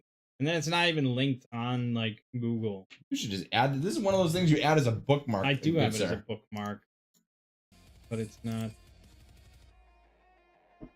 Oh, it's not a new tab. There it is. It didn't sync yet. Right. Here it is. We'll go to rules, and we'll just click one wondrous item. And then I'm going to pick one of these that makes sense to be given. The Necklace of Dharma. You can act twice in one round, but you lose your action in the next round. That is so OP. Is it? It kind of is. You can kind of wait till it's do or die. Okay. Like you wait till the like this is it. We might die here. Then you just dump it all. Well, you dump it. I mean, you get to act twice. Yeah. It's not that OP. It's pretty good. But it's nice because I could lay on hands and attack. And then the next turn do nothing. Yes. Correct. Whereas then I have to attack, then or choose one or the other. You know what I'm saying? And then the next turn I have to do the other. There's a huge benefit for me at least. But you know, you could do 2 magic spells. You could attack twice. Are you able to hide in combat or no? Only if I hide behind something. You could always move to hide as an opener and then go to backstab. And then backstab twice. Yeah. I mean, there's a lot of applications here. Yes, I just need to figure out the apparent value and the true value. Regardless, I think it should be something either... I would either think you should use it, because then it opens up the ability for you to do just like double backstabs. I don't get many backstabs off. What do you mean? Well, there's not many times where we especially in dungeons, where I could just sneak and do a backstab. Correct. I put it on Hesta. Hesta could then use both casting spells at once. That's pretty bonkers. Problem is, for axe, unless it has a value listed somewhere else.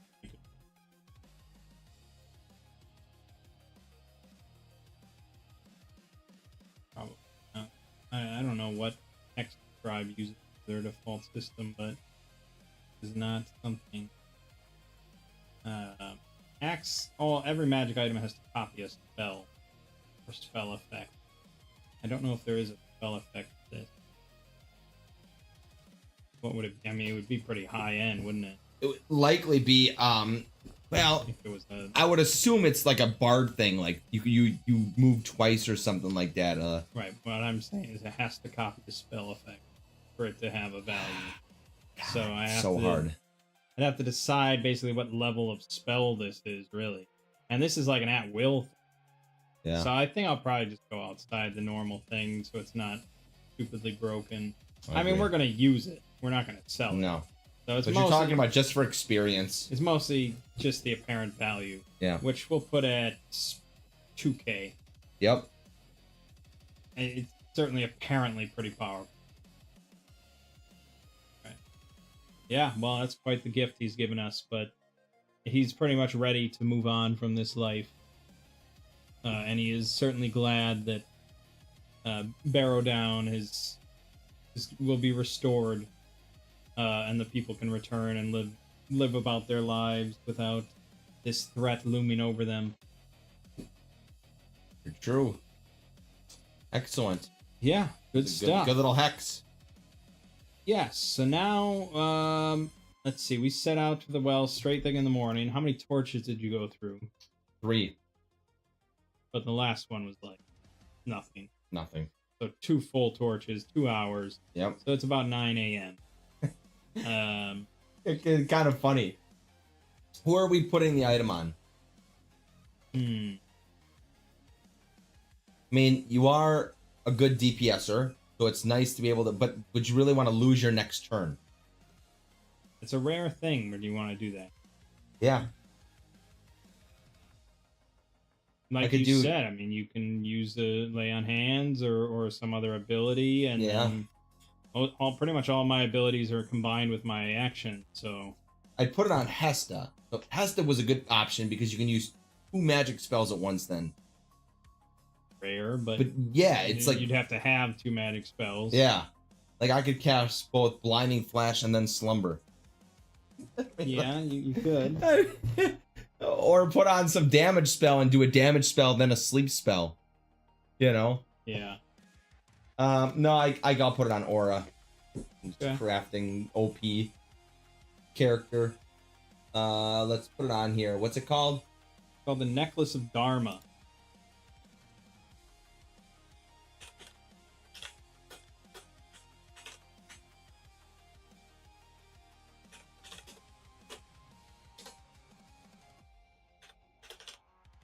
Well, it's 2 actions and lose your next action. Okay. It's not 2 full individual turns or anything. Doesn't matter. Yeah. Equip. And 25. Okay. So it's it's 6 hexes to get home again, unless we want to cut through the swamp.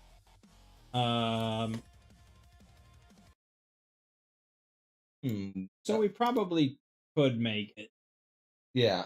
Assuming we don't get delayed at all or get lost. I'm okay with going through just for the different flavor. Going through the swamp. Yeah. Okay. I probably should have looked at our map, the GM map, see if any of the hexes we went through actually had any details. But I was mostly interested in getting to that module. Alright, so we'll be going through 1115, 1114, 1013. Too bad I can't see unless I do I switch? How do you switch?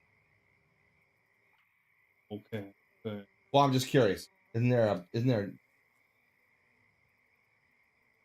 Okay. All right, so you said 115, 114, 113?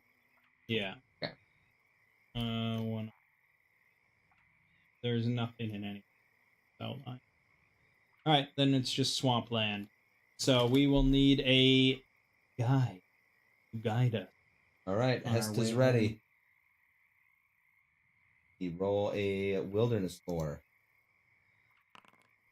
Great 1. Pretty good. Means we make even better time. Yeah. All right. Now we need a random encounter roll of D20. And we are in the Outlands. The Outland is a 10. That is a civilized encounter in the swamps. So I need a D100. 47. 47 in the swamp is brigands. Hiding out in the swamp, baby. All right, so there's a few things that I'm going to want to roll for this. Let's bring up brigands.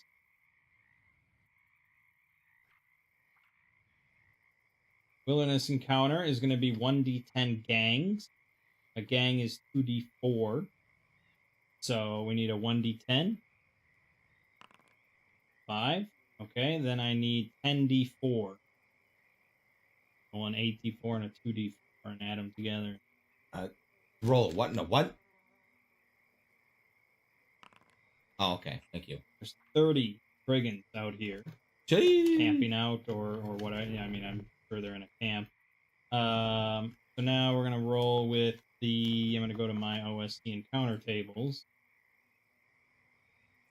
for brigands. This. Give me a D100. 69. Reroll doesn't make sense. 63. Okay.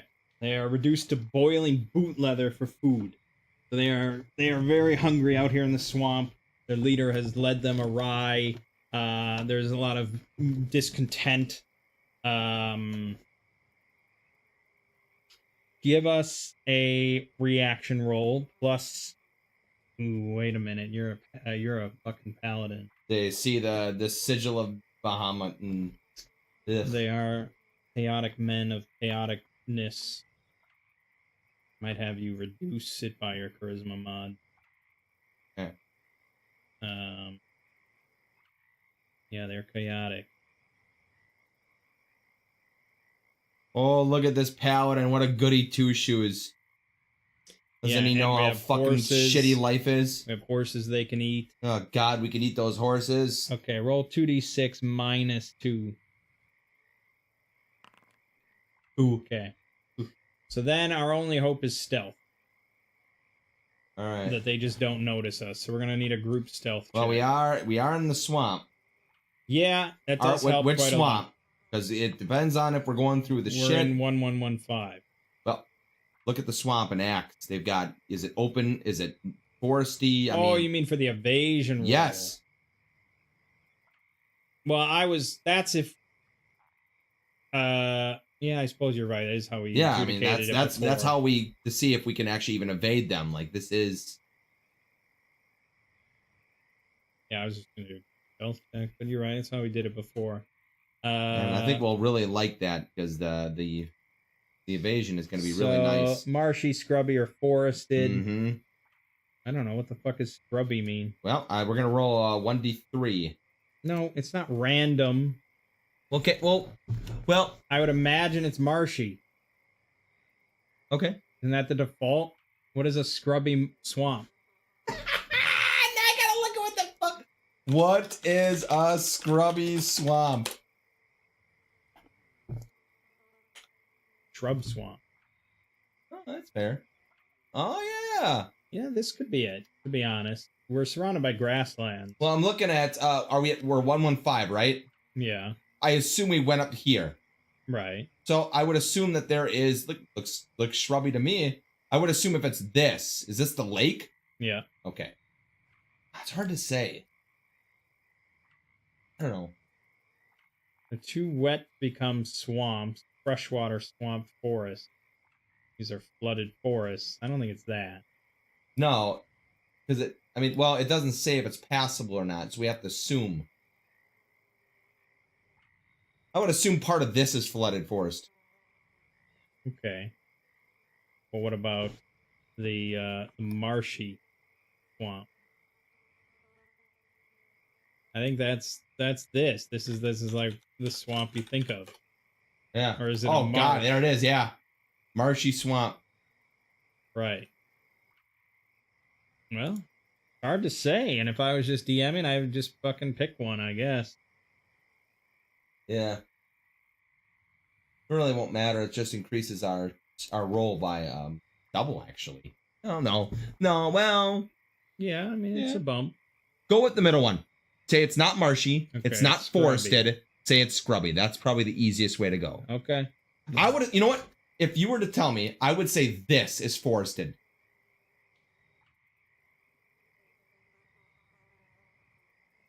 All right. Fine.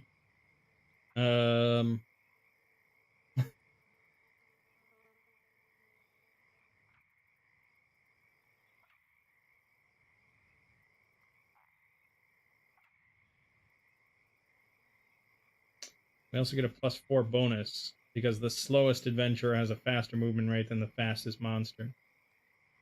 We have horses. Yep. They don't. If they did, they would be eating horses. Correct. So... True. So it's a D20. A D20 +4, and we need 5 or higher. So, in that case, we automatically evade. Fair enough. Right. And that's a crazy thing. And you could have just, as a DM, you could have just said, like, in the distance, you see, you know, a group of 30 brigands, you know, and you quietly slink by. And then it's up to the players if they want to do something about engage or... Because here's the problem. I would have said, well, I'm a paladin, and these brigands are going to just mug someone. I mean, God, can I really just leave this? There's innocents that are just going to get eaten, or... That's lawful stupid. Correct. So, yeah. Now, what I should do then is actually make note of this.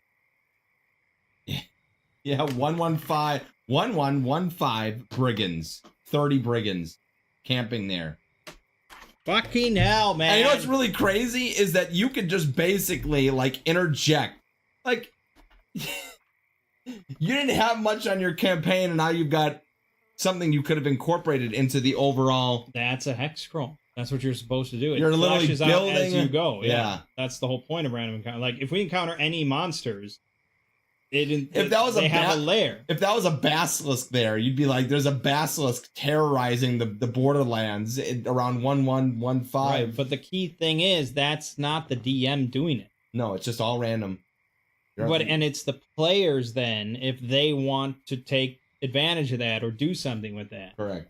We could do something with these 30 brigands. I mean, you could have literally go in there, bribe them into manning a fort that you find. You could and just say you're going to feed them.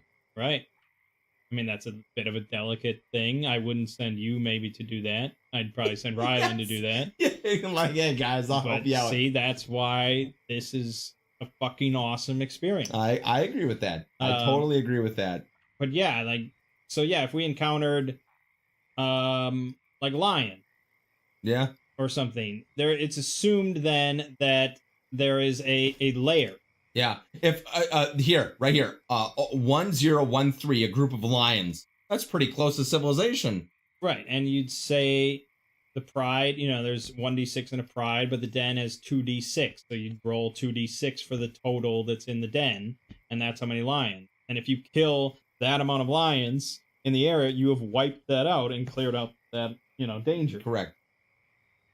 That makes a lot of sense, actually. Lions is not really a great thing to go deal with because they have no treasure. But if we encountered, say, goblins in 08112, yep.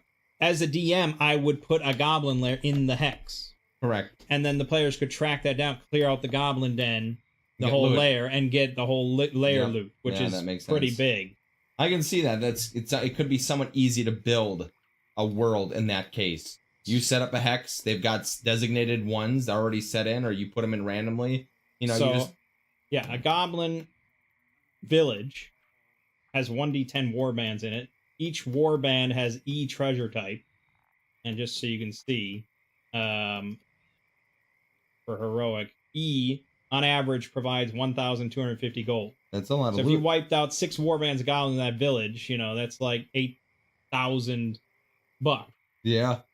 And you just throw random loot in there of what it would be, like it's rare weapons. It can be copper, silver, electrum, gold, gems, jewelry, and then a 50% chance for 2d4 common magic items, 25% chance for 1d3 uncommon item for each warband. You know, so that's wiping out layers is one of the most lucrative things you can possibly do, which is probably what we should do next. Yeah, we did a module, we did a dungeon. It was like, all right, but we should try to find a lair. Yeah. And slaughter, you know. Yeah, you're right. It makes a lot of sense. It's a lot trickier. Yeah. Like, but it's way more free form, like what we could do. But then that's where you hire mercenaries, and it's like, okay, we're gonna go in there, we're gonna kill 8 warbands of goblins. And that's the nice thing about Axe is you can just get enough money, then you eventually just hire your own army. Well, it's every game has. All right, so we did 1115. We need a guide to go to the next one. Okay. Lead us. Success. Okay. Roll a d20. 12. That is another monster encounter. I need d20 for rarity. 7. All right, it's a common. Then roll a d100. 28. 28, and we decided it was a shrubby swamp or something. Yeah, marshy swamp. Marshy. Yeah, no, it was scrubby. It was scrubby. Scrubby. There's a lot of monster tables. My God. Yeah, there's a lot. Scrubland, dense, swamp, any. 28, common, is a herd animal of very large wisents. Wisent. I don't know what that is. The fucking herd animal. Very large herd animals. Okay. So it's on the scale of a moose, I suppose. I gotta Google this. What the hell's a bison? Oh, it's a bison. Why didn't you just say that, God damn it? What the fuck? It's a European bison. What the fuck? Okay, so we're 5d10. I mean, I see no reason to slaughter a bunch of bison. They're probably not going to have a terrible, 37 bison. No, animals you almost never really like slaughter or anything unless you have an army. In which case, that is a fuck ton of meat. Each one is 140 stones, 1,400 pounds. And I could sit here, and if I was playing solo, I would sit here and calculate how much meat you'd get, because I like to do that. But it's a fuck ton of meat. You'd feed a lot of men. Yeah. That's like a windfall to just slaughter a bunch of bison and correct. Get meat. For our purposes, though, we just kind of see them and walk past. Correct. That's 1114. I don't know if I would note that really, because no, they migrate, so it's not really much we can do. All right. I'm gonna rule no guide, because now we see familiar territory here. 1013. We will roll a random encounter for 1013. That's going to be 14 is another monster encounter. Give me a d20. 15. 15 is uncommon. So now I need a d20. 14. 14 uncommon swamp. Hobgoblins. We're in 1013. You really think this is swamp? Oh, it's not a swamp. You're right. No, you're right. That would be grassland, farmland, prairie. Uncommon 14 is orc. Okay. Pretty close. Okay, orcs. Probably causing trouble. Yeah, roaming around. Roll an evasion. Not step by step here. We might not want to evade them, but there's 2d6 gangs, so there's probably a big pack. Let's see, 2d6 gangs, 12 gangs. What the fuck? So that's 24d4. Jeez. Okay, so there's that many. 46. What the fuck? Okay. Bonkers. 64 orcs on the move. This is a fucking army. Well, I mean, a village of orcs, how many do you think there is? True. I mean, not all of these might be combatants, This might be a small clan on the move. True. So they might not necessarily be hostile. Oh, okay. Let's just get a reaction roll first. I like to humanize things like this a little bit more than some DMs might. So they have women and children maybe with them at this size of group. It's not all warriors. And they see a group of 3. And you being a paladin, I could say they might not even know what that means. Yeah. So let's just get your charisma plus 2. No, 2d6 plus 2. Oh, 2d6 plus. Yeah, I'm saying not charisma. 5. Okay. They're unfriendly then. They are yeah, I'm not even gonna roll for the encounter activity. I got the picture in my head. So they're sort of just migrating throughout the area. Maybe they're gonna pass by Castle Blackmarsh or something like that. Maybe they came from the east. If that had been better, they were a bit more friendly to outsiders. Maybe we could have talked to them and found out what they're moving from. Yeah, like a roll like a 10 or something. Yeah. But they are pretty mistrustful of humans. We're all humans. If we had a half orc or something with us, maybe. But so upon sighting us, it's an open grassland. We kind of just see a shift in their movement where like some of the warriors start brandishing weapons and protecting and moving in front of the women and children and stuff, and just kind of glaring at us from a pretty far distance. So I think we keep our distance unless you want to fight 60 some orcs. No, we go around. So we will just kind of, keep our distance and ride ahead of them. We're kind of heading in this somewhat similar direction, and we move on. But then again, I mean, that's like a potential story element of like, okay, orcs are on, migrating. There's a clan of orcs, and so if I was a better DM, I would maybe write that into it of like where they're going, where they came from, why they're leaving. I would think about some of that stuff. But for our purposes, yeah, they're just on the move. And then we arrive back at 0913. Let's get one more encounter check. This will be the only non-outland. So 19 with Borderlands is a valuable terrain encounter. Ho, ho, ho. Really? That's exciting. I don't know what that means. So I need a D12. 7. It's a ruin. We find an abandoned, unoccupied structure of some kind. Roll a D20. Plus 16. 0, because we're in a grassland. Structure is damaged, but could be repaired. The structure table... What did you roll? 16? Yeah. It is a shrine, or temple.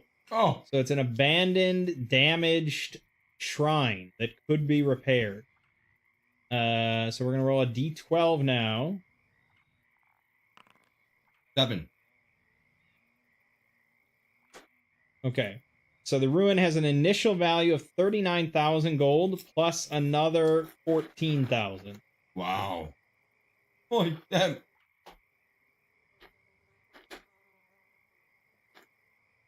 Okay, now roll 2d10.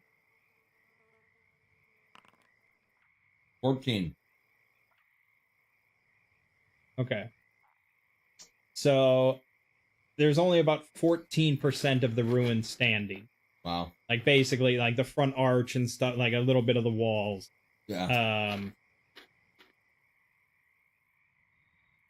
So what number did I say for the value? 39,000 plus 14. Mm-hmm. So 53,000. Mm-hmm. So 14% of 53,000 is what it's worth right this second. If we could claim ownership. Technically, it belongs to the guy that runs Castle Blackmarsh. Mm-hmm. So whatever that is in math works out to 53,000 and minus, what did I say, 14%? So that would be minus 86%. So it's worth 7,420 gold right now. Wow. But we don't own it. We don't own it. We'd have to beseech the Lord to claim ownership of it, and probably with the promise that we will restore it or something like that. Yeah.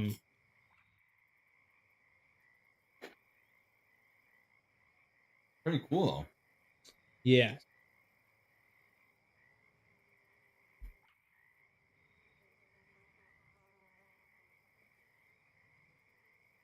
I don't think we'd have to put in that amount of gold necessarily to restore it, but if we want to restore it to what it was exactly, it would probably cost that. But yeah. Okay. That'd be kind of cool to actually have a campaign where you restore that. You'd have your own temple. Yeah, see, this is what it's all about. So I'm going to put this as... Yeah, no, I'll put it in campaign rumor thing. So this is 0913, ruined temple, worth 53,000 total, currently 7,420. Okay. Should we determine what deity this is a temple to? Yep. Okay. Well, we use Forgotten Realms for everything. I wish there was just a big table of all the Forgotten Realms, the Faerun deities that I could just roll on. There a list? There's this sort of list, but it's not numbered at all. So I have no idea. Not that big. Oh, okay, I'll sit here and count. Yeah.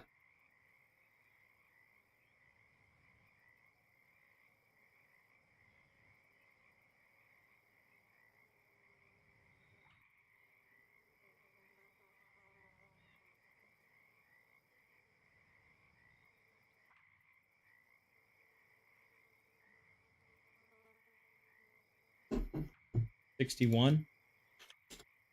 Can you roll a D61? Yeah, of course. Roll anything. 16. Not gonna take long.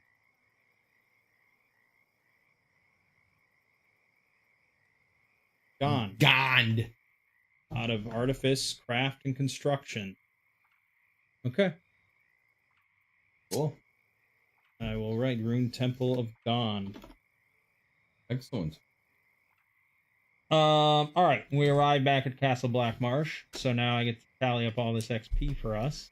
Maybe we'll hit level 3. Oh my gosh! Can you imagine? I couldn't even imagine. Unique features and shit. Oh shit! Be crazy. Sheesh!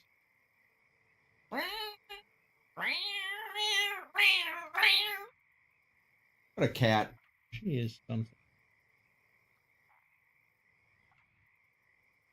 I think we will level up. Well, the 1100 we got from the ogre, and the 2,000 that I gave out for that magic item. It's gonna be very close. Oh, 2,000, yes, we got it. But otherwise, I mean, if you're just doing gold as XP strictly, that was worth like nothing, that dungeon. I know. 5,194 divided by 3 is 1,731. That is a level. 31, 2978. Puts us at 4,709. Out of 6K? Out of 4K. No, now it's out of 6K. Now it's out of 8K. What? You thought it was just 2,000 XP every time? No, probably not. But that's going to mean the money's going to get bonkers. It does eventually get bonkers. So do we get 7 grand experience if we convince the Lord to give it to us and we renew it and then sell it? We get 7K and then we get 7K experience? I don't know. Actually, it almost certainly does have rules for that. Now that you say that. I was going to say, like, okay, we skip our campaign and we're just rebuilding a temple now. Characters that undertake campaign activities can earn XP from the income or income equivalent of their activities. Produced each month by the character's monthly XP threshold. Experience from construction. Character receives 1 XP per 2 gold spent constructing a stronghold used to secure a domain. Oh my god. Yeah. And technically, if you built that temple as a temple to Bahamut, that could be your your stronghold. Yeah. But that requires far more money than we have right now, so yeah. And it's tricky to get that from selling stuff in a market like this. So really, we got to keep finding money. Correct. It's out there. Okay. Do we get on level up? You get +1 to your. You said you don't get +1 to your stats. You do get +1 to 1 stat, yes. Cap of 16? Cap of 16. Choices to make.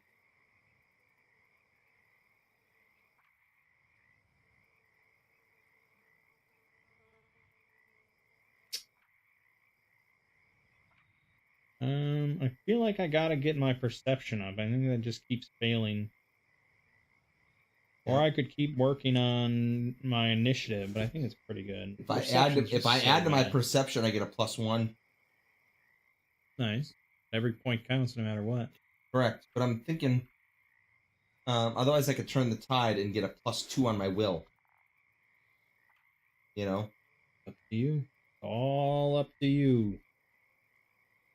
I'm gonna go with my willpower. I'm gonna try to sell this snake corpse now. And I think Hesta is gonna go with what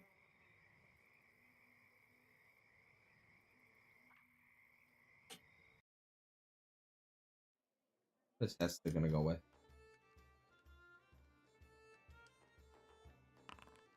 Hey, we got full price for that cave snake corpse. Holy shit! $125. Nice. I mean, Hesta could go with Han.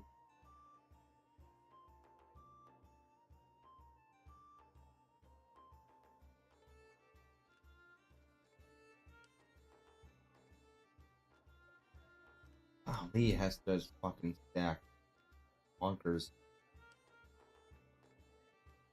Initiative is based off of Dex and Intelligence, right?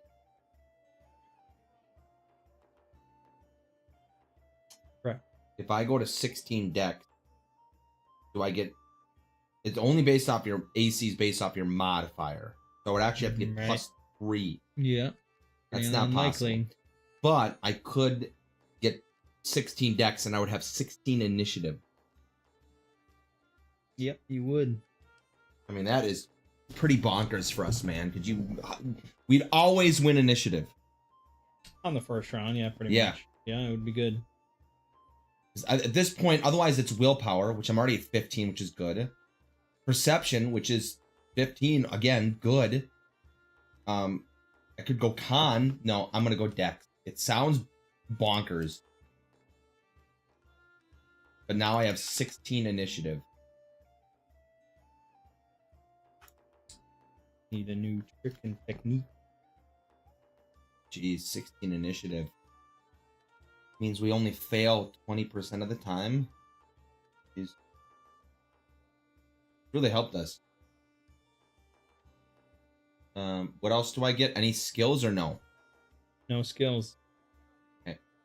I can just look at my paladin one. Heck, okay. Level 3, I get +2 AB, so that doesn't change, and a unique feature.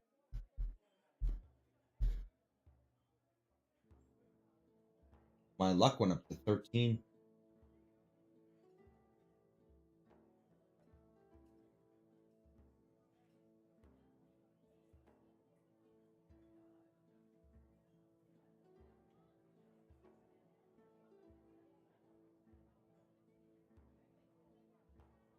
Oh, I have to decide what to do with my unique feature.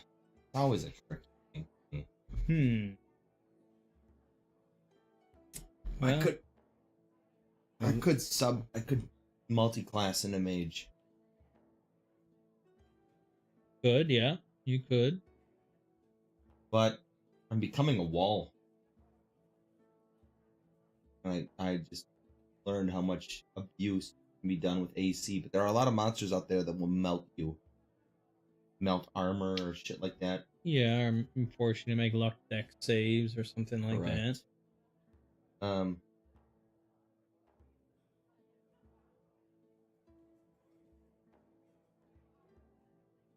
also do get a new blessing. I think. What should I add for my blessing? See here. Let's see here.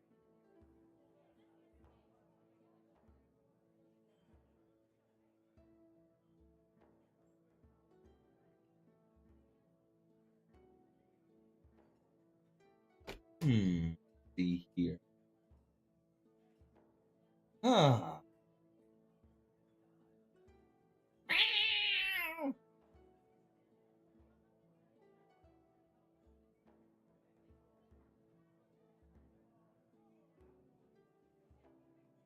I'm leaning towards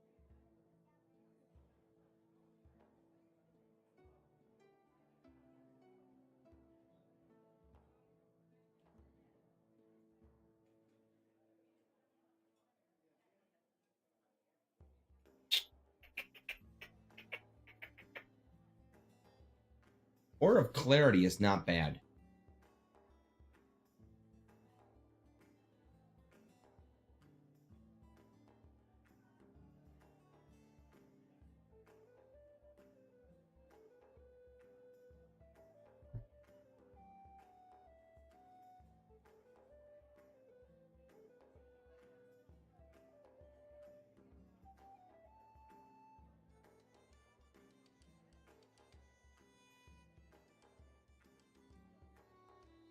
I'm actually gonna stop. I'm actually not gonna do that.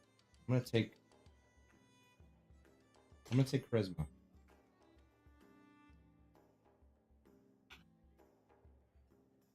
Charisma.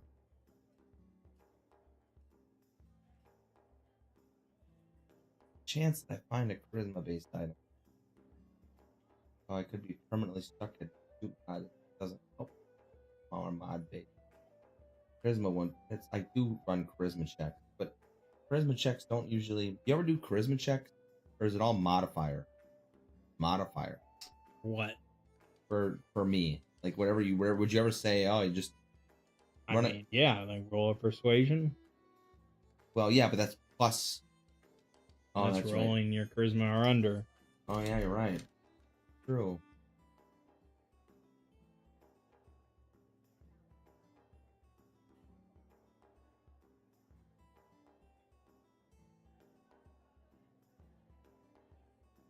But willpower would give me an extra defense against mind attacks. Just as important.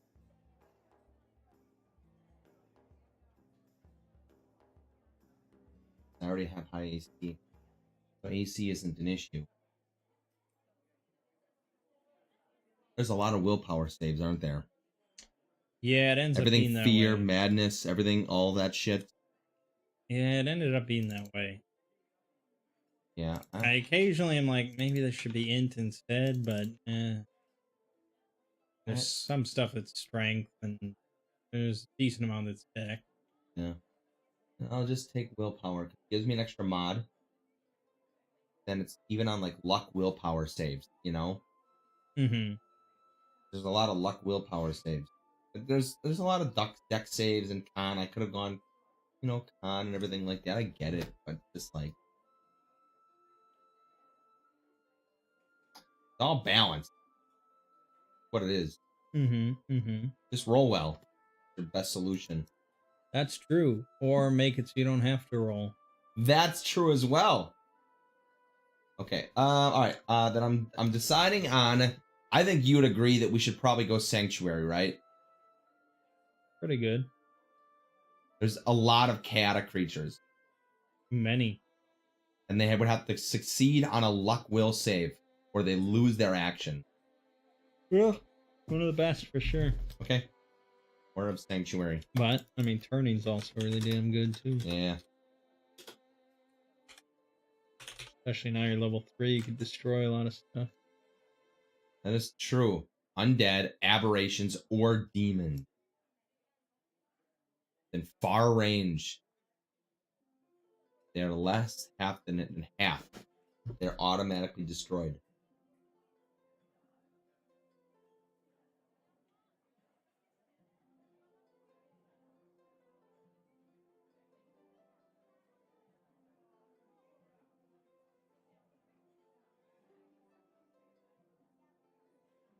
That is crazy. So it's all of them. Everyone within far range. Yeah. Well, because it says it's 1d8 plus your level. Okay. 1d8 plus level. Which is a lot. I nerfed Cleric to 1d4 plus your level, but that's because they get it as a separate ability, whereas you have to use one of your blessings on it. Okay, so you boosted it a little bit. Well, sure. I could get a run, yeah, I could get a 1 plus 3, okay, then I get 4, but I could get an 8 and 12. Jeez. I could just destroy, straight up destroy half of them. I feel like we'd run into more chaotic creatures than we would run into undead. Because aren't undead considered chaotic creatures too? I'm pretty sure, yeah. Aberrations are chaotic. Demons are chaotic. So yeah. Chaotic creatures are most everything. Like fucking everything. Well, that's because when I probably wrote that, I was thinking of like modern D&D, where you can have like lawful evil, neutral evil, yeah, chaotic good, or you know, like. Oh yeah, okay, that makes sense. Yeah. In old school, there's only lawful, neutral, chaotic. Okay. So it does end up being very 33% of the creatures in the game. Yeah. Assuming. Yeah. Pretty good. Whereas an undead is aberration and demons. There's a lot of like, it's not gonna affect goblins. It's not gonna affect hobgoblins. It's not gonna affect slugs. It's not gonna affect turning. Turning. Oh yeah. It's not gonna affect rocks or rhinoceros or raptors. No, but there's a lot of undead. But we fought zombies in this mod. You're right. I mean, 1d8 plus level is pretty bonkers. So I would agree with that. I'm gonna take Sanctuary this one.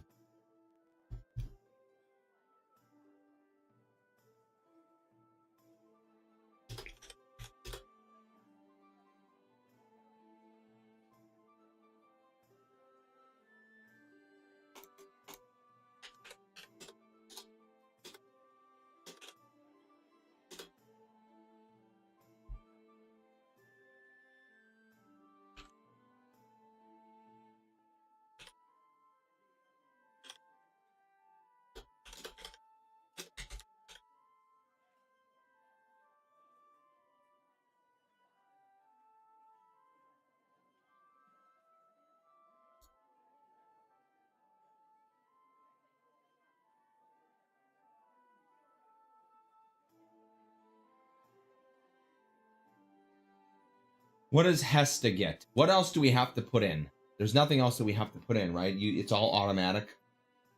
Pretty much. Yeah. Okay, that was it. What did I have to do for Hesta?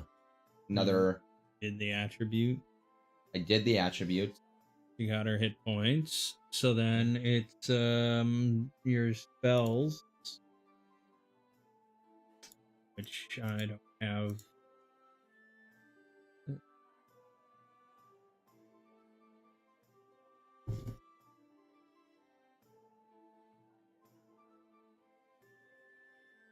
Level 3, so you get one tier 2 slot.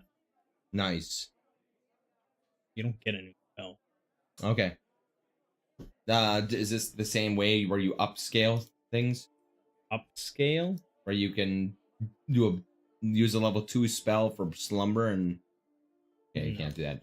So then what does I have to find something to learn, right? Right. Okay.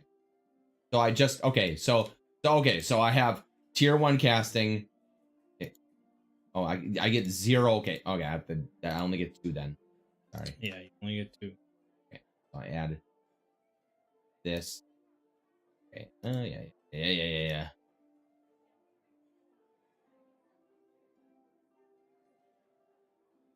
Would have been faster to just type it. No, I'm lazy. Hmm.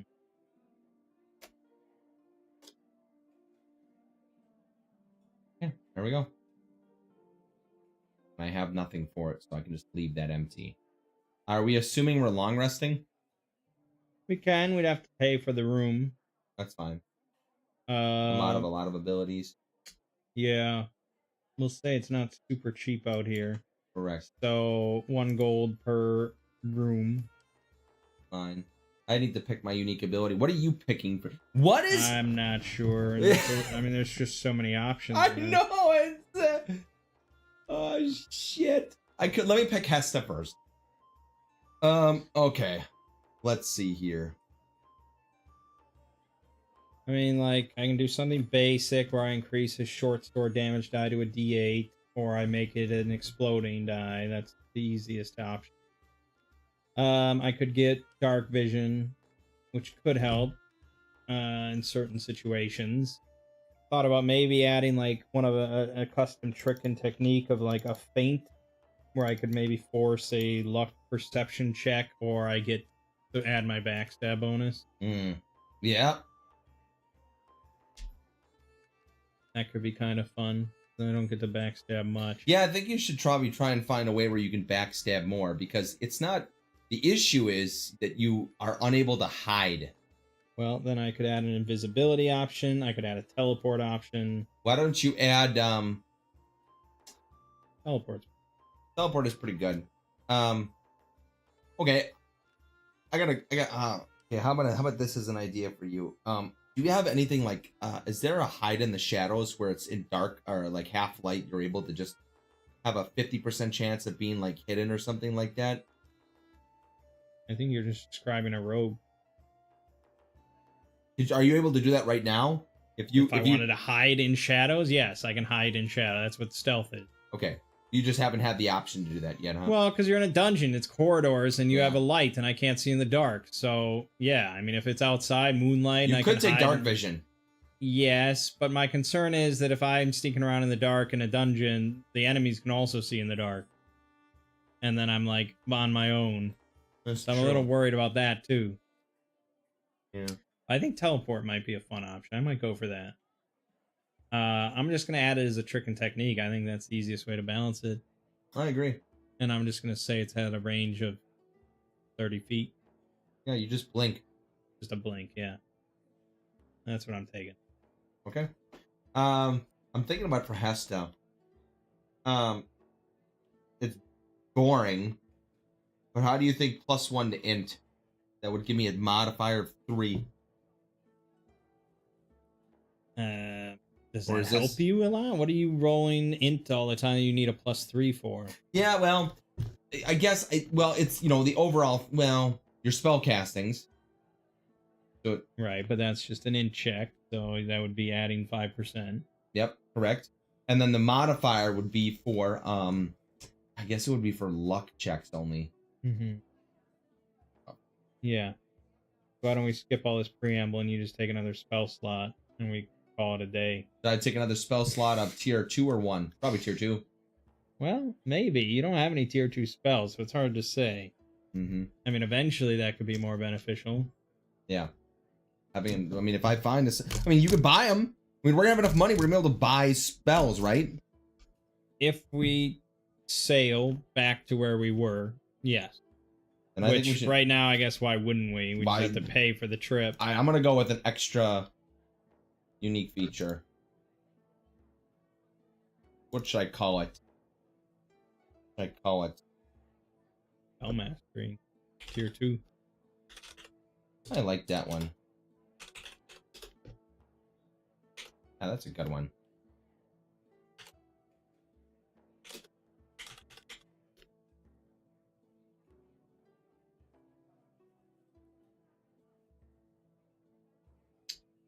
And then that just leaves Aura.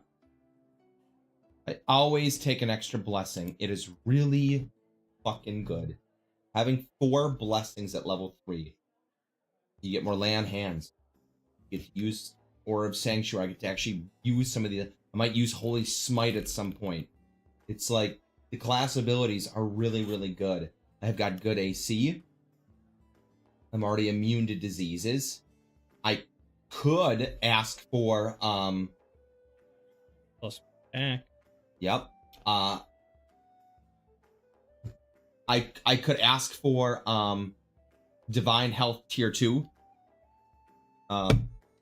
50% bonus to resisting conditions.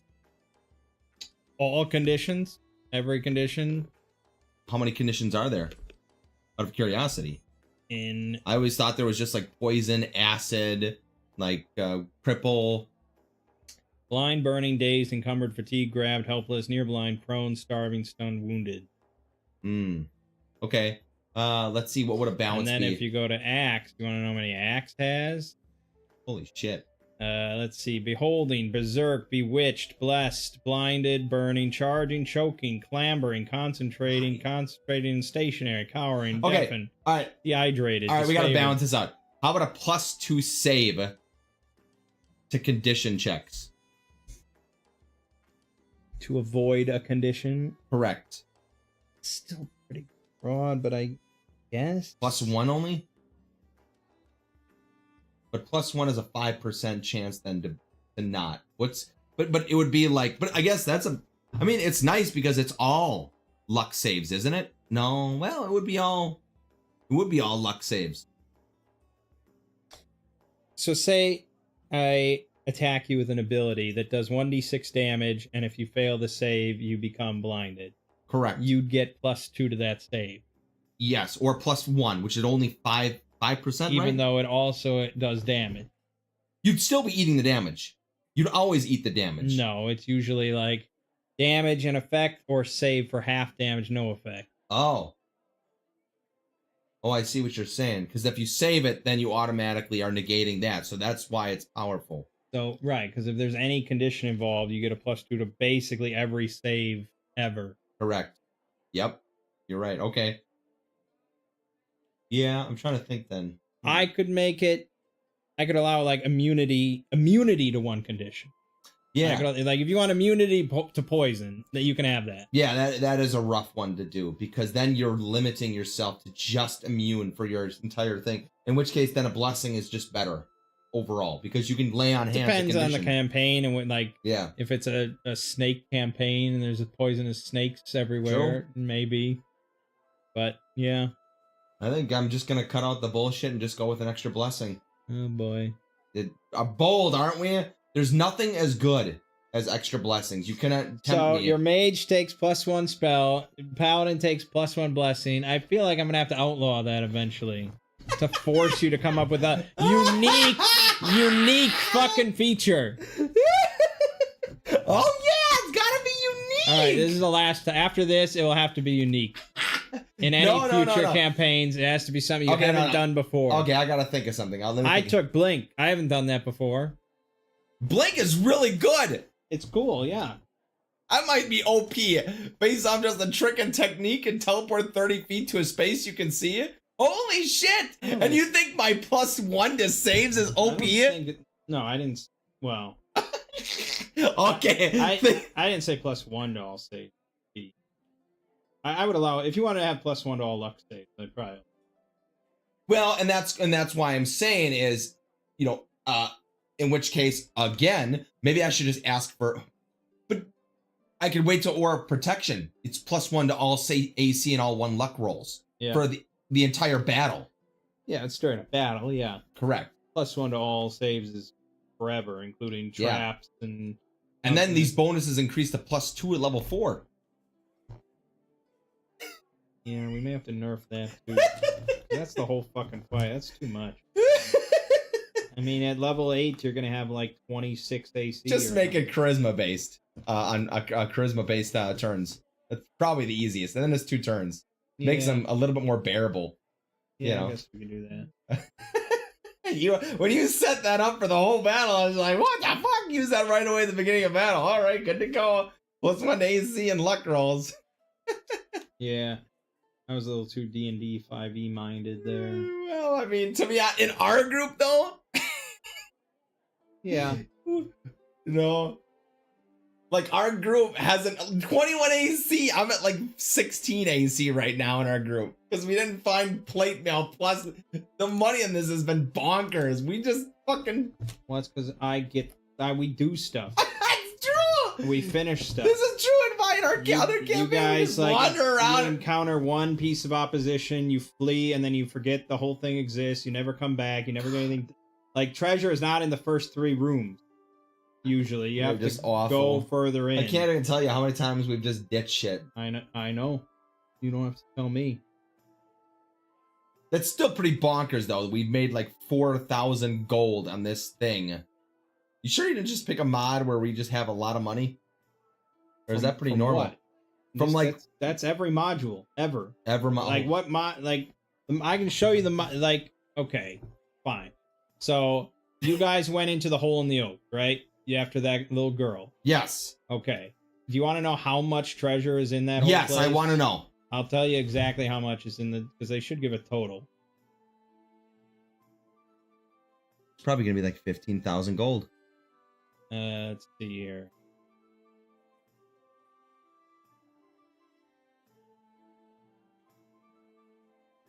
This one. Oh, maybe it's at the end. Maybe not.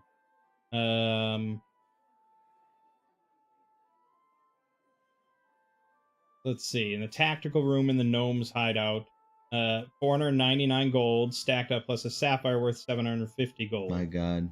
You know, that's one room there. Here's citrine worth 50. Blah, blah, blah. Just scrolling through.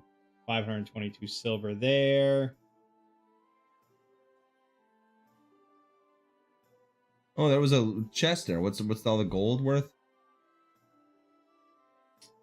So 800 gold bowl. 42 electrum discs worth 5 gold each.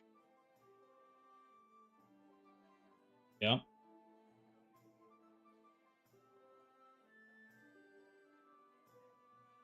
Just one they have a big total, but maybe I'm thinking of the other one. Silver sword worth 750 gold. Which we missed. Yep. The Azure serpent blade. Oh, here's a gold ruby snake necklace, 2,500 gold. Yep. Well, you're right. We missed out on a lot. Do we just actively miss stuff? Like, are we just like the worst players? We just miss everything? Well, like that you heard about the sword and the pillar or whatever. So you just sat there and picked away at the first pillar you come across. But then you guys ended up just walking past the other pillars, including the one that had it in it. Yep. You know, stuff like that. Yeah. You give up on everything. Well, they were worried that we were wasting time. That, you know, the girl's gonna get killed. But then you never went back. Correct, because we had to pour it out. But then you never went back. We could still go back, but I'm just saying, like, you're right. We never went back. 324 gold and a ruby worth 800 and a +1 magic dagger. There's a lot of 892 gold, 1,000 silver, silver bracelet worth 400 gold. Yeah, you're right. There's a lot of money. A lot of fucking gold. 150 gold to a collector. 50 gold, blah, blah, blah. Yeah, I mean, there's treasure anywhere there's danger, there's going to be treasure. You just got to get done. You get done with the dungeon. 487 gold plus a ring worth 400 gold. Yeah. Pretty close then. Okay, you're right.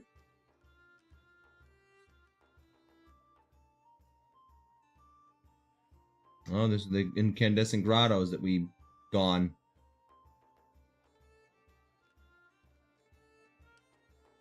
Yeah, oh, here, try this. There it is. 6,000 Total treasure of 16,000.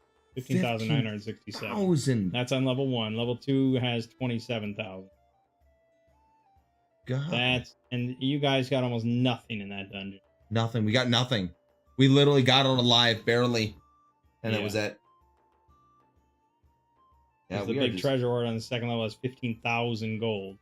Man. That was the dragon's hoard that you guys just were like, no, we're not touching that, and then you just left. 15,000 gold there. Wow. And then elsewhere, 3,000 gold, 2 bracelets worth 500 gold each, and an amulet worth 1,500 gold.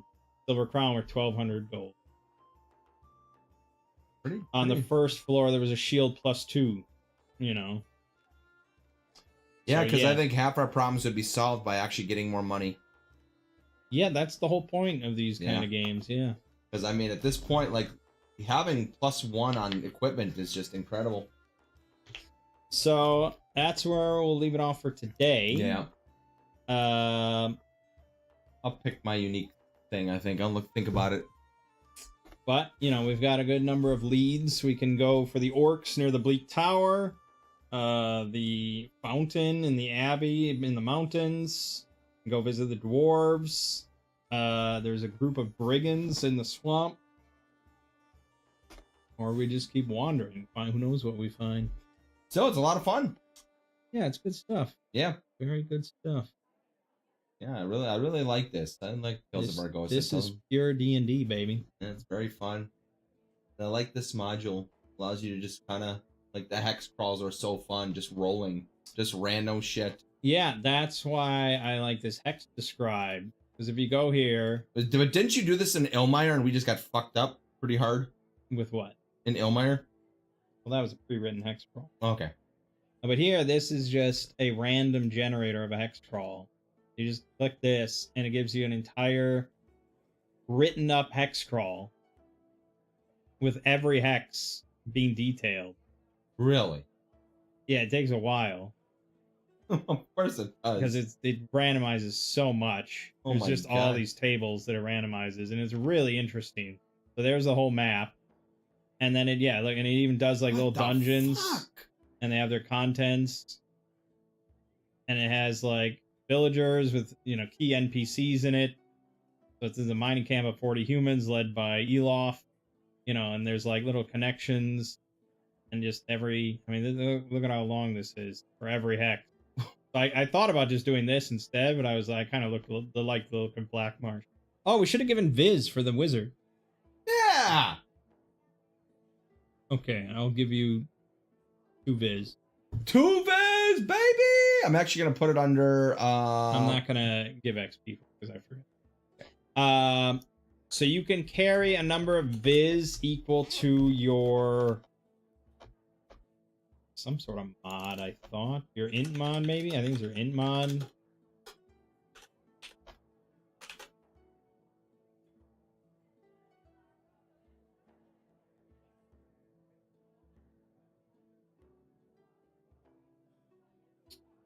So it lasts only until the next sunrise unless it's contained in an arcane coffer, but a magic user or cleric cannot use their knowledge of magic to maintain a cache of Viz equal to half of their level, rounded down, plus your int bonus or wisdom bonus for cleric. Wow. So you could handle 3. Okay. Without an arcane coffer. Good to know. How would you feel about my my ability? Is I add a new blessing spell called AoE taunt. Charisma rounds. Just forces enemies to attack you. No save, just force. It would have to be. Why wouldn't we make it luck will save? Okay. So they attack you for 2 rounds. Luck will saves each round. I mean, it's sort of worse than Sanctuary, but it could impact non-chaotic. Correct. This basically just everyone has to luck will save, or they force to attack you. Sanctuary is pretty useless against most correct creep animals and correct. stuff. So it's like a worse Sanctuary, but it's more generalized. That way, I still have to use a blessing. It's a taunt, so it's like it counts as a blessing, which is I mean, I'd allow it if that's what you want. Okay, I'm gonna seriously think about that because I think that's what I'm gonna use. Just we'll call it Aura of Righteousness or something like that, or Aura of what would be Aura of Sacrifice. Aura of Sacrifice is a good one too. Yeah. Okay. Aura of something like that. Or of Compelling would probably be another one. I'll have to think about that. But I really like that one because then it kind of fits the thematic of, I've got high AC, and it, there might be some, like you said, there are some enemies that will go for the weakest one, and it could give them off of you or the mage and put them on me. So it's a. So I'll think about that. But okay, yeah. Well, I think we'll play this again on Wednesday. I see no reason not to, right? There you go. We're free. I'm free every single. But imagine if we had like a whole group of people, proper DM running a big juicy hex scroll. It's almost like possibilities. Man, it'd be so fun if like Mert and Ziggy and Thomas and you and I were just playing like a nice group. axe one. Yeah. And yet he wants to just play Gloomhaven. Yeah, and Ziggy wants to play Draw Steel. Draw Steel. And then we have our family that's just kind of useless. They just basically follow what I say. Yeah, well, that's what I'm trying to make you better. That was my whole ploy here. Yeah, I hear you. I hope you've been taking notes. Mental notes? Yeah, mental notes. Yeah. Yeah, oh boy. All right. Well, yeah, we will pick this up on Wednesday then. Yep. And we'll see what we get up to. I mean, we're still waiting for the shoe to drop, and we TPK, and then it's like, oh shit. Yeah, Do that's you why just- I'm kind of planning on just trying to stack defenses as much as possible, because I have a feeling there's going to be something that's going to happen where we're just going to just shit the bed rolling. You get to a point where you get a little cocky. Yep, you're gonna shit the bed rolling. Our armor's gonna melt. We're gonna have Hesta's gonna get dropped in one shot. You know, they're gonna be a fear or a slumber is gonna be used on me, and I'm just gonna be like, I can't do anything, Yeah, and then just I've had more than one solo campaign end in a TPK. yep. So I'm kind of trying to plan around everything, but you really can't just roll the dice. No, you can't. Well, roll a dice and being smart is Correct. you A can. fair fight is a fight, always lost. So it helps you here. Maybe I won't get as cocky. You can rein me in a little bit. Yeah, a little bit. I'm trying to balance this out a little bit, but you made me pretty OP. I mean, I have two. Look at these modifiers. I got 10 over here. Well, you made 2, 4, you made 6, yourself 8. OP. Well, yeah, but still, it's bonkers. You still only have 15 AC and 12 hit points, though. Yeah, that's so true. A Minotaur could You- charge you you are and so cut you down. true. You are so true. The initiative is 16, though. Yeah. Even Aura has 13 initiative. So yeah, it's Yeah, I mean, good roll. It Minotaurs helps. get, It helps your rolls. +3 damage bonus, so they Yeah. could easily charge you, crit you, dead, done. That's true. Over. Yeah. This game, since we're playing under traditional axe rules, once these guys go to 0, it's dead, right? No. It's a death saving throw, right? Yeah, we use Tales of Argosa for stuff Okay. like that. Okay. Because Axe, it's way more complicated. Yeah. For the dying rules. Axe is not insta dead at 0 either, but it's complicated to care.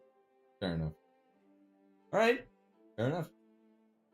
All right. Well, my name is Mang, And I'm Lego. this has been Two Brothers Play Tales of Argosa, and we'll see you fine folks next time.